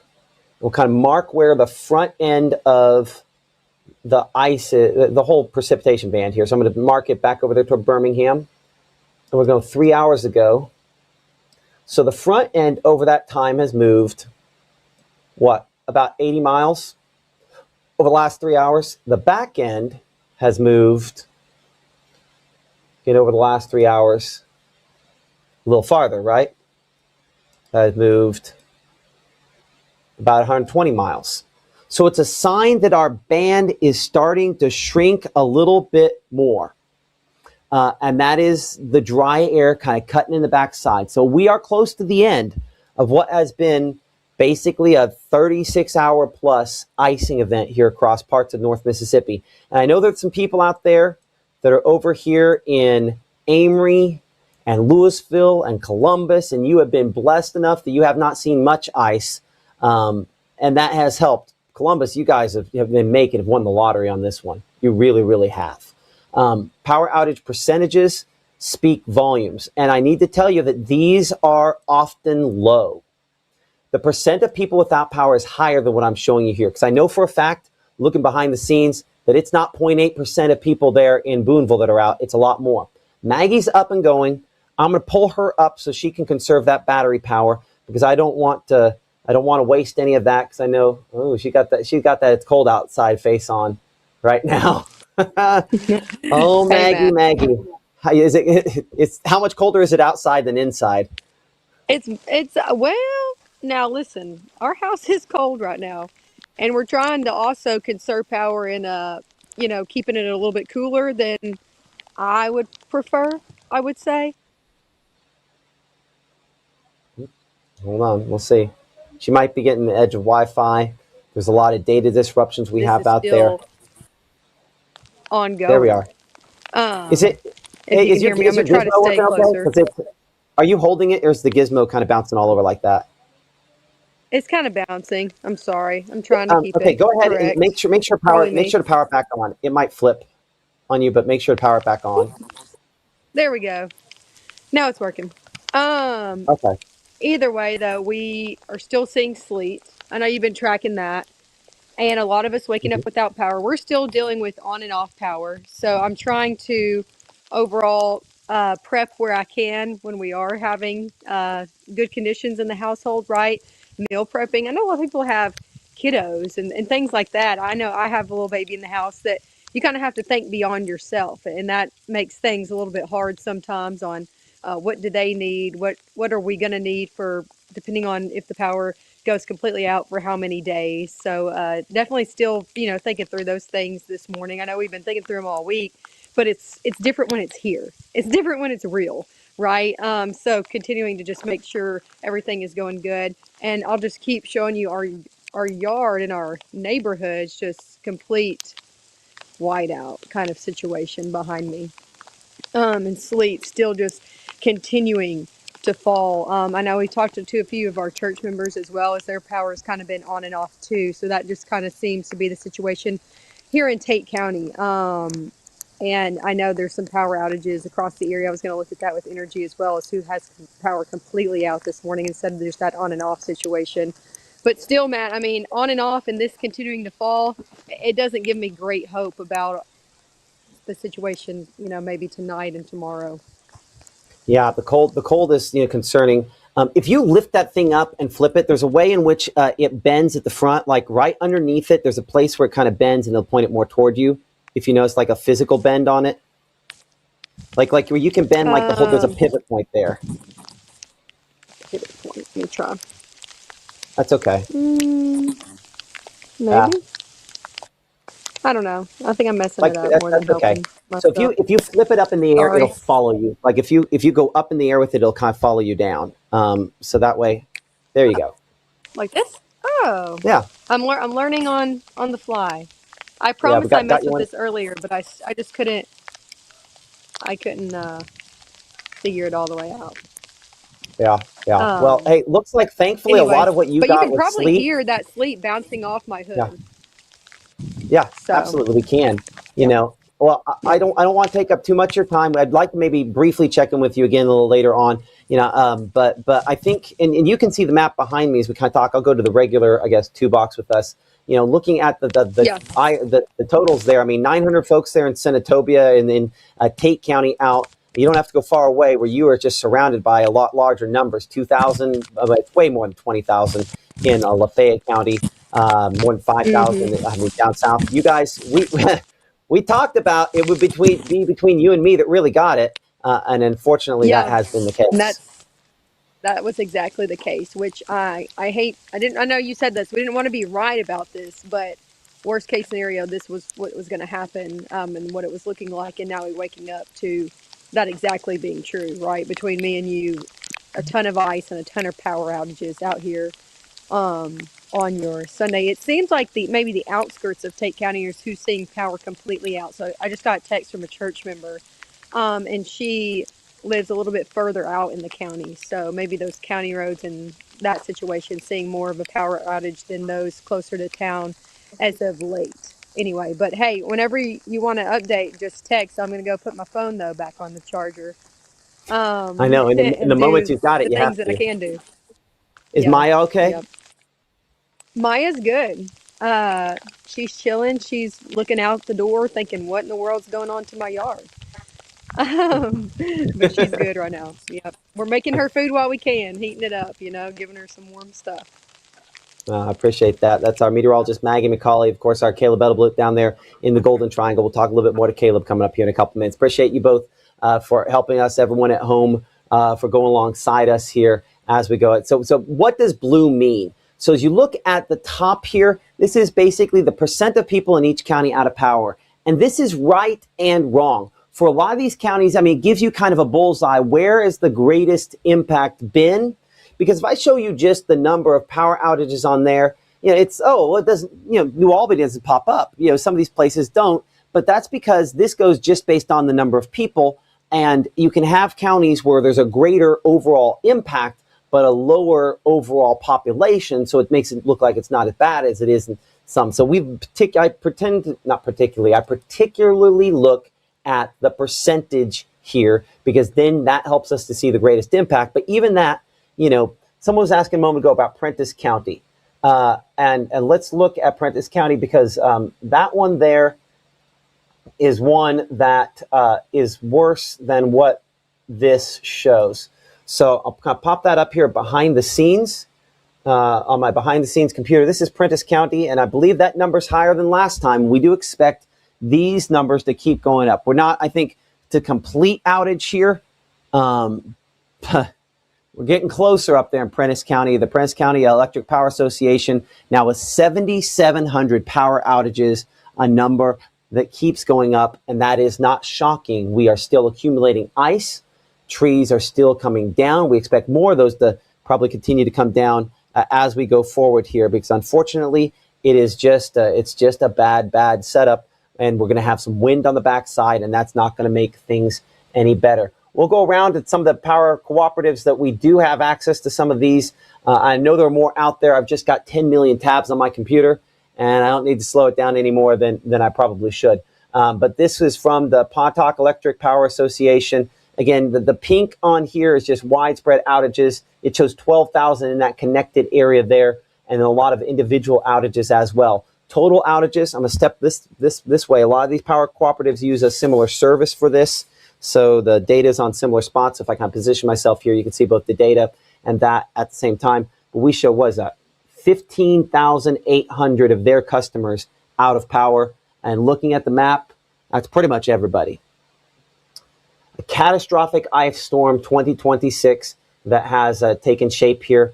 This particular website does a great job of crashing my computer because it's so precise with all of these.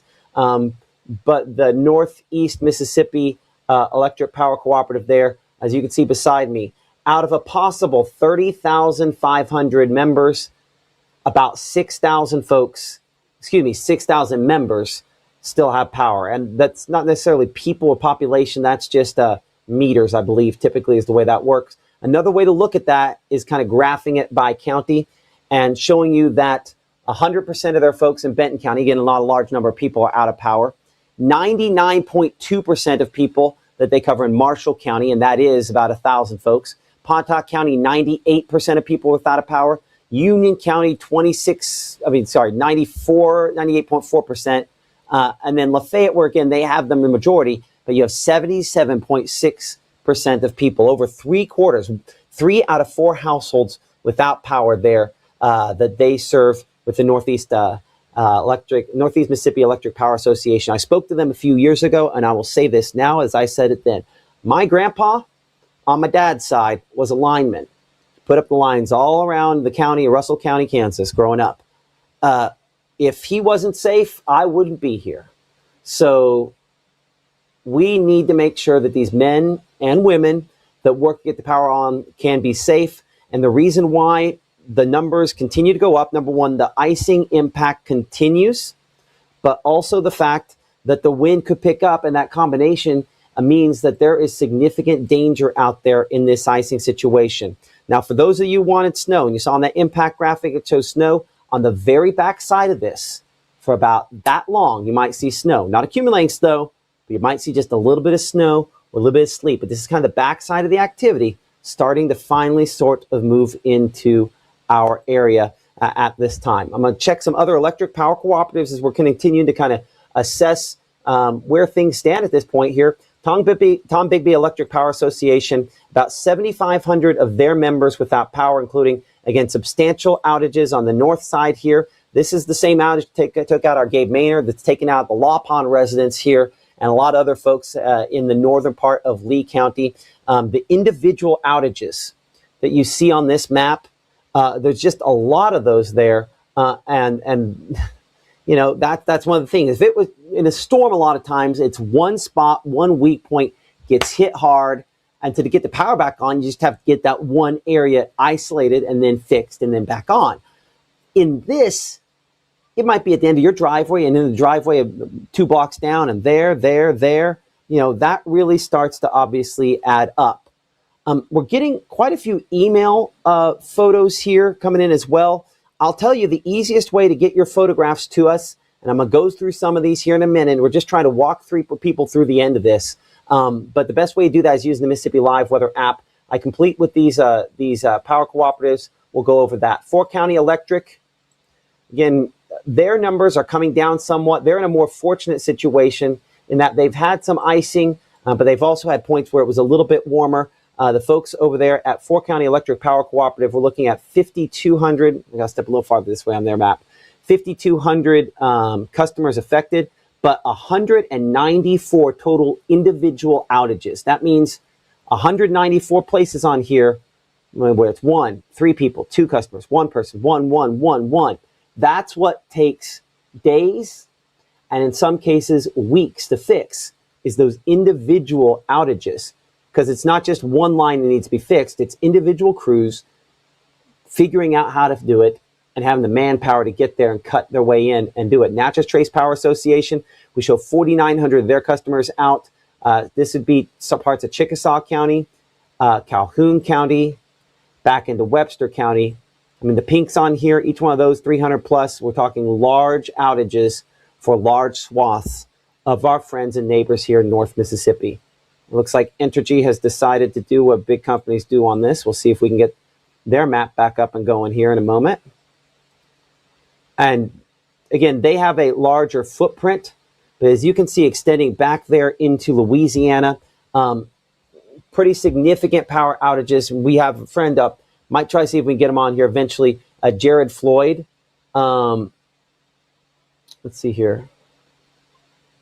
Okay, we'll look at that as well. Maggie talking about, you know, the other end of this event, which is a severe weather and tornado chance. Thankfully not for us, but not that far removed as well. But again, significant widespread outages for one of the other people in the National Weather Network. That'd be Jared Floyd out there in, I think it's Digital Weather Desk is his platform back in Monroe, Louisiana. But you can clearly see where the ice was most significant. And while this is not the most populated area in between there, we definitely continue to still have a lot of power outages. You know, and that's what you're dealing with out here in Yazoo City or Rolling Fork or up there in Hollandale. Greenville largely missed out on the worst of it, and I think that's because you ended up with a little more sleet. I'm looking for something very, very important here. If I check this Greenville camera, I'm going to start checking it a little bit more, because what I would like to see is I'd like to see it getting a little lighter. So I'll see if that's going to come in. We'll check our camera there in Greenville. See it getting a little brighter. Even though it's iced over, when it gets brighter, and is it moving? I think that's still updating. Yeah. That'll be a sign that we've kind of put it to an end. But unfortunately, the temperature continued to drop there in Greenville down to, at this time, 21 degrees. Join the conversation ongoing at MS on all of our different social media platforms there, Facebook, YouTube, and X, the main ones in which you can talk with us on there. As we look back again, when it's this widespread, it's not just it's power lines, it's poles, Grenada. Again, a large portion of Grenada County there, Winona, locations around Winona, all out of power. We've checked these various cameras over and over again just to kind of see which ones are still in play because there's just so many power outages. Greenwood kind of all around the outsides of town there, some power outages as well. And I think this camera remains still, I think this is our final image we have there in Winona, as I'll kind of bring it back over there to that camera. Yeah, reporting station not going, and I think that's the same image we had before. So power loss there at our camera location in Winona. And a lot of these cameras, I don't think that one was necessarily on a 4-county tower, but because I think that's just outside of their area, because it's clearly Entergy. But luckily, a lot of those that have been on the towers for 4-county have been pretty resilient out there as well. But yeah, some significant power outages. Grenada up to Charleston. Speaking of Charleston, former TV station alum Joel Young, sent me. I need to look at the video and get it on here. I might be able to get it out there, but it's power meter, ripped off, some issues that they had at his house, his parents' house there in the Delta. So this affects a lot of folks and everybody. Batesville, our camera there, just right on the edge of that power outage on the north side of the Entergy coverage area here. And that, again, you can even there, looking into the hole, or yes, Penny. Okay. But yeah, they need to email. Actually, they need to go to the website. But yeah, some of these trees, again, kind of split open a little more. We're going to take a brief break here. I have to take care of that for a second. I'll be back with more Mississippi Live weather here in just a moment. Talking about those temperatures dropping again tonight. We are expecting temperatures to go down into the teens. It's going to be rough. More after this as Mississippi Live weather continues here from the Room to Room Weather Center.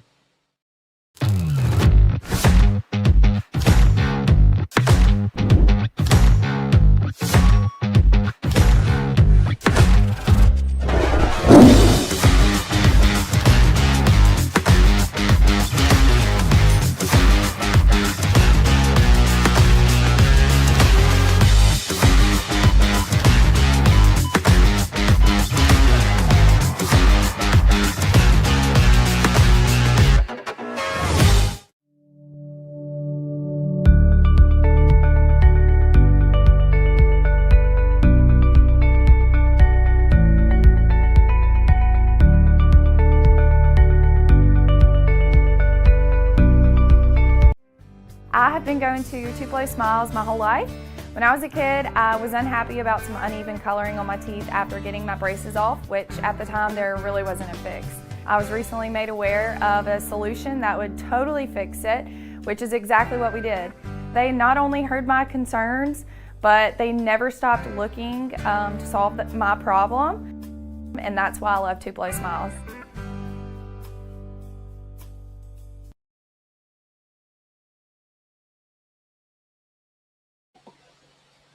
I'm Chief Meteorologist Matt Lopp, you're watching Mississippi Live Weather, a 24/7 streaming service based out of Tupelo, Mississippi, covering local weather in North Mississippi. Power outages continue to plague locations. We have wintry precipitation still falling, and it's been doing so for more than 36 hours in some spots. Temperature shows up 34 degrees. We're hopeful that maybe that's rainfall and not freezing, something else that's going there. And ultimately, it is rain that is falling. The question is whether or not it's rain that is freezing. You're looking out of our Mitchell, Cunningham, and Bowling Skycam on the south side of Tupelo, and it is just kind of a sea of glazed trees, basically as far as the eye can see. Those trees stressed, in some cases snapping, in some cases causing significant power outages. We're hopeful that if you abide by what we should do, that we stay at location inside, at a safe place, and try to stay warm, and don't go out, and don't let tree limbs fall on us, and don't go looky-looing. There will be time to go and help people.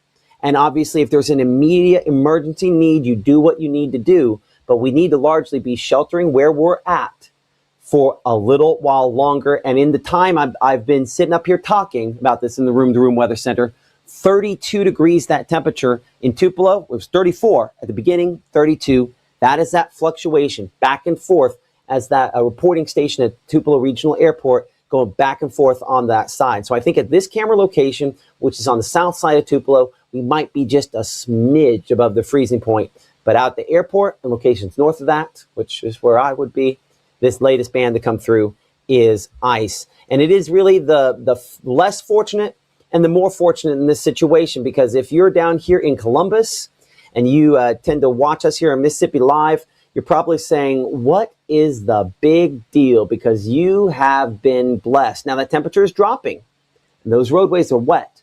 So it remains possible that we could have a few iced over and slick roadways before this is said and done, as temperatures go into the 20s and maybe even teens for some spots tonight. But Caledonia kind of been one of those spots as well that's been a little bit more fortunate than other locations. We're looking off the water tower there. We're looking down toward some power lines yesterday. That's why we have this aesthetically pleasing shot off of that. But ultimately, we're looking for power lines, and when they are iced, and you have been very fortunate, at least near this location, near the school, that we have not had those issues there. Macon, our camera, again, cloudy, and one of our warmest spots, largely avoiding the worst of this, one of the few counties that was never included in that ice storm warning. But as we kind of check out conditions there around the Golden Triangle, and we are seeing, again, some drier air starting to push in, and more dry air will mix in, and that will be the end of this event. So Columbus, you might miss out on all of it. It's just whether or not those roads end up freezing for you as well. We go over toward Louisville, and you're kind of at that freezing line. Kosciuszko on the iced over side there, at least according to Mama Justice Doppler radar. But if we kind of check out our camera there in Kosciuszko, get a real-time analysis on what things look like. And again, that's the purpose of these cameras. That looks wet. And I don't have that same kind of sort of gray hue to the trees there. So just wet. Kosciuszko, things have worked out. Now, that's not to say that this couldn't cause some icing at the tail end. You know, we would typically be highly concerned with 2 or 3 or 4 hours of icing. And we have probably 2 hours left of that potential here in Kosciuszko. But just considering the massive ice storm that we are in the midst of here, 2 hours doesn't sound like much. Deborah on the Books of Face over there. No, she's on YouTube. She mentions that, hey, it looks like a winter wonderland. It does, but for folks where those trees are popping out there, and I get that might be you and looking for a positive, and I like that positive. But some folks out there, I heard my first gunshot trees popping last night. That was an experience for sure. I want to bring Caleb Edelblut, who is one of the other members of our team here. He is in the Golden Triangle, and Caleb. You have largely avoided some of the worst of it, but you've also been able to keep power on as well. So some things lining up well for you, thankfully. The only one of us that actually has real power. I'm on a little backup battery here. My question for you is, anything you're seeing on social media of great importance you need to pass along? Because I know you're kind of monitoring that while I'm trying to watch all this. Yes, no, I actually wanted to mention two things. Update for Starkville region. I think our biggest issue hasn't really been power outages. It's been more of these really cold temperatures that are making pipes burst. I've heard more feedback and news from my friends on talking about apartment complexes losing water. And so that's kind of a big deal here in Oktibbeha County with those pipes bursting, and especially for apartment complexes. This isn't just maybe a house or a room. This is just entire apartments losing water and the ability for that to run. So news coming out of Starkville for that, but also I've been checking social media, and I wanted to give an update. This is from the Pontotoc EPA update. We've been trying to get a video of General Manager Frankie Moorman online, but have not been able. We apologize for not being able to get the video up, but here is the synopsis of his comments. We had a rough night last night. We called in all line crews, right-of-way crews, and engineers when we started having a few outages. We knew we would have a battle ahead of us. We were gaining ground, getting things back on. Within a 30-minute time frame, we had so many lines and limbs down, we lost everything we had worked for last night. We worked until 5:30 a.m. Conditions were getting too dangerous to continue. Currently, we have 19,000 outages. We are surveying conditions as freezing rain continues to fall, bringing lines and limbs to the ground. We plan to work until dark tonight. After that, our duty crew will be on standby for emergency calls only. We will start back Monday at daylight. Please let us know about down power lines. It will take several days to get power back to everyone. We would greatly appreciate your patience. We will do our very best, and I will do another update this evening. So that was posted by the Pontotoc EPA, just letting you know kind of what's going on, what those current conditions have been, and quite frankly, they've been pretty harsh for us here in North Mississippi. They have been. Our meteorologist, Caleb Edelblut, continue watching things there behind the scenes. Thank you so much. Appreciate that information. We're going to look again at some of those power outages as well. This is, like he said, that is a large geographic area to just think about driving, having to just drive to and around every back road in your county. And that's not even taking the time to try to fix things there, all these individual spots, and get the equipment it takes there. So massive number of power outages there, showing up with almost 16,000 in their coverage area power outages at this time. One of the first counties to start experiencing just mass power outages was Tishomingo County, and unfortunately things are not better there this morning. I'm a step, wrong way.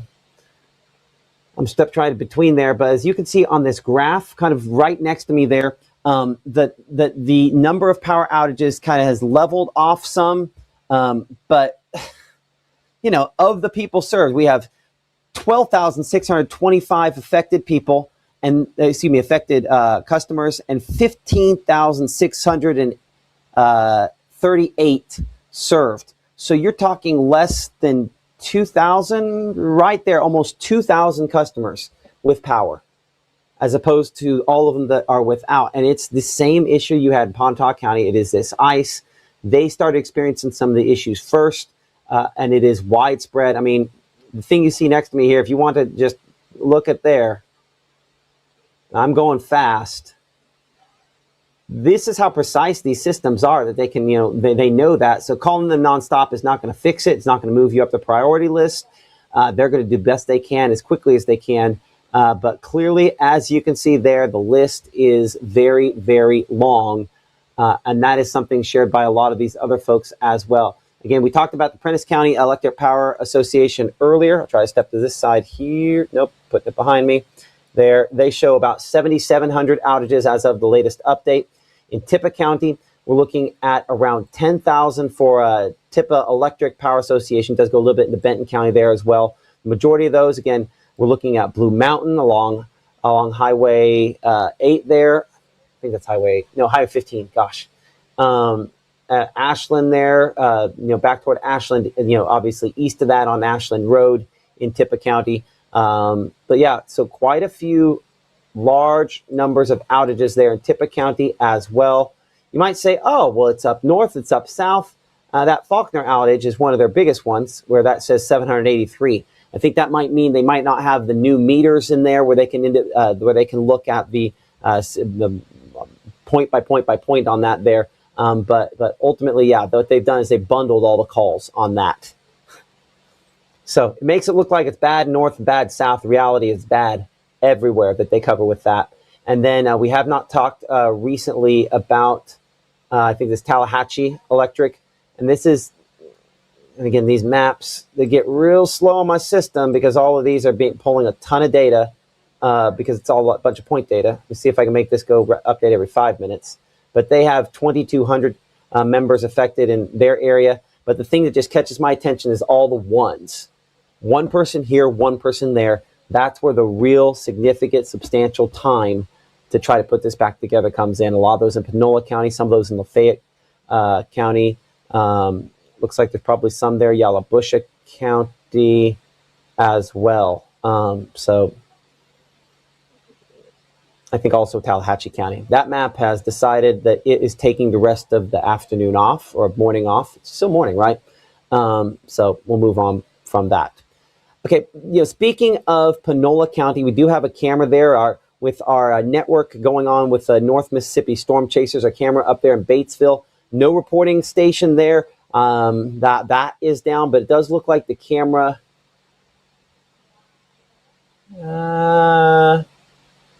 I'm not sure that might be updating. I can't really tell. 50-50, that's still updating there. Of course, you can join the conversation, join our chat. people asking, do certain places have power? If you've got power, Guntown Hills, you're doing great. Union County, obviously, we are still adding a little bit of ice. And I know if you're one of those folks, dude, kicking that phone on for just a moment here, there is still some icing out there. But if I pull up, the cameras I have access to in Union County, we're going to look there along Interstate near the Toyota plant. It's not still night. That's just the moment in time in which things froze at that Department of Transportation camera. It looks toward the Toyota plant. I'm sure they have some kind of generator system there, but I doubt they're probably full-on generator. But again, I don't know that for sure. This is one of those things that causes these power disruptions. It causes work disruptions as well. Speaking of disruptions, as you can see there, Pontotoc, kind of same story. Most locations, same issues there as well. Lots of ice, again, continuing to still fall from this, but we're starting to see the backside of this now move through Indianola, Cleveland there. I have not checked the Cleveland cam in a minute. Let's see if we can pull that one up. Oops, I think I might click Clarksdale instead. Yeah, that one's still working there in Clarksdale and looking toward the trees. Those are much better than some other locations. So very fortunate. I think this is Shelby, still iced in 21. And if you look at some of these temperatures, like say over in Tupelo or Fulton, and you're sitting here a lot warmer, where it's been in Fulton in particular, it's been largely water as opposed to ice. I mean, you can see those trees kind of at the top of the screen there. They don't have that same sort of white gray hue that some of the other trees have had. And then, Tupelo coming in around 32 degrees. That is a pretty substantial difference between what we have out in the Delta. So again, another band of this kind of mix of freezing rain. It's rain. It's just attempting to freeze when it gets to the surface. That's kind of the contrast there. And we'll slide back again and look out there toward Cleveland. One of my favorite cameras is, I think, the Cleveland camera. We've got a good shot there in downtown. Have a good shot of the flag. Can't see that today, iced over, but we're going to get things figured out and get things figured out soon. I've read this a few times today. I'm going to look it up again, so give me just a moment to try to get this out because, a lot of what I'm saying, hold on. I can do a lot of things, but I can't type and think at the same time. A lot of things we're saying probably are the kinds of things that don't bring up a lot of positive thoughts and hope and bring up anxiety. Do want to let you know something that came down last night that you may have missed. FEMA has approval and has announced as of yesterday that the federal disaster assistance is going to be available to the state of Mississippi to supplement response efforts due to the emergency conditions resulting from the severe winter storm that began on Friday and is continuing. The president, Donald Trump's actions authorized FEMA to coordinate all disaster relief efforts to alleviate the hardship and suffering caused by the emergency on the local population, to provide appropriate assistance to save lives, protect property, public health, safety, and to lessen and avert the threat of catastrophe in all of the 82 counties, the Mississippi Band and Choctaw Indians as well. Specifically, FEMA is authorized to identify, mobilize, and provide at its direction equipment and resources necessary to alleviate the impacts of this emergency. Emergency protective measures limited to direct federal assistance under the Public Assistance Funding Program will be provided at 75% federal funding.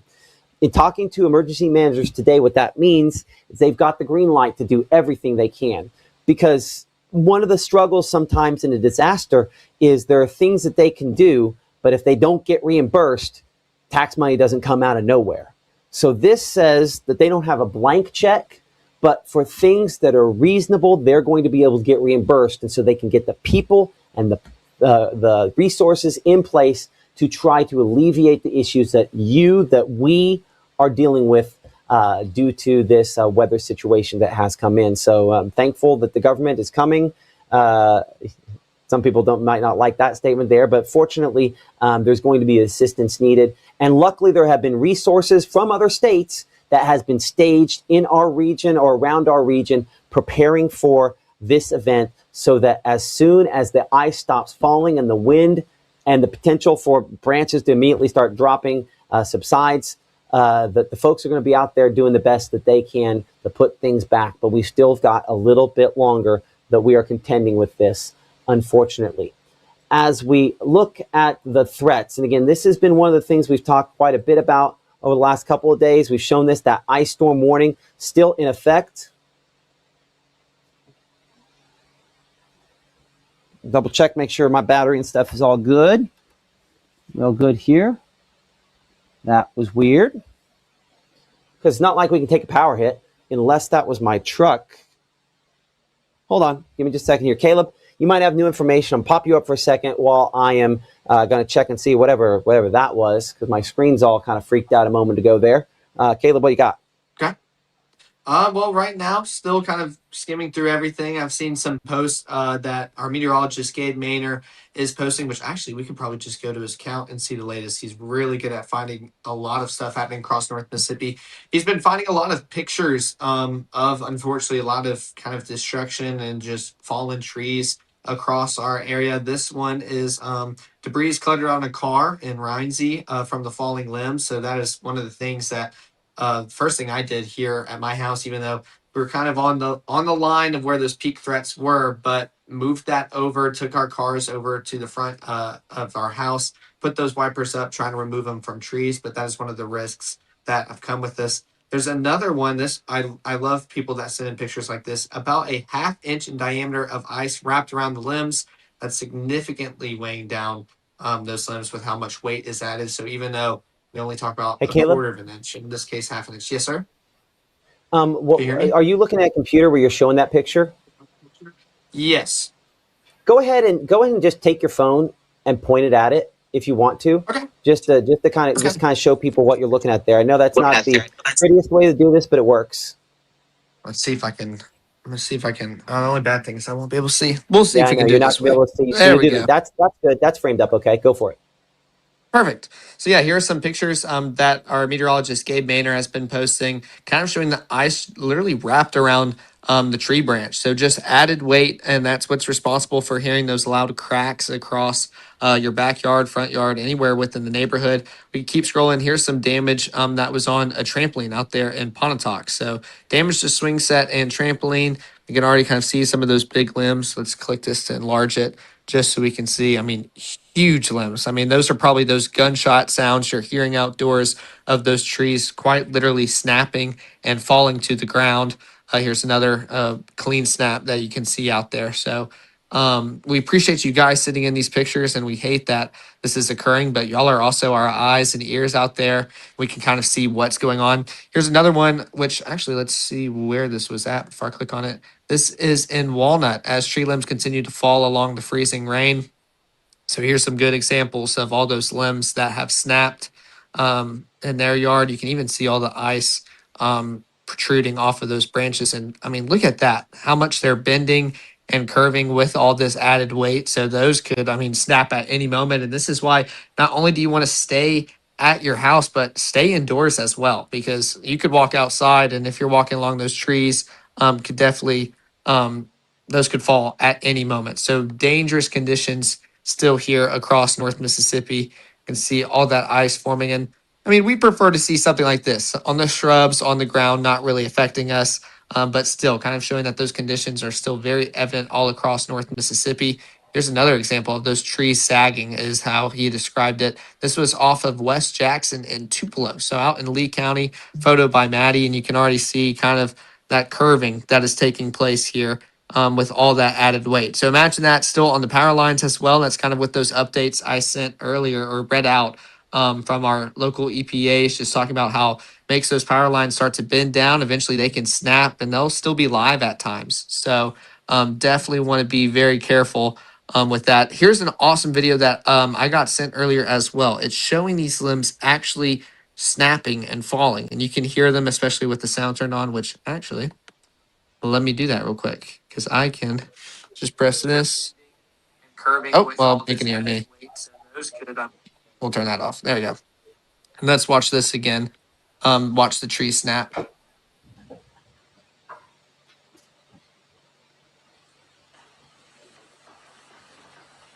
Hey, Caleb, can you hear me? Yes, sir.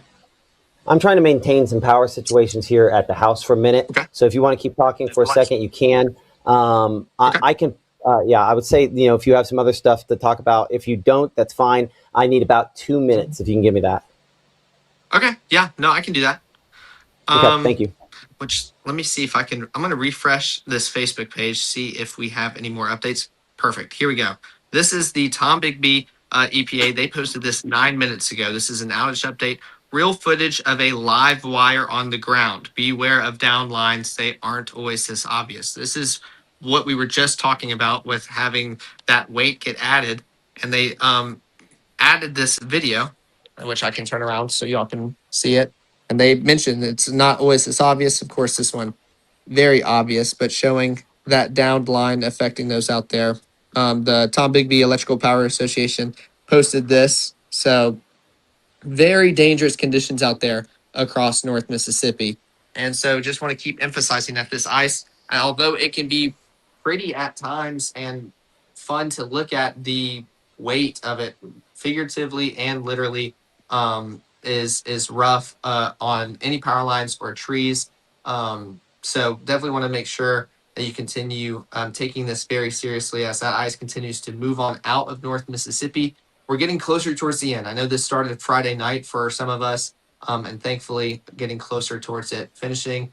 But we're closer to the end. And then there's more updates kind of along North Mississippi, just kind of showing more of the damage that's occurring across our area. I've already read out all the school closings that I've seen along North Mississippi, and then also those EPAs kind of giving their updates as well, which actually on my end, let me see if I can pull up current radar, which I can do that on this real quick. Bear with me, just because usually I can do this up in the studio, and we're doing a little makeshift at home situation. So looking at this, definitely still seeing some icy conditions move across North Mississippi. You kind of see what I'm looking at. This won't be your standard that you're seeing on Matt's screen, where it shows kind of where that freezing precipitation is occurring. This is kind of showing where that rainfall is and where it's a lot heavier, but we can definitely tell where it's going to be a lot more of that freezing rain, and that's up there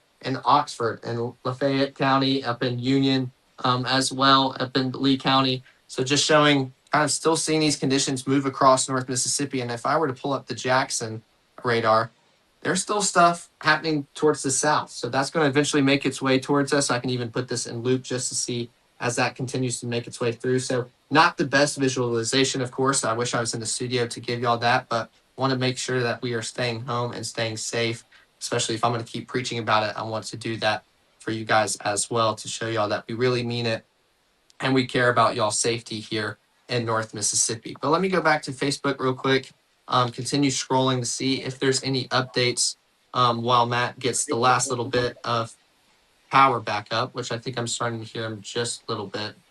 North Mississippi Storm Chasers, they posted this 35 minutes ago. It's that updated power outage map as of 10:05. So around 35 minutes ago, Matt still facing those power outages here. And also, I believe we have Evan Gibbons here from Alcorn. Wanted to give us the very latest. I'm so sorry. Just Go let ahead. you know. Thank you. I'm sorry. I didn't mean to keep him waiting because I know he's busy. Let me get that up there. Thank you, Caleb. Okay. Who do we have here? I'm so sorry. I was my power situation. It's kind of down at the house, and so I'm trying to get as much off of the thing that we're doing here as possible. So okay, go ahead. Who do we have? It looks like he might have left us here, so we might have to try to get him back again. I don't know how. I'll bring Caleb back here for just a moment. So I find out how long he was waiting, and that might be the issue because he's a busy man. So I apologize for that. This should still come up here in a moment. See if I can bring Caleb back. Hey, Caleb, I feel bad about that. How long was he waiting? He popped up the last few minutes. I just couldn't bring him up myself. Probably last 5-ish minutes. I just sent him a text because he told me he was on there. But it'll be Evan Gibbons for Alcorn. But hopefully he'll be back. I just sent him a text that you were trying to bring him back up. But I know he's also extremely busy. Evan Gibbons. I'm sorry. Evan Gibbons. Gibbens. Gibbens. Thank you. Well, I feel real bad about that. And I can't, unfortunately, the box where I can see it, I can't really see it very well based on all my monitors. So let me kind of reorganize some things here. Good. See that better. Oh, man. Well, Alcorn County is in a rough shape as far as that concerned, unfortunately, there. So that's, okay. So, no, hey, Emily. Yeah, I know the power's going to be out for a little bit. Let's just wait. Maybe.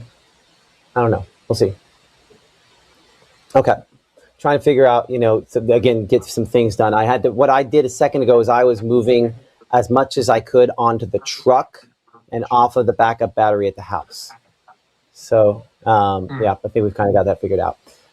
Okay. I apologize for kind of cratering, things. Of course, you had great information there, Caleb, and I appreciate you for kind of keeping people up to date as we're trying to kind of balance about 5 or 6 things here as well. So meteorologist Caleb Edelblut there in the Oktibbeha County area this morning. Again, these are our threats at this time. We still have ice ongoing and will continue to fall for a little bit. And unfortunately, this has proven to be accurate prognostication of kind of the peak impacts where we have seen, because this lines up almost perfectly with where we've had the maximum issues. And so I would still say for you in Columbus, maybe just a hint of ice the last second. I don't think it's going to be maybe a ton of travel disruptions, but there still will continue to be a few issues as that kind of pushes into and through the area and the last side of this event moves through. But unfortunately, icing still occurring, and we have the potential for some wind to possibly kick up on the back side of this system to a certain extent here. I need to double check. I'm not sure if our Facebook Live is still up. Nope, that is. Huh. My computer here has done something weird. So hard to say what that was doing there.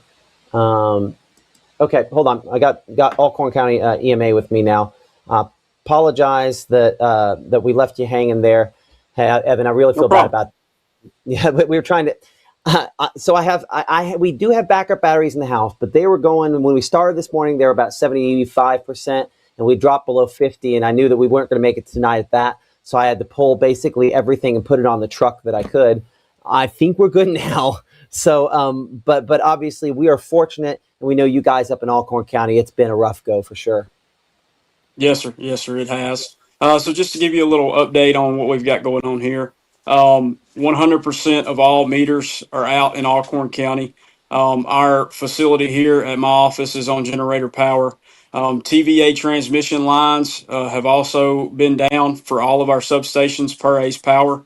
We do have reports of trees on houses. We have trees in roadways, power lines in roadways. Travel is very much treacherous at this time countywide.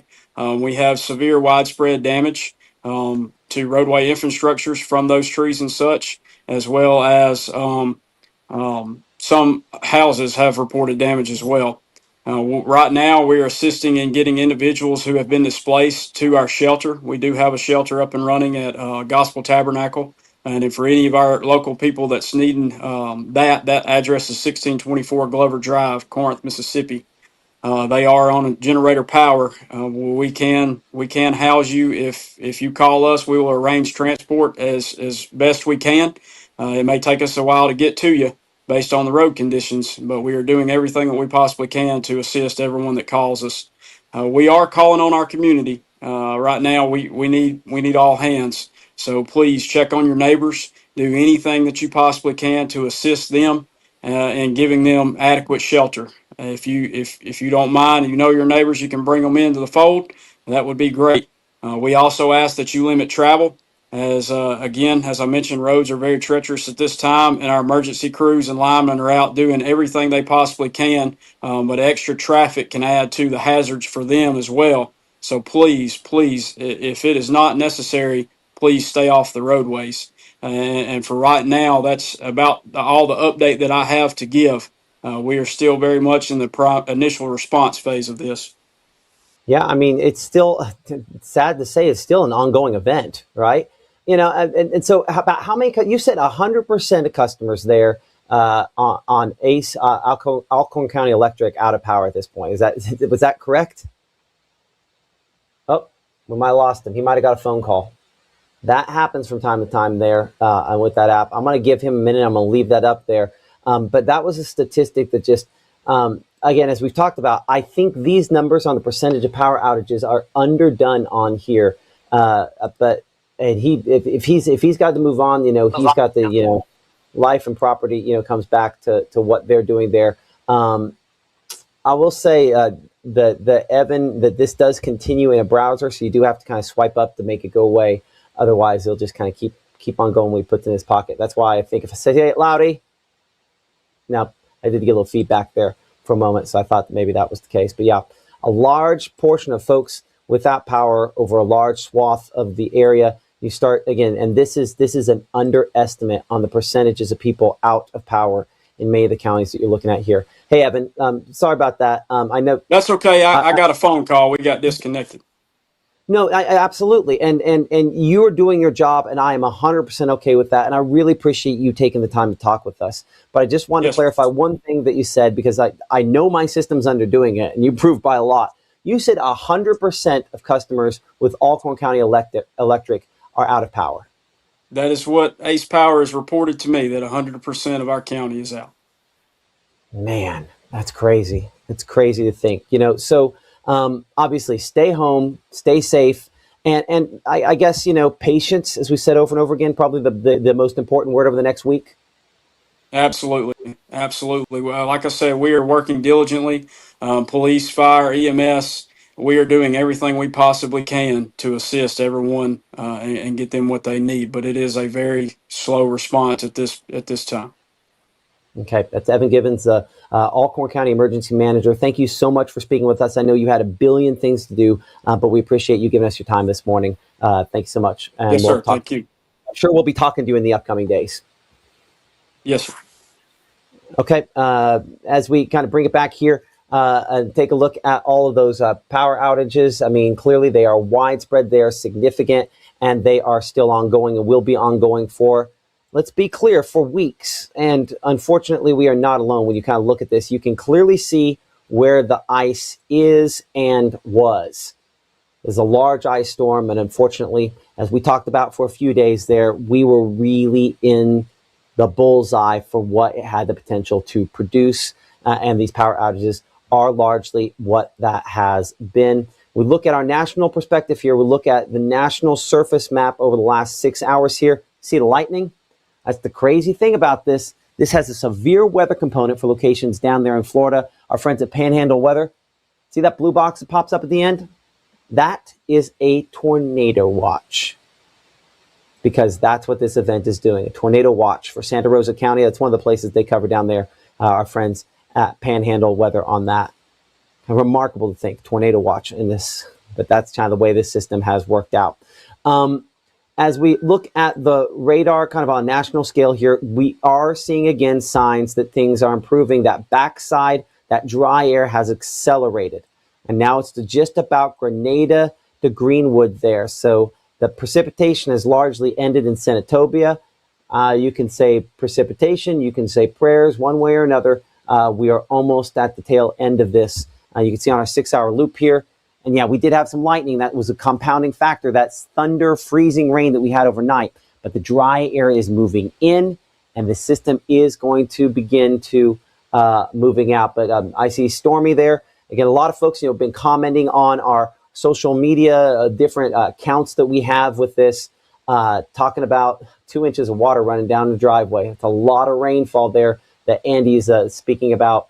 It's still raining cats and dogs in Greenwood Springs. There's a lot of heavy rainfall with this system as it's moving through. We've talked just a ton about power outages, and I'm just going to show you kind of a selection of the pictures that you sent in. We had some of these behind the scenes for us a minute ago, so I'm when we were talking to one of the other emergency managers, but just these trees doubled over from the weight of all of the ice.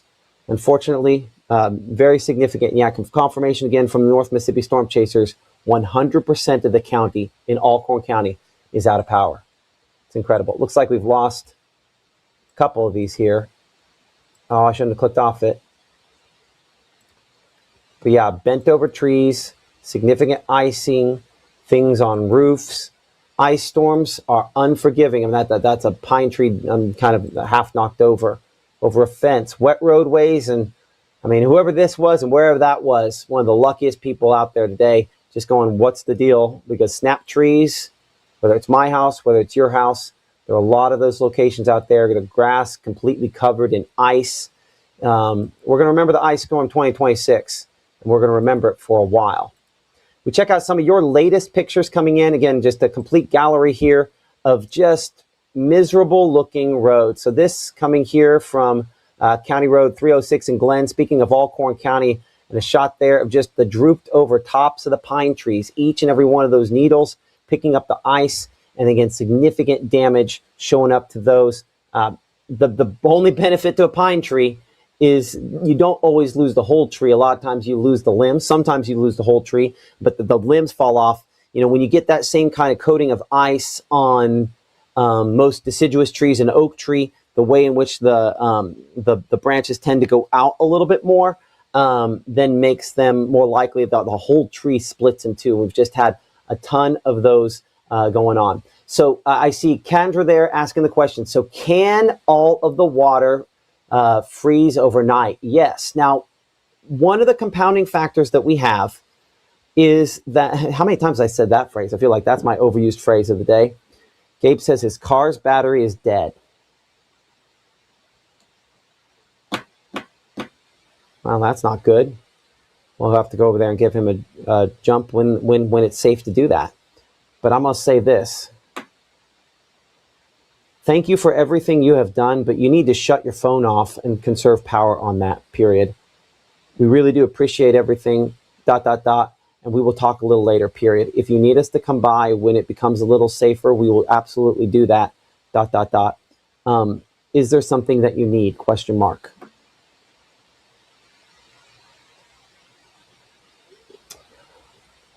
That could become a common occurrence. And if you sit there, and we talked about this last night, if you're sitting in your car and you're trying to keep your phone charged using your car, number one, it's an inefficient generator, but I get it if that's all you've got. But the car needs to be running, because if you just have it in that accessory mode, you're going to drain the battery. So when the time comes to start it, it's not going to turn over. But luckily, we're almost at the end of what we have here.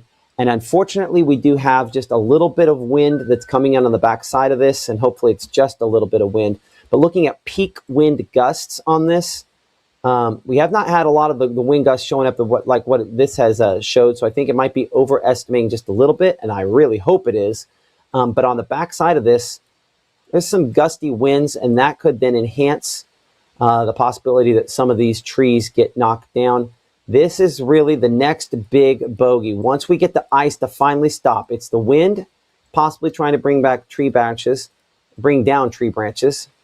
And then it's these actual temperatures in the single digits and teens that's going to flow in back behind the system. And that's why, talking about these warming shelters, you heard the emergency manager in Alcorn County talking about how they will come and get you if necessary. They don't want anybody to die. Now, we've also talked about staying in your home, wearing layers, cuddling up together, and, just trying to get through this that way as well. But let's be clear. If you think that you could be in a situation that this is a life-threatening cold, you just don't have nearly enough insulation. I don't think any of us are going to have enough insulation. But you just trust your gut on that, and, talk to authorities, because we are talking about temperatures that will get down to near zero for tonight. Let's look at those temperatures, and I'll show some more of your pictures. So we're going temperatures, picture. So this was threats. Let's see here. I want TEMP. There we go. Now we'll do 18-hour temperatures. You know what? I'm sitting there right next to it. We're going to have two versions of this to look at. So this shows expected current temperatures as of an hour from now at 12 o'clock. We're in the teens, we're in the 20s, maybe a few spots into the low 30s. But most locations that we're watching, obviously the cold on the back side of this here. Got to change the color table in this one. That's how often I've used this particular graphic. So tonight, how far does it drop? We show, we're teens late this evening, and by early tomorrow morning, this runs out of data just in time we don't get there. Stops at 2:30 in the morning. The coldest air is still moving in. Let me update this to where it'll have enough data to go to the end. So I'd need 12Z surface temperature. Good. I'm going to need to change the individual temperatures to, I think it's latest, so that should work, hopefully. Okay, take this, and we want to go as far out as we can go on that, which would be 48 hours. That should get us through early morning on Tuesday as well. So click off of that. There we go. So you can actually see it. Okay, I'll step this side a little bit more. Make room for that. So as you'll note here, tonight, 2:33, 4, 5 o'clock in the morning, 5:30. Now, do I believe that the coldest is just going to stop there? Actually, it might. And you might look at that and go, why such a sharp boundary? And that's because this is where we've had more sleet and snowpack. And we've talked often this week about that refrigeration effect. It's kind of like air passing over that. It's going to be colder because of the snow. And so 3 there, Clarksdale, 0, Tunica, 1 in Senatobia. Those might actually legitimately have a big contrast there between that and Water Valley at 12. I wouldn't feel great about any of these temperatures. On a regular cold night, this would be bad. We'd be having, folks are like, oh, it's chilly. But this is where we need to make a real assessment. We need to talk to authorities before we go anywhere, because roads are going to be treacherous. That's what's stopping road crews. I think to a large extent, we kind of have to shelter in place tonight, but you have to make your own best decision on how to handle this. I can't make that for you, but I can tell you that it will be very cold, and that you probably, if you're going to be staying home or going to be cuddling with some folks, using a lot of blankets and doing layers. Layers in that you need maybe a short sleeve t-shirt, a long sleeve t-shirt, a sweater, and then a jacket. Maybe not to sleep in the jacket, but depends on it. That's pretty cold there. And you want to get under blankets and just kind of nestle yourself in the same way that, if you think of an animal, they nestle in their young down deep into hay or straw or something like that. Definitely something we're going to have to watch. And you need to be careful of, because it could be a life-threatening cold situation. The problem also becomes, as we go into tomorrow and we look at those temperatures, look at peak temperature time period, we're going maybe 20 in Tupelo. Down here, Golden Triangle, that hasn't been this cold the whole event. It's going to be only mid-20s out there, but teens perhaps for highs. Your warmest temperature could potentially be in the teens for your Monday afternoon. And then as we go into Monday night and early Tuesday morning, some indications that could be the coldest for many other spots. We show it down there. As you can see, 4 New Albany, 12 in Houston, 11 there in Bruce, 9 in Tupelo, and 7 there in Boonville. So single-digit cold. And then the fact that obviously there's massive power outages. Y'all say some prayers, because this is a scenario here where it might be homebound, it might be elderly, but this is almost certainly going to end in some loss of life because of the cold. Starts with the ice knocking out power, and it goes to the cold. So check on your people. That's my biggest piece of advice. Check on your people. I can't guarantee you're going to be able to get through, but for those of you that's like, I see Ingomar is still out of power. Well, if you're watching me, Janine, and Ingomar, you need to be not. Because unfortunately, that battery power on your phone is not going to last, and that battery power on your phone might need to make it a couple of days. So you've got to keep a reserve on there. I know it's so hard to give up the information, but you need to make sure that you still have battery power when you need to, if you need to call authorities at some point here in the future, which is certainly a possibility. Okay, we're going to take a quick break here. I'm going to get some of your pictures ready. We're going to show those coming up right after this as we look at Mississippi Live Mama Justice Doppler radar, as Mississippi Live weather continues here from the Room to Room Weather Center right after this. Look at Wanda, ready to rock her big presentation. But first, lunch.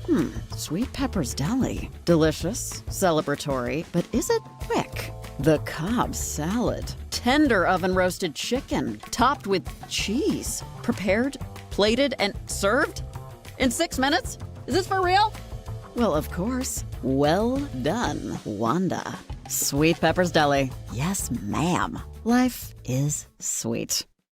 Growing up, Gabe was naturally curious. When he began to discover weather, Gabe just didn't want to know what was happening, but he wanted to know why it was happening.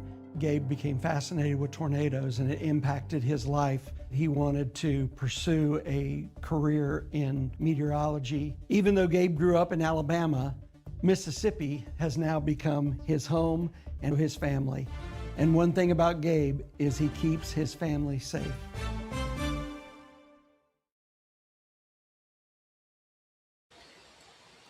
You're watching Mississippi Live Weather here in the Room to Room Weather Center all week. We've talked about ice. It is still ongoing, but for you in Water Valley and in Oxford and Grenada, and I say this like any of you are probably watching, considering all the power outages and disruptions that you have, but it is finished. Now, you might see a rogue flake falling down on the backside of this, but the icing and all the problems associated with it are finished. I'm on Justice Doppler radar. I do want to go to base velocity mode here, a way we kind of check to see if there's some wind. There's sometimes at the back edge of one of these is a little bit of gusty wind, and any wind gusts are bad wind gusts today. It doesn't have to be 50, 60 to cause major troubles. We get 20, 25 mile per hour wind gusts. We've got problems on our hands. But the dry air is starting to eat in, continuing to eat in on the backside. And so after more than 30 and I think actually more than 40 hours of winter precipitation there in Oxford, you are done. And so that's moving quickly toward New Albany and Ecru, the backside of this, into Bruce, into Grenada. Winona, we still have just this little fetch of moisture still overhead that's kind of been reinforced there. There are also a few more ripples in this down here toward Kosciuszko, a sign, again, of the strong winds aloft, kind of eating, helping to mix this on the backside. But Houston, we're watching this for you. Still a little bit of ice at the very tail end of this. Algoma, moving toward Ecru, same story up here toward New Albany. And again, a lot of these pokes I've just mentioned, there's no power. I mean, this is the heart of No Power Alley. Tupelo, we've been fortunate enough that a lot of folks have been just barely on the east side and have had less power disruptions. Fulton has been kind of much better off than that, but this has been a rough period of time for some folks. And luckily, we are near the end. I'm going to check our Futurecast radar here. So here's the current composite as it stands as of now 11:11 a.m. on this Sunday morning, the 25th of January. And so Futurecast radar, again, shows that's continuing to mix through. I think it's going to be a little slow on that mix out. Again, shows the edge there to the Tupelo area by around 11:44. And then that last kind of batch there out of Monroe County, about 12:25, and it all gone there as we head toward around 1 o'clock. So for some locations, we are at the end. For others, we are very rapidly approaching the end of this winter storm system that is moving through North Mississippi. I'm going to bring this in closer. We're going to then also look at your pictures, and just so many pictures. We're talking thousands of pictures because this is a shared experience that many of us will talk about for quite a while. Just looking at some of these here, let's check where we're at here. So these are some pictures there from, I believe that is Prentiss County near the Boonville area, kind of on the east side of town. Appreciate these shots here coming in. I believe Lance, again, with trees knocked down. Again, that's the top of a pine tree peeled off and knocked down, and then another section of it as well. Obviously, some major issues with that. I'll bring up our gallery where the newest stuff kind of comes in first here. Again, some trees blocking roadways. Get the location on this. Apologize, it kind of pops back and forth. This is Boonville. This is also Lance. We'll bring his picture back up again. And again, that's a tree, of course, blocking the roadway there. Not a big one, but it's the cumulative impact of it. If it were one tree, move it, be done. But it's tree after tree after tree. That's part of the problem with this. It's pretty rough, and it's going to be for a while. And that's how, power line after power line, individual outages continue to come in. And we're looking at, in some cases, half a tree. This one from Martintown Road in New Albany, Union County area. I mean, big part of a tree right there. And you look just kind of ahead in the image there. And again, another tree down. You look just beyond that, perhaps another one. It's all over the place. And it's just, I actually lied when I said that. It's not a tree. It's halves of trees. I mean, look at this. just peeled and broken. Now listen, there's a decent chance, there's a chance that tree might make it. I don't know if it has quite enough, but you'll note even the power lines there in Union County. I don't know if that was even necessarily tree branches that put that one sideways, but just so many reports, so many instances again of this damaged trees. Again, this is another pine tree. This is kind of the double whammy on the pine tree. So you notice how you have all the pine needles coated in that ice, but you also have this one had a longer reach, and so that pulls them down, weighs them down until the tree can't take it anymore, and they snap. So, man, crazy how that's going. Want to speak about crazy here for a second? Crazy? I was crazy once. If you go down in South Alabama, we have severe thunderstorm warnings ongoing there. That is crazy, but that shows you the impact of this storm system all the way down there. So, man, incredible, incredible stuff. But, that's just the intensity of big winter system. We had that thunder sleet, thunder snow, and luckily on this 2-hour loop, you'll notice we are almost done with that. Let's go back and look at some additional pictures here that you are sending in as we're kind of telling your story. And I will pop up our chat where you can interact with us. Again, here, Mississippi Live Weather, a fully digital weather solution that hopefully is proving useful. If you value what we do here, please consider downloading our app. I'm going to take down the chat for a second so I can show you that. But if you support, you want us to keep doing this. It's got a second. There we go, and there we're there. Want us to continue to be able to do this. Support our sponsors, support us. And one of the easiest ways to do that is using the Mississippi Live Weather app. It's free and available for all the different devices. We have it for Roku. That does good in Ice Storm. We have it for your smartphones. Consider downloading it. Consider liking and subscribing, and we'll deal with it.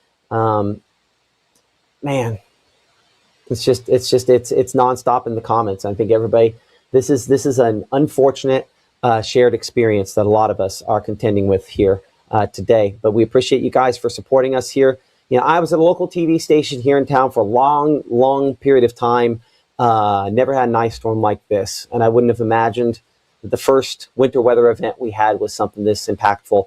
There's a good chance, just for some understanding on the significance of this, there's a good chance that at most I have 2 events in my career like this. I've never had an ice storm like this before, and I'm hoping I never have one like this again. So massive amounts of power outages across the region. In fact, we're going to do state power outage total here, give you an idea on that. When we look at that state by state, we'll kind of stop this on the latest moment here. Well, go ahead and stop, please. Thank you.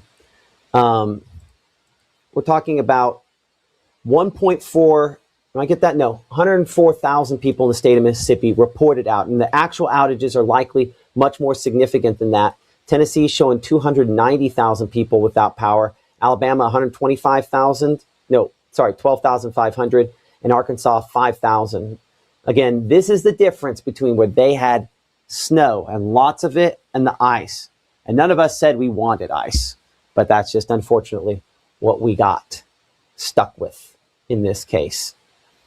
Again, your pictures tell the story. Send your pictures in. As you send them in, they pretty much come in here, and unfortunately, none of these are very pretty.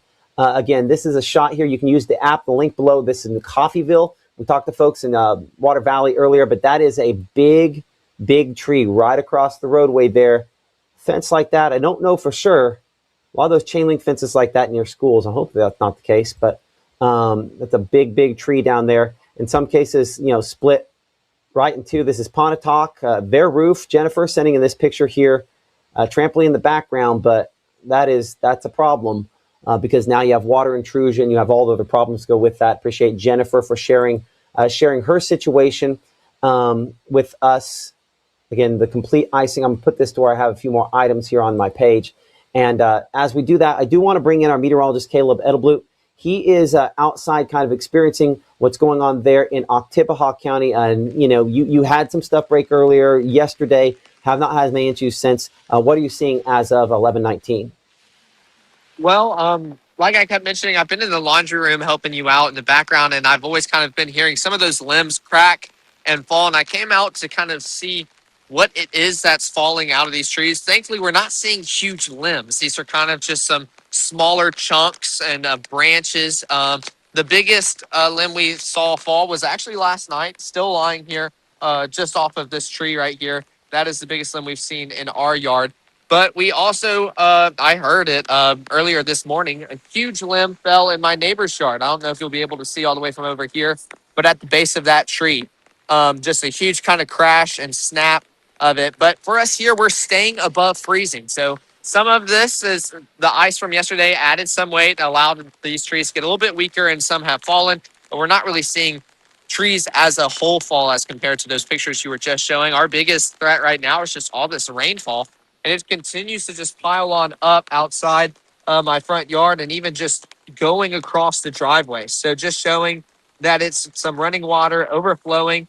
And my concern is just once this rain moves on out and those temps drop within the next few hours, if that can potentially kind of freeze over, glaze over, and those road conditions get a little bit impossible to drive on. And we start talking about black ice where it's not that prominent as compared to Northwest Mississippi and those peak impacts. But if we get somewhat of a glaze, you're not going to be able to tell it's there until you're already on it and you're already sliding. So very dangerous conditions still to be felt here in Oktibbeha County. Thankfully, not really in the blunt of it, but still something that we need to take seriously as this winter storm is closer to moving on out of North Mississippi this evening. Okay. Caleb, I want you to look. Can you show up close that branch that got messed up last night? Yes. Let's see if I can rotate this. Put it down just a little bit. This is the limb that fell last night. Trying to get it to where you can kind of see all of it. But this is what fell last night. So nothing that's kind of occurred this morning or overnight. We've had a lot of rain here in North Mississippi. But this is the biggest limb that we've seen. There's a lot of standing water. Actually, I'll come to this side. That way you can kind of see the snap. That is where it tore and fell off here outside in our side yard. So just kind of showing that even though we're not really receiving all that ice as compared to our neighbors up northwest, I mean, there's still an effect having or to be felt here. So even the smallest ice can add just the biggest weight to these trees, especially if they're weaker, they're older, they've been around longer. They're not built like that, especially here in the South. So just to show you that anything and that we want to take it seriously. So. Absolutely. It's our meteorologist, Caleb Edelblut. It's just a reminder that, this is such a historic ice storm. If we talk about, a couple tenths of an inch of ice, like what you have down there, we'd have been like, this is a big deal. It's going to bring down branches. And then as it turns out, that is the not big deal. That just casts an idea of how incredible the ice totals have been that we have seen from this historic ice event. Current time is 11:22 a.m. I'm Chief Meteorologist Matt Lopon. That was our meteorologist Caleb Edelblut. You're watching Mississippi Live Weather here, totally streaming digital live weather source here for North Mississippi, Oktibbeha County. As you'll note there, the precipitation beginning to end as we speak and kind of moving in kind of on the backside of the storm system there. We are hopeful that, again, the dry air start to move in. As this moves out, we are hopeful that the winds don't kick up too much. And there's a possibility that could end up happening somewhat as well. But certainly not the case there in Oktibbeha County because we had, of course, the umbrella going and we were in good shape there. But unfortunately, there are other reports there. I see someone mentioning a tree on a house trailer in Iuka. Some problems with that. We can say that this is a killer storm system. Unfortunately, reports coming in now of 2 fatalities in the Louisiana area, I think near Shreveport, those due to the cold weather component of this. And that really is our biggest concern now. Power outages, when it's electronics, when it's food, those are important, a big deal. But the heat component, with everybody, with so many people having electric heat now, power outages can be deadly. And so we are hopefully trying to prepare you so that you can be as safe as possible. And so we talked to Rick Wise with the Scouting America, formerly Boy Scouts of America. And, we talked about how do you make it through these cold temperatures? You bundle up. I mean, that might sound silly, might sound obvious, might sound what my 12-year-old in there refuses to do, but you layer up. Layers, in this case, we say save lives in severe weather coverage. When we're talking about, how are we talking, do we have, enough ways to find out if we're alerted, all that kind of information. But when we're talking about something like this, layers, the more that you put on, it insulates you and increases the odds that you're going to be in okay shape. We're going to take a brief break here. There's one thing I have to take care of, again, behind the scenes here. You're watching Mississippi Live Weather, and we'll be back with more on the ice storm of 2026.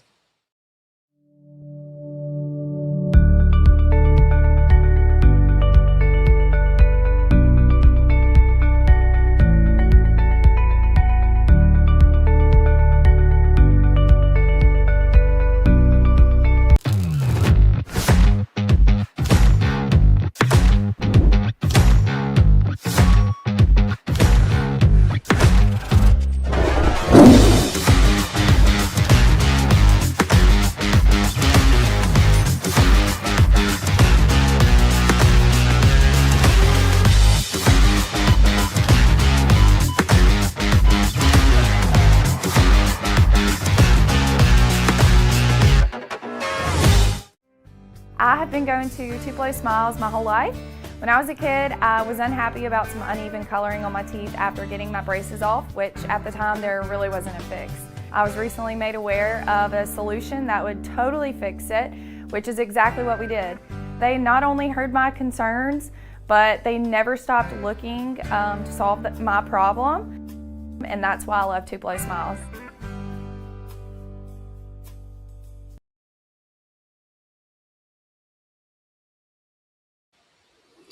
Just before 11:30, I'm Chief Meteorologist Matt Lawpon. You are watching Mississippi Live as we are tracking ice that has moved through North Mississippi and caused crippling power outages, disruptions to traffic to a certain extent, but largely it has been the trees falling that have been the story, and it's taken out power in what is frankly a crippling way across this state. More people are without power that typically would watch us than with power.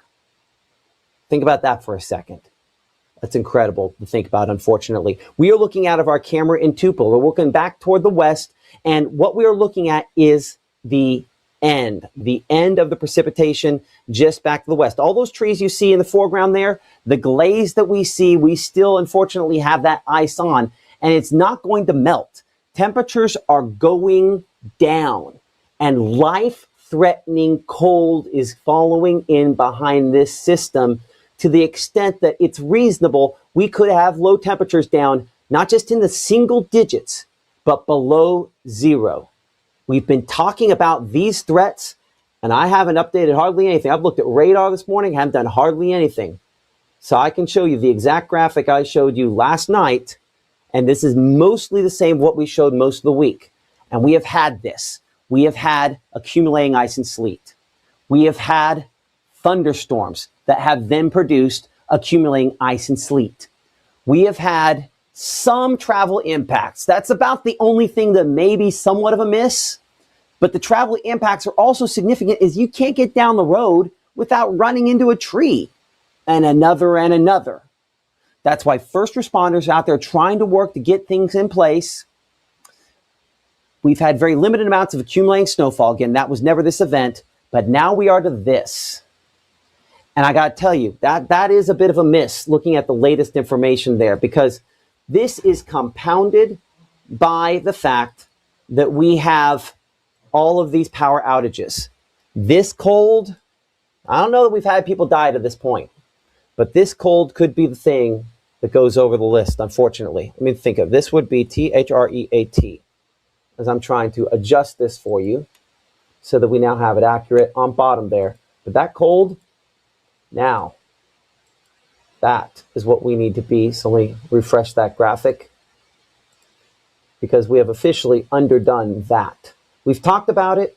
We've spent a lot of time talking about all the other factors with this, but I got to go up to level 5 on that. And actually, I can probably take the rest of these down. So next time I show it, I'm going to take the rest of these down because these, well, the ice and from thunderstorms, that's in the past. Accumulating ice and sleet, we're at the end. No snowfall, really left out in a couple of flakes, but this becomes the story. Possibly deadly cold air.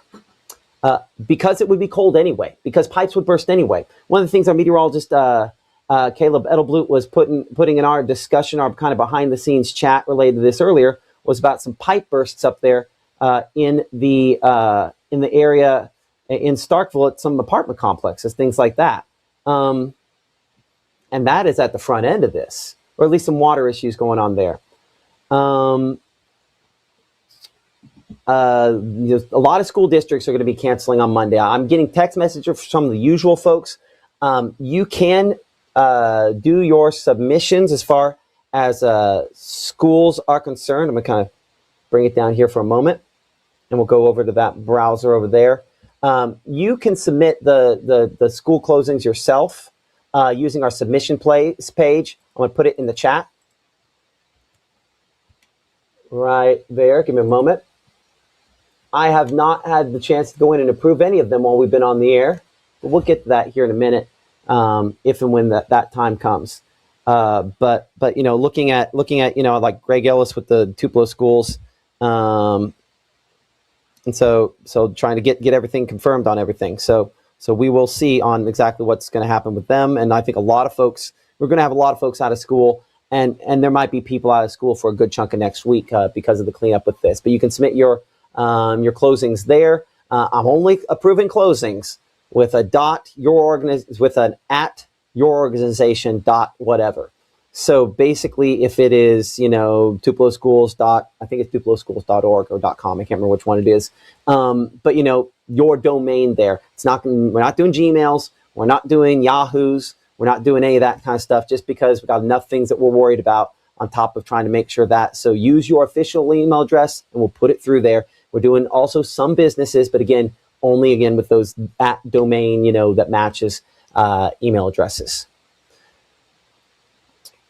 Okay, so let's also go back. And again, this has been one of the things that we've done. Man, it's just these pictures are heartbreaking.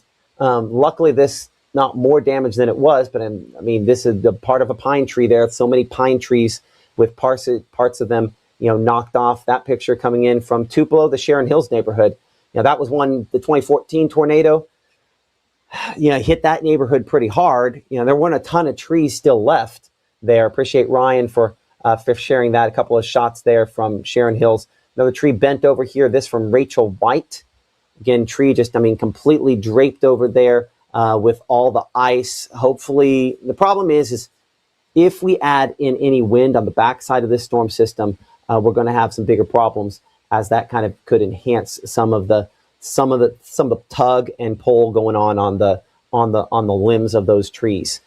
So we're hoping that's not the case. As we talked about, there could be some gusty winds on the backside of this. Look at just how sad that tree is, completely draped down. Other limbs on the ground related to that. Just those kind of cedar trees as well as pine trees are the most vulnerable. That one coming in from Hope in Ecru.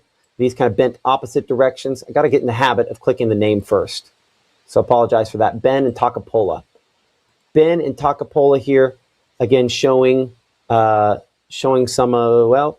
went away. Let's see if I can get it to come up this time. There we are.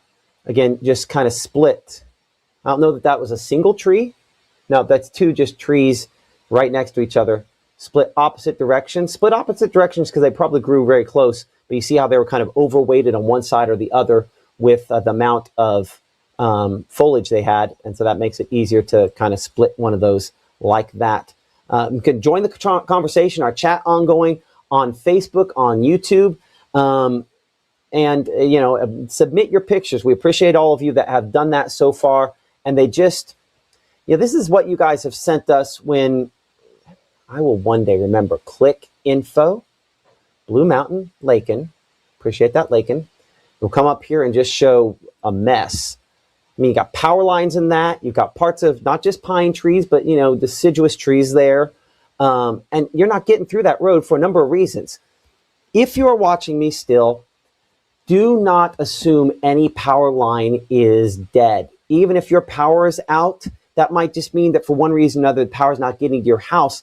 You can still have massive power issues despite your power being out. There can still be power potentially running to the line there. So assume every line is hot and producing electricity, or you know, we could have issues. We could have fatalities with that. And this is a reminder that just because the precipitation has stopped doesn't mean the kids can go outside and play anywhere near trees because the limbs could fall. Was that what you were about to ask me? Okay, good. My daughter, all of a sudden, I looked her in the eye right when I was about to say it there, but tree limbs will continue to fall, you know, because it's just the stress. We kept using the, I don't know if it's kettlebell, you know, description of how this works. But again, you know, if you're holding that straight up and down, you can hold it sometimes longer than if you're holding it to the side. And then you can hold it, when you're talking about holding it to the side, longer doing that than you can when you're spinning. And the spinning is like adding the extra force, maybe not to the same extent to which the wind impacts what we have here. Man, storm chasers, they're in the same boat. We don't have any power at my house. Give me a moment here to kind of check and see where my power levels are to make sure that that is all what we're looking at. And I want to see at the back end here, it is possible we could have a few snowflakes. I'm getting some reports of snowflakes on the back end for about that long. Let's look at Mama Justice Doppler radar. That's probably what this is. I'm going to go into clear air mode here, so give me a second. That last little bit here in Pontotoc, and I wish I had a camera that was working, but our camera in Pontotoc, I think, is probably still down because of the massive power outages there. I mean, just a huge percentage of folks in Pontotoc County out of power. Yep, that one's down. Means our Tupelo camera, or maybe the Sherman. Let's see if Sherman's available. Is Sherman down? Sherman went iced over and went down as well, unfortunately. Tupelo's kind of our best bet to kind of get a look at this as it moves in. But iced over trees and maybe some snowflakes on the backside of the system as it moves out. Before then, hopefully the winds don't kick up bad, and then then things change. I apologize, I showed a bunch of stuff I didn't show you there. Apologize that. You didn't really have anything to see until this. So let's go over back to Mama Justice Doppler radar, because that was actually something to see. And here is kind of the backside of our winter precipitation, and possibly a brief changeover for just a few minutes to snowfall as a parting goodbye from this storm system that a lot of us will remember the rest of our lives. Obviously, Golden Triangle, you'll probably forget this. You know, where Caleb's at, maybe. But I guarantee you, folks in Grenada, Water Valley, the cold showers that are ahead, assuming you still have water, and the cold nights that are ahead will be something that you'll take away with you for a long, long time. I'll bring one other thing up on the cold that Rick Wise, who's with Scouting America, mentioned that just kind of stuck with me. You know, he mentioned the fact that, you know, you could consider, you know, possibly pitching a tent inside your house. Why on earth would you do that? Well, the reason is because you want to have a smaller area where you're heating, right? It's the reason your car cools down and heats up more quickly than your house does. If your house is cold, it takes a while to heat it up because you're heating a larger space. And if your car, well, that's not the case. It's a smaller space. And so if you put a tent in your house, you can conceivably heat that up with your own body heat. You and the members of your family all have a temperature around 98.6 degrees. And so those little heaters gathered together will heat you guys up. Now I want to see what this long one is there. Let's not make a debate on which one was worse. One hasn't yet taken, well, no, that's not true. This one has taken lives back in Louisiana, and hopefully it will not take them here. But again, 94 is the benchmark, and you don't know if you hit the benchmark until looking back after the fact, right? Some of the biggest moments of your life, you might not have realized were big moments until you look in the rearview mirror. And that's possibly the way this one is here as well. Now, we will remember it like 94, but that doesn't mean it will be more than 94. Because the thing about 94, and we talked about this with a number of folks the last couple of days, is that the infrastructure was not as well trimmed when it comes to trees. And so trees, the power cooperatives have been extremely aggressive about going out and clearing the right-of-ways for power lines. And because of that aggressive trimming, we've had power outages, but they would have been even worse. So that to say that the impacts on this versus the impacts from 94, I mean, I really hope we're not talking about 2 or 3 weeks with people without power. That's, I mean, you know, that was 94. And hopefully that's not what we're talking about here. Clearly, I'm not cheering for this to be the biggest. I'm cheering for everything to get straightened out here as quickly as possible. And hopefully that'll be the case. As we go wide, again, our headlines at this hour, as of 11:40, come back to this: power outages and wind gusts. The precipitation is leaving. We've almost made it to the end. And if I make this a longer loop, instead of a 24-hour loop, I'm going to set this to where it does a shorter period of time. You can watch those power outages growing and growing and growing. And the only reason any power outages have gone down here in the north part of Mississippi is because the systems to monitor them have gone down from time to time, or at least the way in which they put it to where we can get it in our system here. Chase Camp says 94 is nothing compared to this. Depends on where you're at, because this has been extremely impactful. Lafayette County, Union County, Pontotoc County, Tippah County, up into Prentiss County, Alcorn County, Tishomingo County. Those folks have been some of the hardest hit this time around, and some of those folks were the hardest hit in 94 as well. But again, these graphics, I mean, it's laughable what it shows for Boonville. That is way, way under on the number of power outages there. Even back to Greenwood, back to Greenville, there's almost no place untouched where we were under that ice storm warning from the significant power outages that we have seen. Again, prayers for the linemen and women that'll go out and try to restore power, and for the people around here that are trying to come back in. But I would say as much prayers for each and every one of you as we go not just through recovery from this, but also attempt to stay warm with what would normally be busting pipe sort of weather. That's where we're at again with this. I need to think about this for a moment here. I need to probably talk to a plumber.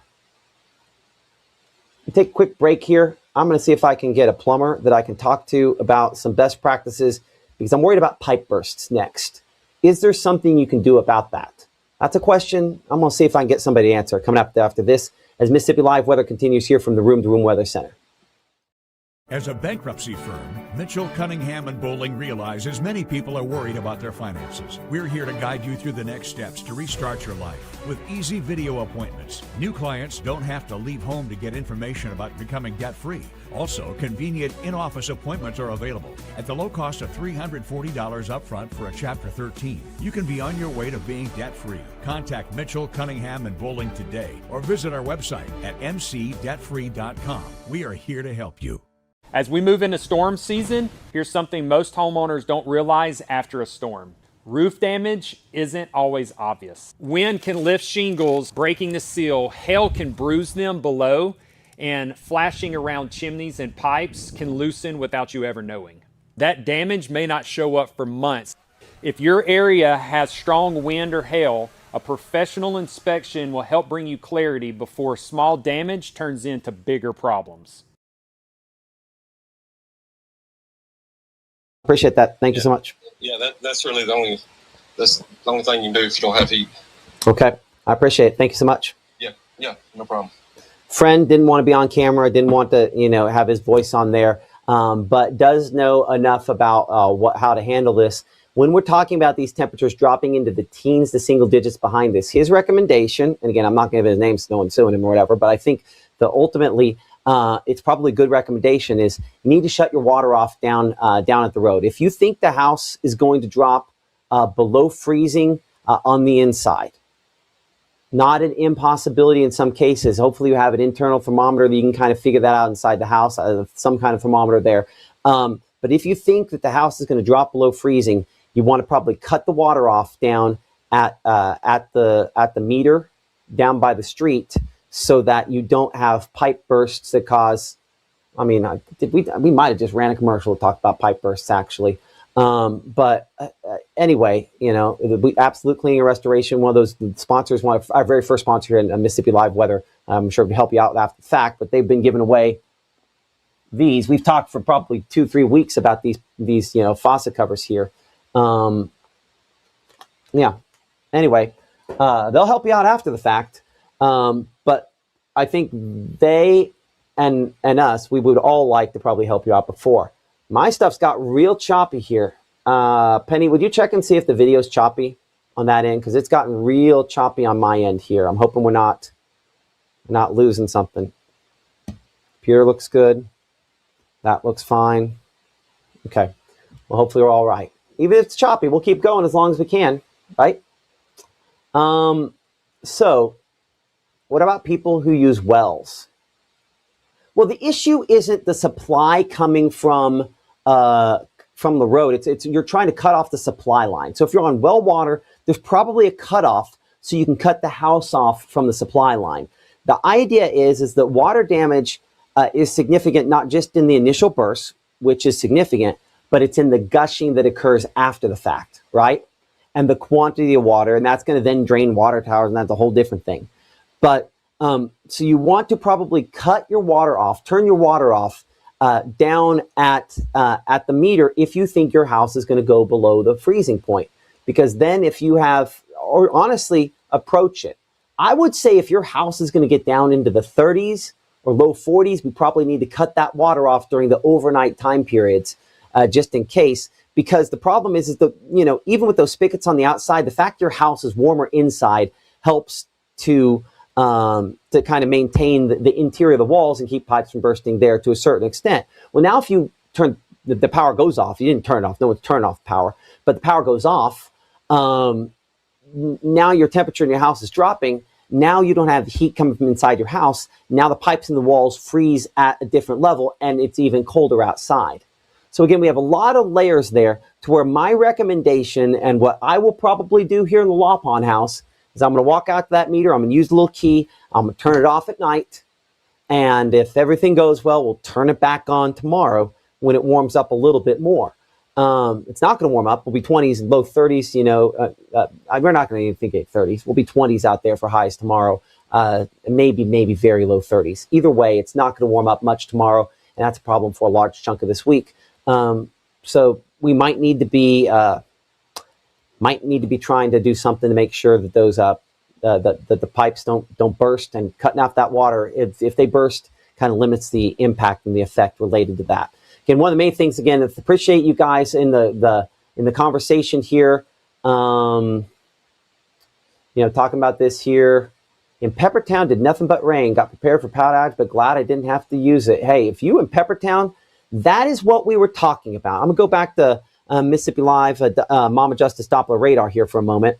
As we bring it in nice and close again, we talked over and over again about the cutoff, right?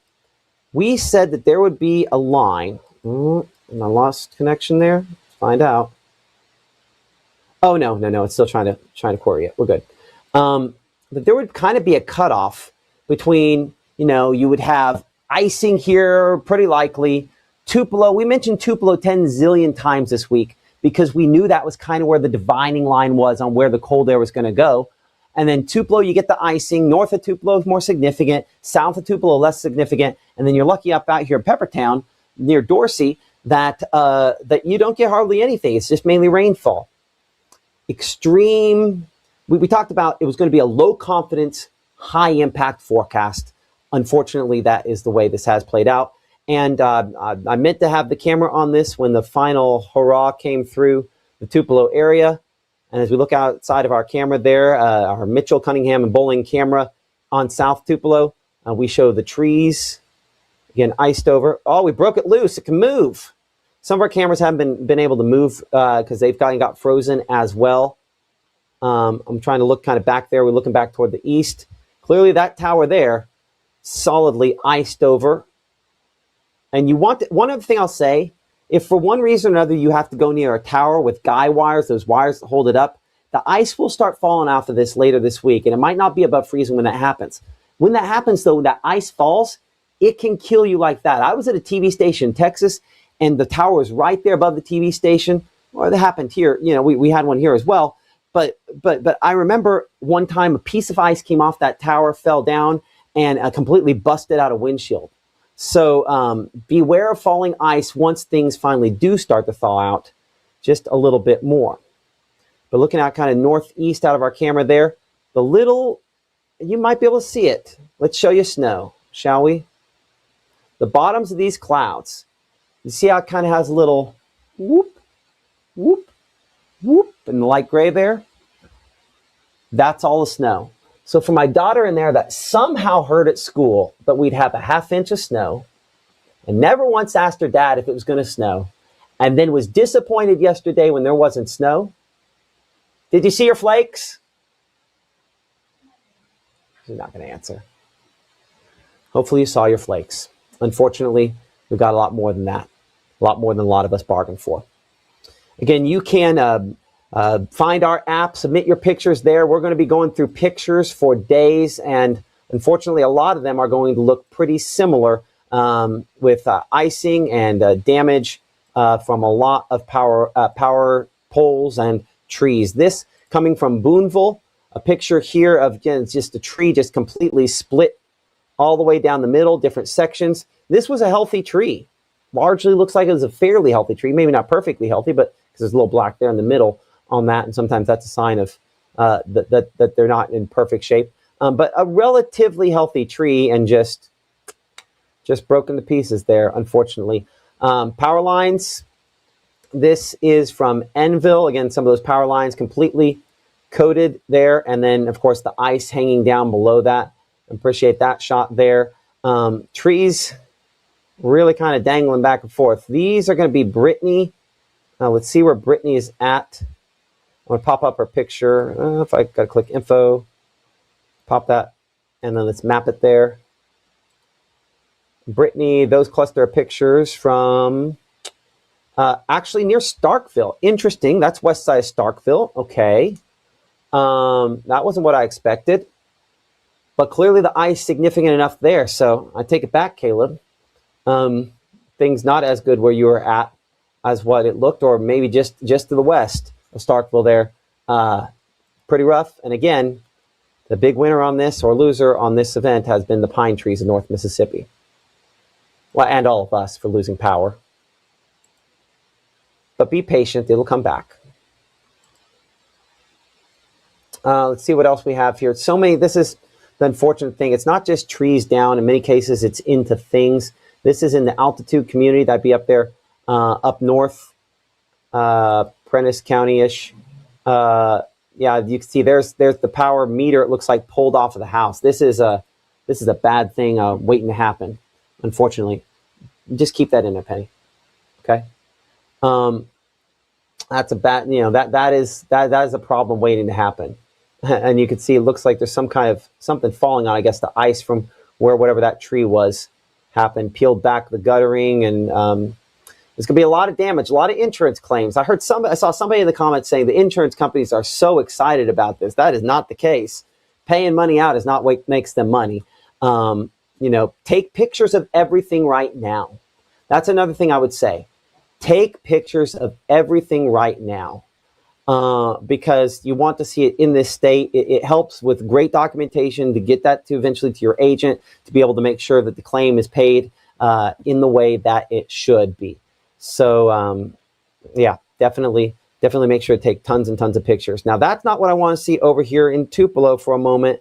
This is that camera that's really kind of going back and forth in the wind, jostling that thing back and forth. As the kind of wind on the backside of this kicks up. I'm hoping that doesn't mean that we're going to start having some significant power issues. I am zoomed in a little bit, so sometimes that enhances that just a little bit. Yeah, we could talk to him. Let me think about that. But yeah, I think clearly that shows that the wind is kicking up, and that could cause additional failures of trees and things of that nature. Let's do a power outage checkup here. Current time is now 11:54. We'll kind of do a round the horn on the different power cooperatives. Check out the numbers. These have been some of the more accurate numbers. If we go right to the source, this is the Tallahatchie EPA there. Again, a lot of single outages there. And we're looking at, again, 510 active outages. Why is that important? That's 510 different customers, or sorry, different locations where they're going to have to go back and fix things. That's a lot of footwork on the ground. Tippah County EPA, we're looking at about 10,000, almost 11,000 of the possible almost 14,000. So only 3,000 of their customers with power at this moment. Up in Prentiss County, we're now up to 7,600. As we look here for Tishomingo County, we're still looking, we're kind of leveled off, I think probably about as much as we're going to get there. At about 12,757. Yeah, I wonder if the reason why that number hasn't gone all the way to the top is, you notice we have these spots down here close to Belmont. I think we might be able to see where the freezing rain stopped, or at least it wasn't as significant. You might have been just warm enough down here in Belmont. I think that's why our number, went out. Everywhere where we had freezing rain, or just about everywhere there was freezing rain up there in Tishomingo County, it knocked out the power. So it's going to take them a while to be up and going and get things back up and working on that there in Tishomingo County. As we check out, let's see here. This would be Natchez Trace. They're sitting at 5,300 outages as of now, just after 11:50. This would be Fork County. Fork County has making some progress on getting these down. They had not been hit as hard as some other locations, but clearly there have been plenty of outages there. Choctaw County, Oktibbeha County, Western Clay County, even close to the West Point area, a few outages at this time. Tom Bigby Electric Power Association. This big pink one up here is my power outage. We are lucky enough to have an electric F-150, and it has done a great job keeping the lights on here at the house. 6,200 outages. By far, one of the most impacted power cooperatives have been the folks over there at Northeast Mississippi Electric Power Association. We're going to try to get a hold. I have a contact there. I'm going to see if we can try to get a hold of someone talking about what they have going on there. But obviously, massive numbers of power outages. It's going to take a lot of time, and with all the hills and trees and everything being there. We haven't, I'll have to check here in a minute and see if we get some pictures there out of Lafayette County, and then Pontotoc EPA, 16,000 customers. All of Pontotoc, most of Pontotoc County, Algoma, up there, it looks like the Ingomar area as well. Just lots and lots and lots of power outages still at this time. And yes, I probably missed some of those, but wanted to at least get most of that list out there for you. So as we approach the noontime period, we can say that we are almost done. Mama Justice Doppler radar, the last of the flakes, the last of the whatever. Well, in saying that, I could probably argue for a couple of rogue flakes with what we have right there. That's probably a couple of picturesque flakes if I go to clear air mode on this, but not more than that. Just a couple little, is that what I think it is, sort of flakes on the backside of this storm system as it moves out. So we're about there out of Itawamba and Tishomingo County. As we show you here, looking at our future, this would be Futurecast radar. You can time out, I did it again. Sorry about that. Let's go back to the radar for a second. So we're almost done. As you can see there, this last little burst here is maybe a couple picturesque flakes. That's about it. And then as we head and watch this go east on Futurecast radar, we are all but done. I'll go a little wider on this. We'll clear it all out. As you can see, within the next probably 30 minutes to an hour, we're all done. We're all done. Cleanup will continue with those folks at the power cooperatives. We're going to take a brief break here. I'm going to call somebody about trying to get with Northeast Power and try to get you more information. We're going to do a forecast overview, Coming up here in 60 seconds from the Room to Room Weather Center, you're watching Mississippi Live Weather. Support the sponsors that support us. It's the only way we can keep doing this. Back right after this. At First Choice Bank, we know you can't always make it before the bank closes. With our integrated teller, you can talk to a live person as late as 7 p.m. on weekdays and noon on Saturdays. It's not just an ATM, it's an ITM.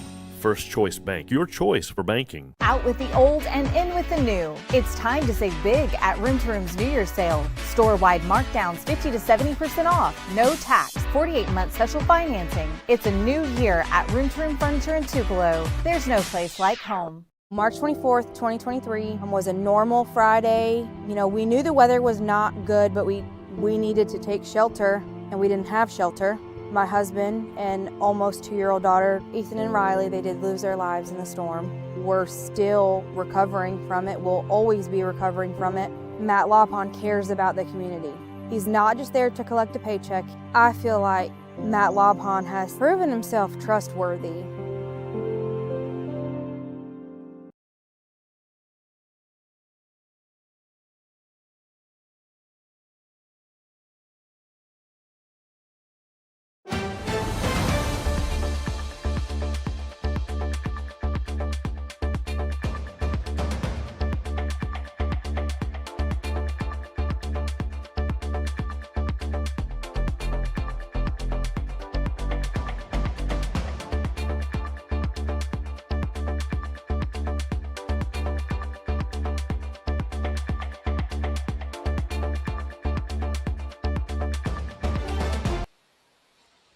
I'm Chief Meteorologist Matt Lawpon. You're watching Mississippi Live Weather. You're watching our continuous coverage of the ice store of 2026. I am broadcasting live from my home. I'm stuck here. You're stuck at your home. And we're going to do our best to give you the information to keep you ahead of what is coming next. And what is next is very significant and could be life-threatening. So power outages are dangerous. But let's be honest, in and of themselves, they're an inconvenience.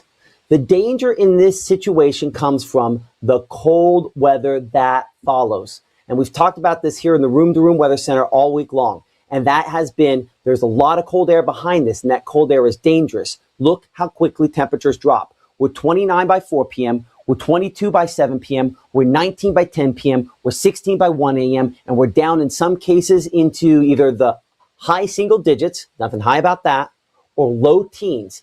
Actual temperature, not wind chill temperature, as we look toward the early morning hours of tomorrow morning. And I think we're once again doing that just as cold for Tuesday morning. And I think every morning this week, the best we can hope for is 20 degrees. But more likely, it's going to be in the teens. That's dangerous. That's going to lead to pipe bursts. We're hoping that doesn't lead to hypothermia and other issues related to that as well. I got to tell you, I am shocked that we have been able to broadcast as cleanly as we have this morning based off of my electric power coming from extension cords from a truck in the garage that is not running because it's electric, so I'm not worried about that. But the fact we've been able to even bring you anything has been incredible because power outages are the story. Now, I will say that our big, as we kind of re-rack that there for a second, our big push for wintry precipitation is almost through. It's right there at the Mississippi-Alabama state line in Belmont and Red Bay. And after this, if you see a picturesque flake, that's it. We are finally done after the better part of 40 hours of a winter storm that will be remembered for a long time. So in Aberdeen there, the worst is over. We are done in West Point in about 10 minutes. Starkville, a little bit with this last little bit of icing. Louisville, not impossible to see, maybe a little bit of a wintry mix. I'd say that just for about that long in making. But this is the last band. This is a 1 hour loop. And once this is gone, everything is, well, all the ice is gone. But there's no question, though the icing, there's no additional icing, but the ice is not gone. Unfortunately, this has been the issue. It's been power outages. Obviously, I don't have to tell you, you probably don't have power right now. But if I make this a loop that goes back over the last 24 hours, you can just see how quickly this ratcheted up. I'll make this a 30-minute, time step on here. And you can see how it's not just here, but it's across. Just watch this fill in as the ice gets heavier through midday, afternoon, and last night, and then the massive power outages, the cumulative nature of it just coming and coming and coming has certainly been dangerous to this point. We've had a report of at least one fatality in the Shreveport area in Louisiana due to the cold, and our concern is that the cold is our next biggest threat that we run into now that the precipitation is moving on out of here. So we have shown this threat confidence graphic a number of times over the course of the last couple of days. The accumulating snowfall is gone. The accumulating ice and sleet is just about gone. So I'm going to go back here and take this to level 1, that to level 1. The travel impacts will remain issues from time to time, and the sub-freezing temperatures. That is where the biggest concerns are going forward. So give me a second while I change this graphic so that the next time we go to it, that it doesn't come up with anything terribly suspicious on some of these. So I will re-rack and re-show you here for just a moment.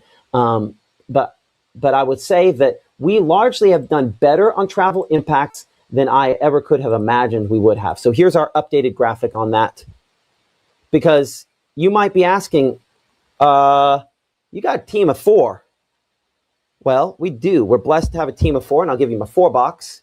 You've got me, you got Gabe that locked up like that last night, Maggie that's out of power up in Northwest Mississippi, Caleb where they've had some issues in and out with some tree branches, stuff like that. He's offline with us at the moment. So you've got me for a little while longer as we try to kind of sort through what is going on here. But the main impacts, again, going forward, still some travel impacts as roads attempt to refreeze, and then sub-freezing temperatures for more than a couple of days. In fact, low temperatures this week could struggle to make it out of the teens.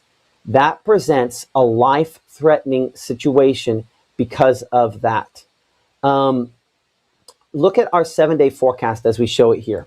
I'm going to hop right to that. Do they? Okay. We're trying to get some things, make sure we have our discussion with our insurance agent potentially on trying to figure this out. So we'll see if we can do that. But yeah, we're looking at teens to single digits the next week for lows. It's going to be very cold, and each of these nights, I'll tell you this right now, somebody not watching this because their power's been out longer is probably still going to be facing some power outage issues by next weekend, maybe beyond. I mean, you start talking about the hardest hit locations, and there are a lot of very, very hard hit locations. It would not at all be a shock for that to be the case. Okay, let's dig in here on a couple of things. Again, we had that thunder, ice overnight, something that we hoped wouldn't happen, that doesn't happen. I've never seen before, but did unfortunately happen with this. And now we have that dropping temperature. Look at how low it goes tonight, and so we can show you city by city. While I show some teens out there, best case scenario, there are going to be spots up in Northwest Mississippi where we're down here into the low 20s. Those are locations where we've had the most significant snowpack. We'll come back to that here in a second. Looking at the snow cover, it's most significant back out there for locations out into Arkansas.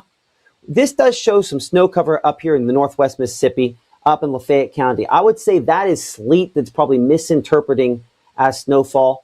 Look kind of the snowfall, more official snowfall accumulations. And yeah, this is, I think, something I agree with a little bit more on snowfall totals over the past 2 days. And they've been pretty hefty out there in Arkansas. And those are, I'll move out of the way, those are some big numbers. And we were close, but unfortunately, we got the bad part. We got the mix. Estimations here on Mississippi Live Weather Radar on how much icing we saw, because I would say that we can put that past tense. This is just about out of here. And this has been extremely significant amounts of ice. In some cases, estimation over 2 to 3 inches of ice. That is debilitating. It's easy to bring down trees and power lines in that situation there. It can be very, very troublesome. And maybe that's the kindest way I can put it. So let's look again at those temperatures for tonight. I'll slide it over a little bit so we can see more folks in the Delta, and I keep my arm in. But those temperatures down into the single digits in some spots. Very cold, mid-20s, maybe a few locations, and actually below 0 in a couple of spots, a possibility as well. And that's tonight. Tomorrow, it doesn't get a whole lot better because temperatures, best case scenario, I zoomed ahead a little too quickly, but we're looking at some teens out there for afternoon temperatures on your Monday. That means things are going to not get above freezing. Roads that freeze overnight will continue to be frozen into tomorrow. And again, teens and 20s, it's going to be cold. And there's going to be some issues there. I appreciate Tommy saying didn't think he's turned on his TV once without one of us being on. Thanks for all we do. We appreciate you for your support, Tommy, and all the folks who are supporting us here on Mississippi Live Weather. Yeah, reports of some snow flurries on the backside of this. Might have to let my daughter know this is the thing that she's been hoping for. You get about that much in the way of snow flurry activity. Sometimes that happens in the backside of one of these systems. And then overnight, you can see in the pre-dawn hours of early Monday morning, there are points overnight where we show below zero temperatures, Tunica, Senatobia, Holly Springs, and that continues to spread eastward and involve more people. With the lowest temperatures early Tuesday morning, our model runs out of data at about 4:35 in the morning. Single digits, this could be very detrimental and could be troublesome. How long will it last? That's a great question, and I think the answer we can both kind of infer looking at the 7-day forecast. I'm going to drink of water.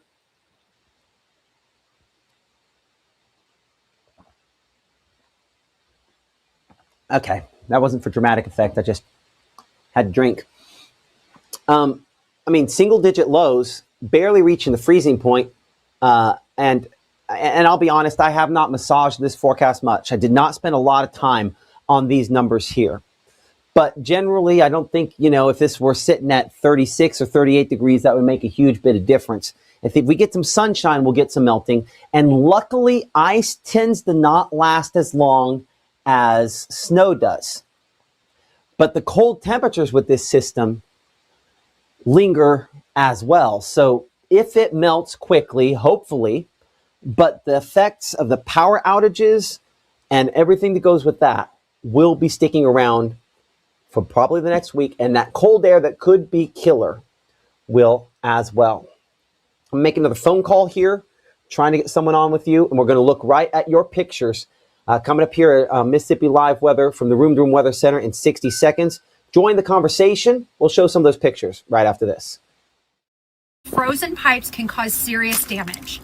That's why Absolute Restoration is giving away free faucet covers to our community while supplies last. Installing them is easy. Just slide the foam sleeve over your outdoor faucet and secure it snugly. Also remember to disconnect hoses, open cabinet doors under sinks, and let faucets drip during extreme cold. Call or text to check availability, and from our family to yours, please stay warm and protected.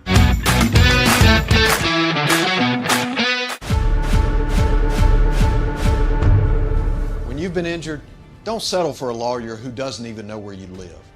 Call Langston and Lott. Local lawyers, personal service, real results.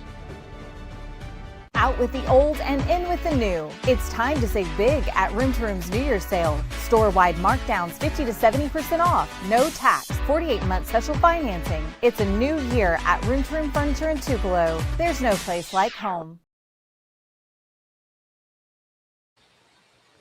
Current time is now we're at about 12:12. I'm Chief Meteorologist Matt Lawpon. You're watching Mississippi Live Weather here in the Room to Room Weather Center. And again, power outages and all of the reports related to, I have to click this here and go like that.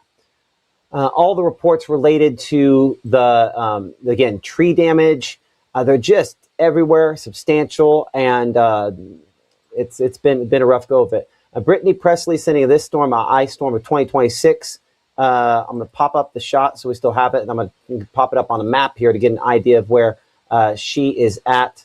Again, this could be any number of locations, but that one closer to the Blue Springs area. Picture you sent in. You guys have sent in thousands of pictures. Looks like that one was very near the edge of, nope, it wasn't near the edge. It looks like it busted out that window there, potentially on that house near her location there. Big trees, in some cases healthy trees, falling because of the ice that we have had. Again, join the conversation in our chat on Facebook, on YouTube.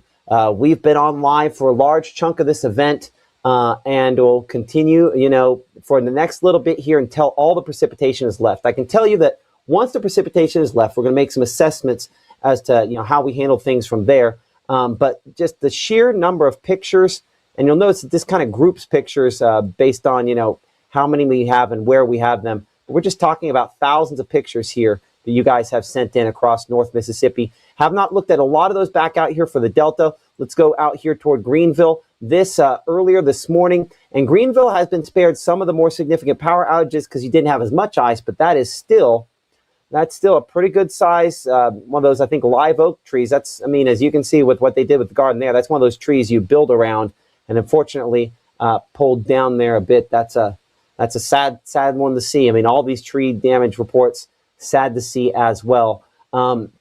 Back up there between Shaw and Boyle, again, some of the ice that they had on the trees coating all of the various surfaces there.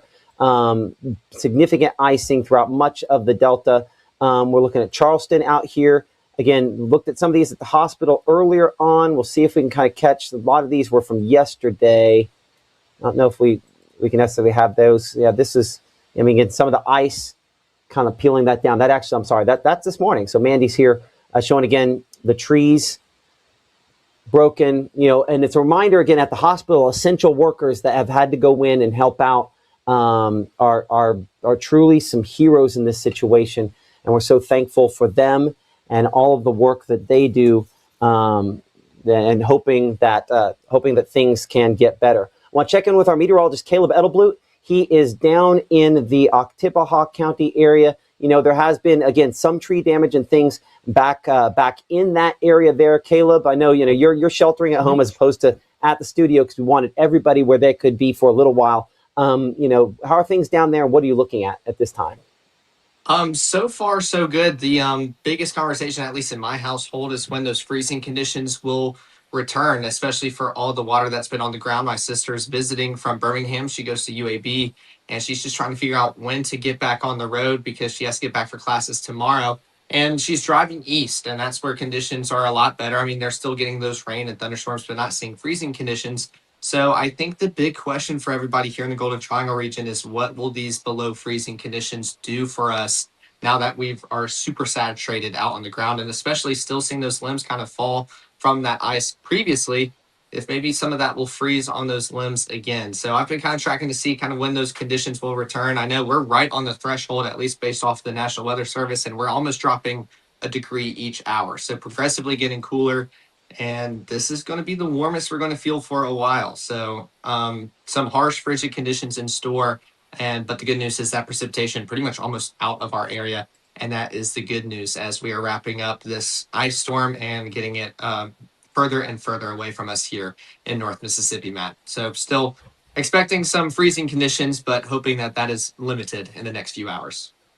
Yeah, exactly. Because those wet roadways very much could end up freezing over. Appreciate that. Our Caleb Edelblut been with me all morning there. Can join the conversation here with us as we are continuing to talk to folks behind the scenes here and officials about what is going on in the area as the next phase becomes response and dealing with the cold that is coming on the backside of this storm system. Again, we still have what is primarily rainfall down here in the Golden Triangle. Number of cameras that we can check down there. We're going to look at our camera there in the western part of Oktibbeha County, and looking that is still, again, some ice there on the tower. This is one of the 4-county electric towers. But if you look beyond the foreground to those trees, they don't have that same gray kind of hue with the icing that some other locations have.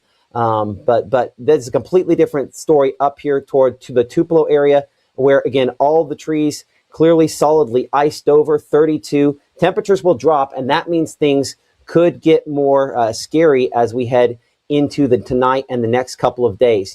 Everybody is dealing with this. Our power's out here at the house. Your friends, your neighbors, and to a certain extent, even public officials dealing with it at this time. Joining me here on Mississippi Live is Mississippi State Senator Chad McMahon from up here in the Lee County area. Thank you so much for joining us, Senator McMahon. This obviously is an unusual situation. Have you heard anything from your folks down in Jackson about this and about what we expect going forward? Sure, Matt. Thanks for reaching out. Yeah, we look. MEMA County Board of Supervisors, every city had time to prepare. Assets were deployed. Most of the community centers are open. I know at Guntown, at Baldwin, Tupelo, and Saltillo, the community centers are open. They've got generators there. They're warm. The mayor of Saltillo said if you come to Saltillo to be sure to bring blankets because although it's 72, it's still kind of nipply in there, even though it's 72 degrees and people are in and out constantly. But look, I know it could have been much worse. I know we were planning for much worse. I realize people are inconvenienced, but what I ask people to do today is pray for our first responders, pray for the linemen. We're at home inconvenienced, but these men and women are putting their lives on the line. Personally, I've been out this morning seeing some neighbors that I knew were elderly and bedridden, getting their generators on. Took a couple of heaters to a friend of mine, and now I'm trying to get my tractor cranked so that I can help get out and move debris off the roads. But my battery's dead, of course. Of course, and that's the thing. A lot of people are going to run into that probably with their vehicles as well. But I think you kind of nailed it there. Sometimes we're like, okay, who's going to come and take care of me? And I think it has to start with our neighbors and our friends and that local circle around us as we kind of help each other out. I know that at least up in Tennessee, and talking with our friends up at Tennessee Valley Weather, there were resources staged in advance. Do you know about those kind of staging, that kind of resource and stuff that could be on the way here to Mississippi? I know President Trump did declare a disaster declaration for this, so there's going to be the funding involved. But are there things that are kind of staged and ready to come in at this time? Yes, we had time to prepare on the front end of this storm. My personal supervisor, George Rutledge, I talked to him last night. He was out riding around. I was too. But we had salt already deployed. We had sand. People were called in early this morning, 2:30, 3 o'clock. People started going in. So, yes, keep in mind, though, folks, I realize a lot of people have damage and they want people on the road. But, these linemen and the first responders, they have families, too, and they had to get their car de-iced, and they had to drive into work. And then they had to get the equipment at work de-iced so that they could get out on the roads. We've been fortunate, though. I think a lot of the roads are clear, Matt. But I know we've got a lot of trees down. We've got a lot of debris. We've got a lot of folks without a power. But every asset is being deployed to get this back on. And I want to commend Governor Tate Reeves, who declared a state of emergency in advance of the storm. That allows for a lot of materials and for drivers to drive in an emergency situation that normally might, like for example, for liquid propane, a lot of times they can't drive but a certain number of hours, but in a state of emergency, they can operate a little bit longer. So yeah, we were prepared. We had several days to prepare. Yeah, I think that's one thing, from like a meteorological standpoint and thinking about this is just usually we don't have quite this level of confidence this far out. I can't think of a time where we did, honestly. And so I think it's good to hear that not just, from our, nerd standpoint and trying to explain it, but from an actionable standpoint, people took it seriously and that help is on the way. I think that's just, the one thing that I want to kind of emphasize, and I'm sure you probably do as well, that it's going to take a little time, but help is on the way.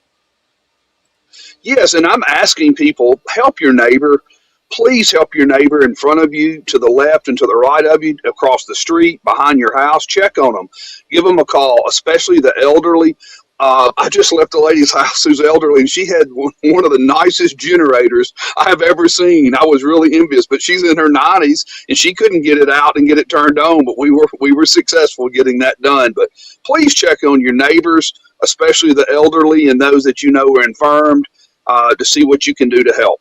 Help begins with you, and then as the day progresses, there'll be official help on the way as well, and it's already help on the roads.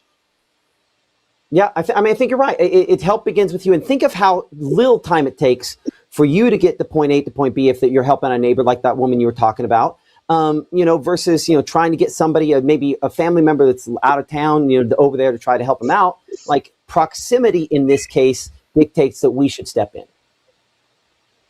No doubt about it. Help your neighbor to the right of you, to the left, across the street, and behind you. Help them first, and then let's try to help others. Okay, I appreciate that. Anything else you want to add, Senator Mann? Yeah, if you need help, dial 911. I would encourage people to stay off the roads, especially as the temperature drops. Please do not add to the first responders. Add to their workload by getting out and having wrecks. And let's try to stay at home. Enjoy. It's a weekend. Let's try to enjoy the day, even though we're being inconvenienced. And let's pray for our linemen and first responders. And let's choose to work together and look for the best in each other. I couldn't agree more with everything you said. Senator Chad McMahon from up here in the Lee County area joined us on Mississippi Live Weather this afternoon. If there's anything we can do for y'all, let us know. But thank you so much for taking the time to come on with us. Thanks for your professionalism, Matt, and for keeping people updated. Thank you. I appreciate that. We've got a lot of folks supporting us and thankful to have you on that list as well. Senator Chad McMahon here from the Lee County area on Mississippi Live Weather this midday period. And again, we continue to look at, ice on lenses, and I apologize that this is as I'm trying to get to a computer that I think might have, there we go, behind the scenes, we moved it there. Try to pull his senator's name key down off of that. The ice is not going to melt initially here because you'll note the temperature above my head has gone down just a little bit more. We're down to 30 degrees in the Tupelo area right now, and definitely this is going to be a kind of rough as we go forward into some colder conditions as well. We have an important storm update here, and I believe this coming from the governor's office. So I'm going to go ahead and read it to you here for a moment. I think I'll go back to radar as we do. So give me a moment to bring up Mama Justice Doppler radar. This coming just down from the governor's office in the last couple of minutes here. Important storm update. The severe weather is having a major impact on our state. Currently, nearly 150,000 are without power. This number is expected to rise as freezing temperatures remain, ice continues to accumulate, and trees continue to fall. As an example, the TIPA Electric Power Association is reporting that one TVA's distribution lines has suffered catastrophic damage, and because of that, it would be a lengthy time before they were able to restore power to every customer. We are in contact with the TIPA EPA and TVA to coordinate state assistance. Utility providers are working as quickly as possible to restore power. Road conditions, downed trees, and weather hazards are making it hard for utility crews to reach northern areas of the state and restore power. The Mississippi Public Service Commission is working to assess restoration timelines. Please continue to check with your friends, your family, and your neighbors. Please pray for the utility crews who are already out working. They are working in dangerous conditions and they run the risk of encountering branches and power lines falling on them.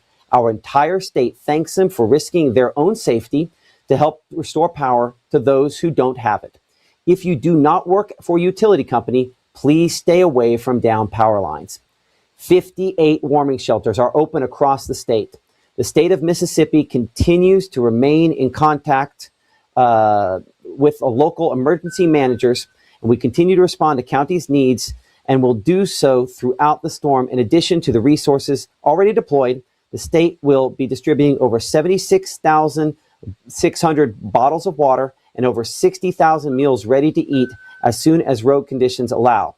We will also remain in contact with our federal partners. The Mississippi Emergency Management Agency is coordinating with the folks at FEMA and the Federal Emergency Management Agency to bring in 30 additional generators for healthcare facilities.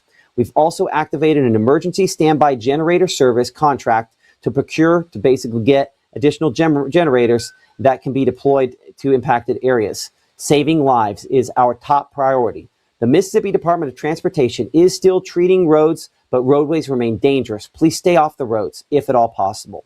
This situation is expected to get worse before it gets better. Again, please continue to check on your friends and family and neighbors. Please keep praying for Mississippi.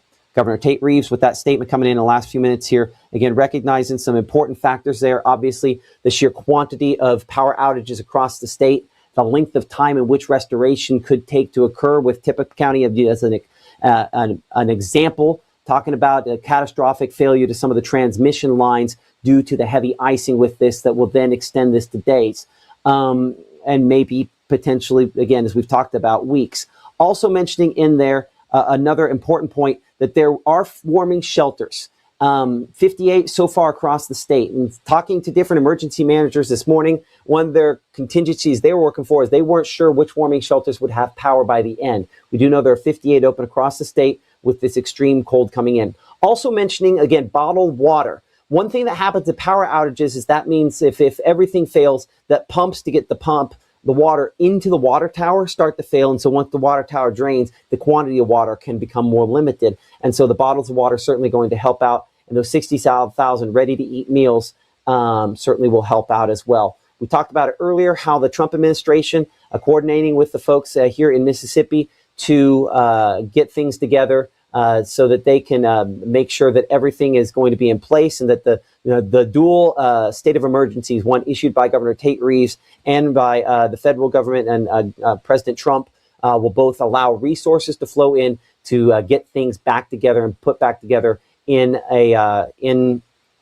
hopefully a shorter fashion. So again, appreciate the governor for giving us that statement related to this. Certainly, it is a scary situation for many of you, a frustrating situation, but help is on the way, and it's going to take a while. I mean, let's just be clear. It's unfortunately going to take a while in some locations, but it is absolutely on the way, and hopefully fairly soon. As we go back to some of the pictures that we have been sorting through here, again, showing on the ground what it looks like to you. And it has been obviously significant issues for a lot of spots. This is for Bradford Pear Street. Of course, Bradford Pear is not a strong tree, so easily snapped by this. I'm going to, behind the scenes, make sure we've got everything in the right spot. And there we go. Show that Bradford Pear tree, again, split. Again, that's pretty easy to do with those trees because they are not super strong. This shot here, again, the icy roadways. This is Grenada Cary sending us this shot here of just, you just see the trees down all along the road. The road is also kind of a slushy, sort of icy pack there. Not all of our roads are like that. If I went outside my house, the road here looks primarily wet down by the road because we did not have as much sleet to do the sticking to really kind of build up there, initially. But you'll notice that, again, it's a lot of trees down on the roadway and a lot of overhanging branches. This picture actually could look worse a few hours from now. I'm looking at some of those branches there out in the distance. More of those could end up falling because one of the concerns now becomes wind. And wind gusts behind this system could still be enough that we end up having more trees that crack and break and fall. As we come back over here, look at wind gusts.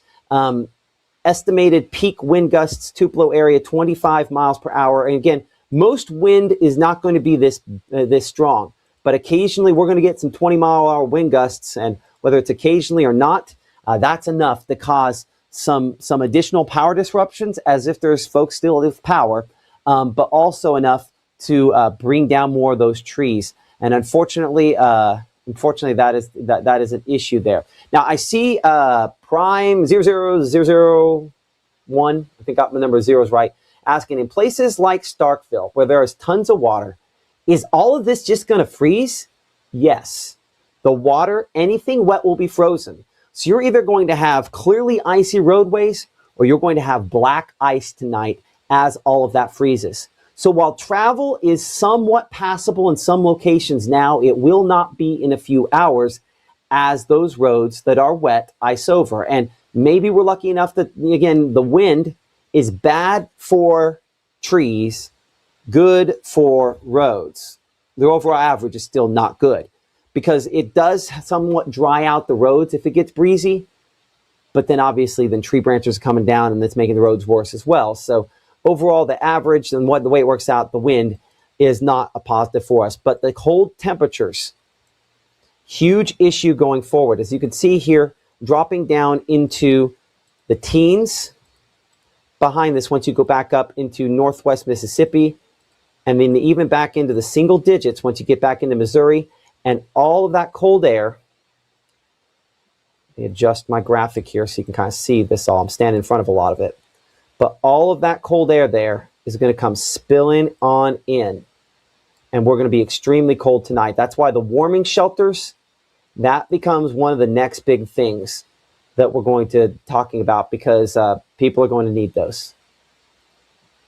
So we are going to take a brief break here as I get a couple things organized behind the scenes. You're watching Mississippi Live Weather here at noontime. We are almost done with what's left of the wintry precipitation. Again, join the conversation here beside me.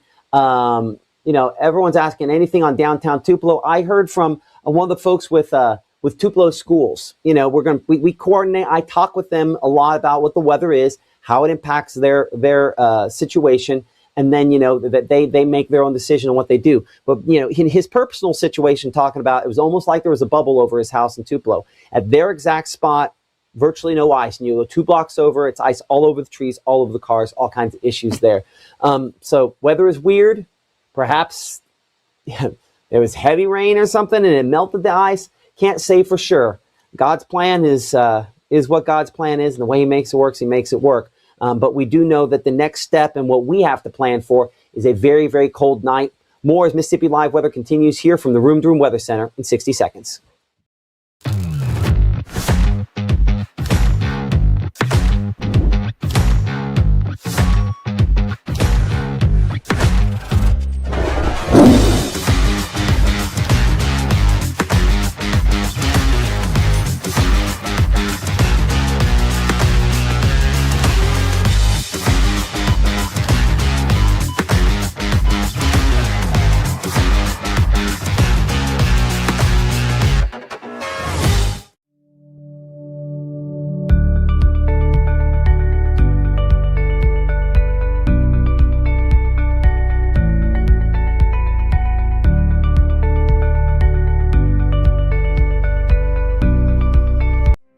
I have been going to Tupelo Smiles my whole life.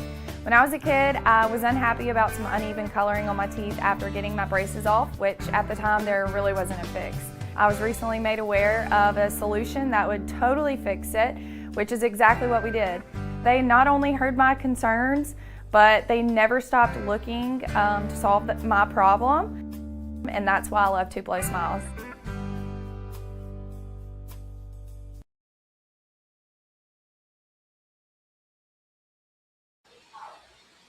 You're looking live here out of our camera in Batesville. I'm Chief Meteorologist Matt Lopon. You're watching Mississippi Live Weather here in the Room to Room Weather Center. It's been a week of expecting wintry weather, and unfortunately it has moved in, but thankfully it is in the process of moving out.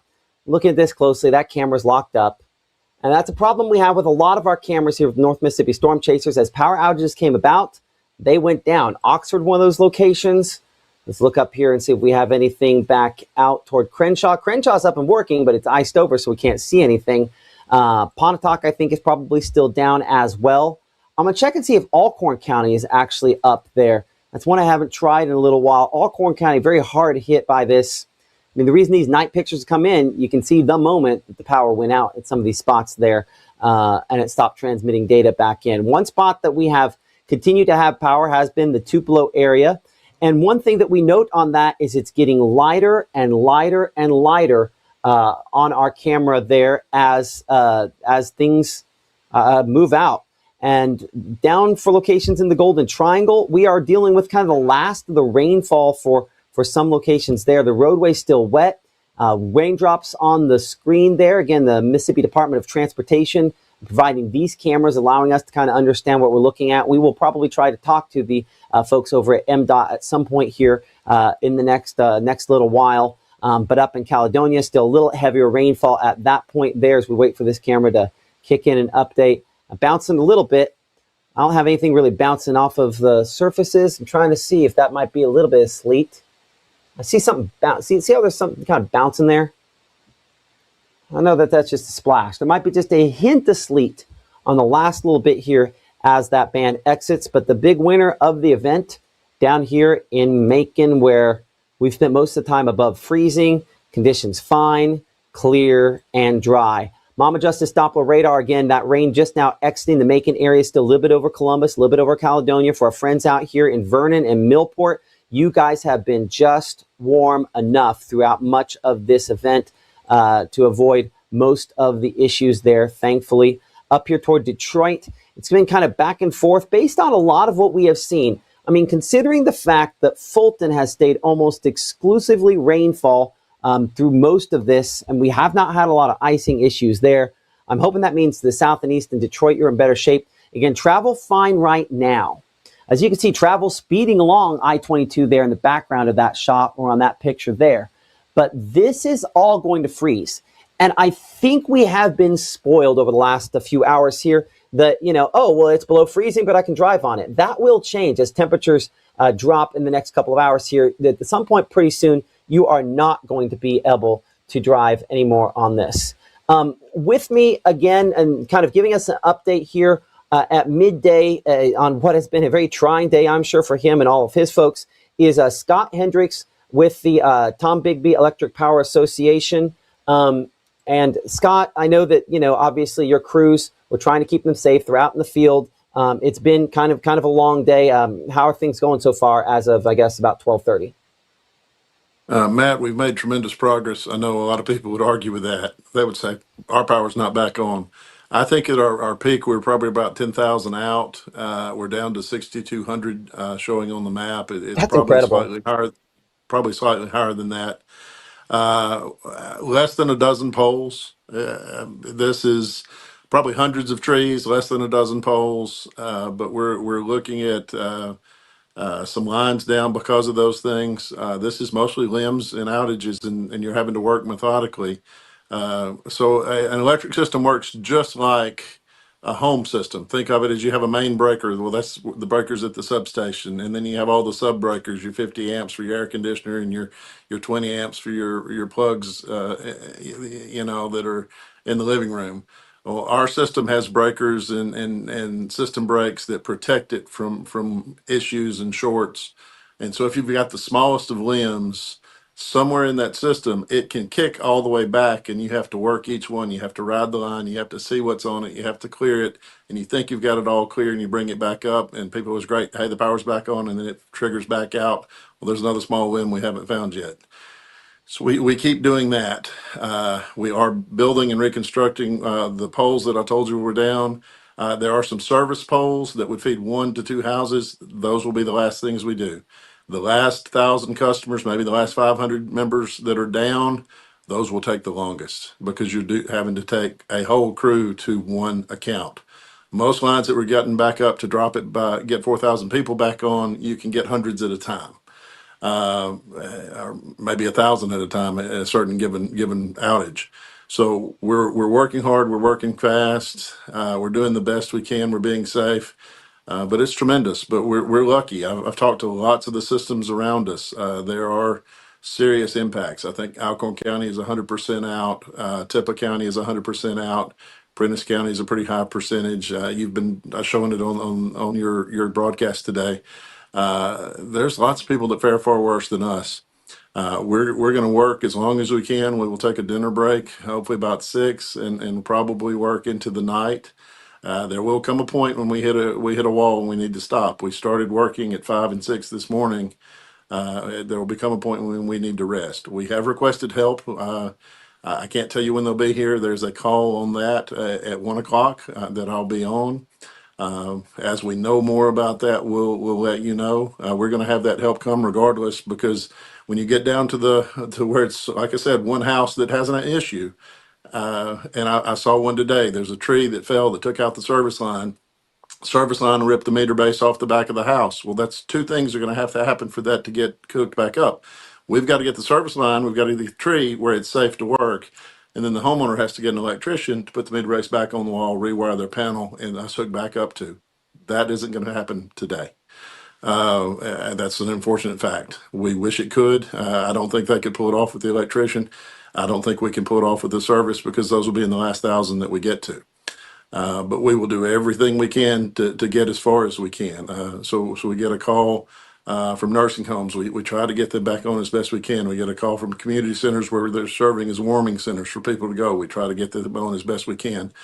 We try to get the most people for each repair we make, and nothing's perfect. Every line has health issues. Every line has concerns. Every line has small communities, churches, community places where people would go to shelter we have to do the best we can and do the most we can for each time.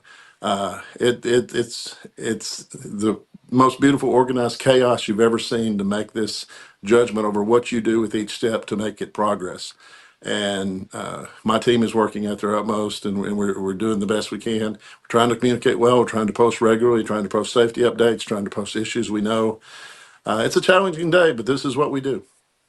Yeah, this is what you've kind of built everything around, trying to respond this. I pulled up this picture, and I think it's important. You mentioned something in there that, people I think automatically assume it's about electricity. It's about you. And that's not the case. This would be an example, I guess, of one of those meter bases, right? This is a situation where it kind of pulled it off the house. And so people expect, well, you're just going to put it back up there. That's not what happens. There's two people involved, two people you have to get there. You guys hook up the line and you're like, okay, it's ready. And people go, but turn it on. No, I can't do that. Why can't you? Because that's your personal property. And we're not licensed electricians. We are taught and trained to work on the big line. We stop at the top of the meter base, the weatherhead, wherever it is where the power comes into that, or where the power comes in from underground to be in that meter base. And at that point, we stop. And the picture you're showing on the screen, if that's on our system, we would have to do the repair up into that meter base, and then somebody else has to come in and make sure they're safe to go inside the house. Now, that's not true on everybody. Everybody's thinking, oh no, we all have to get electricians. No, if your house is undamaged and it's just our line to that meter, we fix that. And we will get those fixed, but there are often a lot of things involved here, and so the one you're showing and the one I was talking about are very, very similar situations where it's going to take multiple parties to get that habitable. And of course, that house has got a tree on it, so I don't know when it'll be habitable or if it's safe. But if the meter base were the only problem, that would involve an electrician. So, if somebody has this situation, and obviously they're out of power now, is there any special information they need to tell you so that this doesn't start a fire when they trying to flip the line back on? And that'd be my concern, going like, well, what am I supposed to do about this? Well, number one, you're not supposed to do anything at this stage, but is there anything, any information they need to pass on to you so you know that? If they have the situation like that you're showing at their house, they should, they're without power now, they should turn their main breaker off to try to stop anything coming into the house. It should not be a fire hazard just from hanging in that situation. A fire hazard could well exist. If they're concerned, that's one of the things they can call in and talk to us. We're trying to make notes of those situations to keep up with those situations, to where we could disconnect the service before it gets re-energized. There could be some folks that are out of town or sheltered elsewhere that have that situation and don't know about it. If it ripped the wires entirely out of the meter base, it will short when it hits the ground and kick a breaker and drop our line. So that would be, should be fine. If it didn't break the lines and they're still connected to the lugs and it just broke the weatherhead, you would hope they would be fine. If they know an electrician, they certainly can take pictures of it and get some advice on that. But if the situation, if that were my house on the screen, they should call us and tell us, hey, my weatherhead's been torn off the back of my house. We have a risk. Would you please make note of it? And we'll do our best to note that. With 6,000 people out, we're not going to be perfect. We're going to do our absolute best, so they should take other precautions. But the main thing I would do would kill my breaker inside the house, so whatever happens outside shouldn't feed in, and they should be somewhat protected. Nothing's perfect. Talk to an electrician if you can. Take care of your cutting off your main and let us know, and we'll do our best to do our side of it, and we'll see what happens. But that's what I would do for safety concerns. If a power line of ours hits the ground, it should kick a breaker up the line. Things happen where it don't. I know you've followed to some extent our media post. I posted a picture today where there was a wire on the ground live.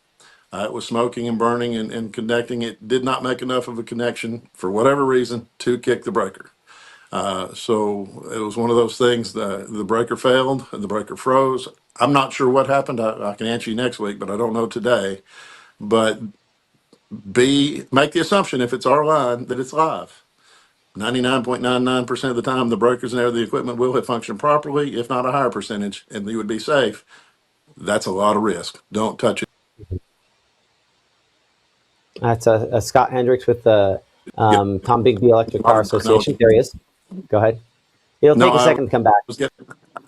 I'm back. I had to kill that call. Okay. Sorry. Yeah, that's okay. I appreciate you doing that. I know you have an important call coming up here in a few minutes with this. So I'm gonna ask you the question you don't want me to ask you. If you were to guesstimate and set expectations on how long customer, that last of the last 1,000 takes, just so that people have a general idea, and again, it hopefully is sooner. What would you say the with help from the outside, how long it might take? I believe in being very honest and very transparent, Matt. I think our members know it. I think you know it. I think your followers know it. We will have thousands out when we go to bed tonight. I hope it's 3,000 and not 6,000, but we will have thousands out. I would think by tomorrow, unless something crazy happens, we would get down to where you have that last 1,000 or that last 500. And you really don't know until you get out there, because keep making progress, tens and fifties and hundreds at a time, and somewhere between customer 500 and customer 1,000, you hit a wall. I don't know if that's 999 or 500.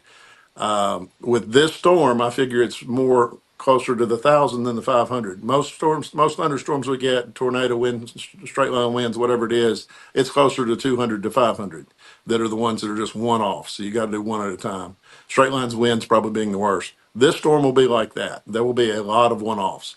Just like that yard we were looking at in the backyard, that whole line we could have fixed, that house will not get power for probably a week. If they're going to have to get an electrician, they're going to have to get the tree off the roof. We're going to have to get our line in. We're going to have to fix it. A house like that will take a long time. I would hope tomorrow that we make a lot of progress and we're down to the one-offs. The question then variable becomes, how much help do we get? If we get 10 crews, well, we're 10 times as fast. If we get 100 crews, we're 100 times as fast. So 100 crews working 1,000 one-offs, you can probably make 1 to 2 days, 3 days. If we get 50 helpers, it's somewhere less. If we get 150 helpers, I don't know. The more help we have, the better off we get. Any help we have coming in could help fix those problems. So when we get down to those, this could be a several day event. But I've seen other systems post that they're expecting a multi-week outage. I don't, put ours in perspective. I hate to be out more than a day. I hate to leave customers out when we go to bed at night, period. 1 is too many. 1,000 is way too many. And if it's 3,000, I hate it. We leave out as few as we can each night till we're done. But there are systems that are going to be out for a week to 3. I don't want to say who those systems are, because that should be them speaking to their members and I think we can customers, look at a not map me. and probably tell. Unfortunately, I think you can. I think I think they've made some statements along those lines out there. I just don't want to speak for them. So as hard as we were hit, as bad as this has been, as horrible as it is to be out multi days, we fared better than many. And there are some fared better than us, and they're coming to help us. And there's some that fared far worse, and they're going to get their help too. So that's where we are and where we stand, and the most honest answer I can give you right now. okay, I appreciate that. And it does give some perspective, because I think the thing that in that chat that people are going to ask is, well, how long's my power? And I think having the understanding that this is not a thunderstorm. Tornadoes are very precise. Thunderstorms are still pretty precise. This is widespread, as you mentioned, the one-offs here, there. That I commented on that last night before we had, the more massive, amounts here. That it was just dotted all over the map. There's so many 1s and 2s and 5s, and not many 100s, 200s, 300s. That's right. That's right. And when you get down to the 1s and 5s, that's what we're talking about. I referred to our map, and I think our last post of the night, it got used. It looked like the 102nd Dalmatian from the Disney movie. There were more dots on the map than I've ever seen. And it's going to look like that as we get this narrowed down to the last 1,000 customers, 500 customers. At some point, it becomes just dots. And those dots all have to be worked. They all have to be turned on. They all have to be prioritized. And I've got 150 people in the field. Some of them are linemen, some of them are right-of-way guys, some of them are cut trees. We got a mix of everything. People riding out, people feeding them. You'll keep working them as best you can, but if you get down to stuff, well, that's got to be a lineman. Well, you have 25 linemen or whatever the number is. You work 25 every morning, 25 every afternoon. That's 100 a day. That's why you bring in outside help. So we're asking for people that can climb, and we're asking for lineman help. We're asking for people that we can point toward those last line of defense customers because that's the help we're going to need. I think by the time the help gets here, we will have most of the big numbers back on, which will be a lot tonight, and it'll be a lot tomorrow. And hopefully by the end of tomorrow, we've got all the big stuff done, and we're fighting the small battles one at a time. And if that means your neighbors out, invite them over, meet them, have coffee, and show what Mississippi's about. We're resilient, we're hospitable, we're friends. If we're not friends, we will be before this storm is over. So let's show them what we are. There's parts of the country you have a storm and the people show their worst case. They steal generators and they do bad things and they talk bad to each other. We've gotten more praise, prayers, and well wishes than I've ever seen on our social media, on your social media, on the other system social media, because we're Mississippi and we shine in throughout troubles. And that's where we are. That's where we find ourselves. And we have to work together through all of this. We're all one team. We're all Team Mississippi, Team Tombigbee, Team Lee County, Team Tupelo, wherever it is, we're all working together, and positivity will get us through this a whole lot quicker than anything else. Absolutely. And you and I are on the first line of defense on trying to do that and trying to show that best foot forward to our neighbors. Check on your people, Absolutely. right? Absolutely. Check on your people. I appreciate that. Scott Hendricks with Tombigbee Electric Power Association. Thank you so much for joining us again here on Mississippi Live this afternoon. Best of luck continuing to get things back up and going. I did notice on our map while we were talking down now below 6,000 on there. Again, that's 5,900 folks that wish it was already there. But hopefully those big numbers can get kind of straightened out and fixed up here. Again, crews, there's a finite amount of crews and a limited amount of time that they have to be able to get things figured out. So appreciate Scott for talking with us. I'm sure we will talk with him again here at some point in the future. Okay, we are going to, again, look back at what I think is maybe one of the most exciting things that I can show you. Because I will bet, and I have not looked, but I will bet they still have just a little bit. Mississippi, we are done. You know, in a severe weather situation, I would say go to sleep. In a non-severe weather situation, that may not be a bad idea either. Because, listen, tonight it's going to be cold in a lot of our houses, mine included. We don't have any power here at the Law Pond house. I'm running on the backup generator. I have to find my phone running around here to find out. I say backup generator on the truck, which kind of acts like a generator. Thank you. I want to see how much power, frankly, I have at my house before all of this goes down. So give me a second. Let's. I think it might be a worthy time to probably check that out. The main backup battery, it looks like we are 49%, but I pulled almost everything other than 100 watts off of that. And on the truck, which I'm blessed that, I love electric cars, and I have an electric F-150 out there. And we are looking at, refresh, 89%. We're going to be good. So we've got some time. We'll be able to do this as long as necessary. I don't think we're going to be nonstop. I do think at some point here, we'll probably take a little break, and that point might be right now, actually, if we're honest. I'm kind of looking at this as this is exiting. It's pretty much done. I think it probably is kind of a natural time for us to take a break and kind of pause and kind of do an assessment, frankly, so I can eat. I haven't eaten since we got up at 6 something this morning. But yeah, I do want to, before we go, add a press release that came out just a little bit ago from the folks at the Mississippi Department of Transportation, because there's going to be a desire to go out and go. Here's what they say. MDOT continues its operations to keep the roads open to traffic, but due to current conditions, they strongly advise only emergency travel because ice is being reported in 37 different counties. Crews in North Mississippi worked through the night, plowing and salting and doing all the things. Operations are underway for clearing trees due to the dangerous conditions, trees falling at a high rate on power lines and blocking roadways. Crews have had to stop work at some points because of that. So ultimately, as I kind of look through here, most of what they're saying, just again, referring to, again, ice is on bridges and overpasses. And that's one of the things that, they're just recommending stay in because of that. But I do want to, lastly, as I leave you with this. We are done with the ice. We are done with the precipitation. Thank baby Jesus, we are done. But The problem is now in its wake, it's going to get cold, really cold. We're in the 20s. You don't have to go far to get the teens in Northwest Mississippi, and then single digits beyond that. A lot of cold air is coming in on the backside of this system.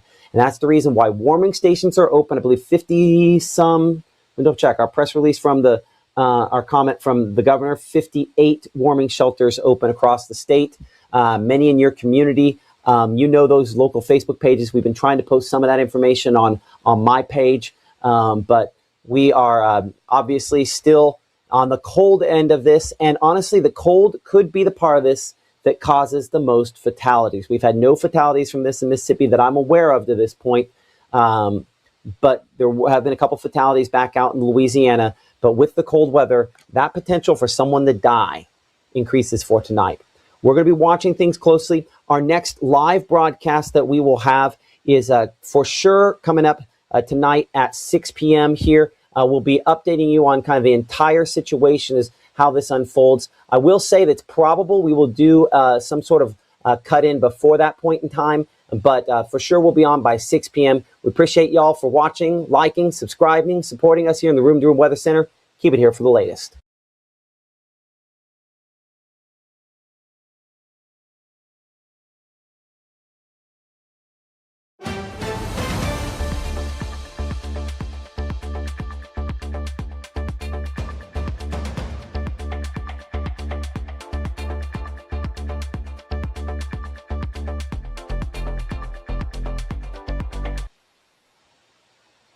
Oh, came back to me.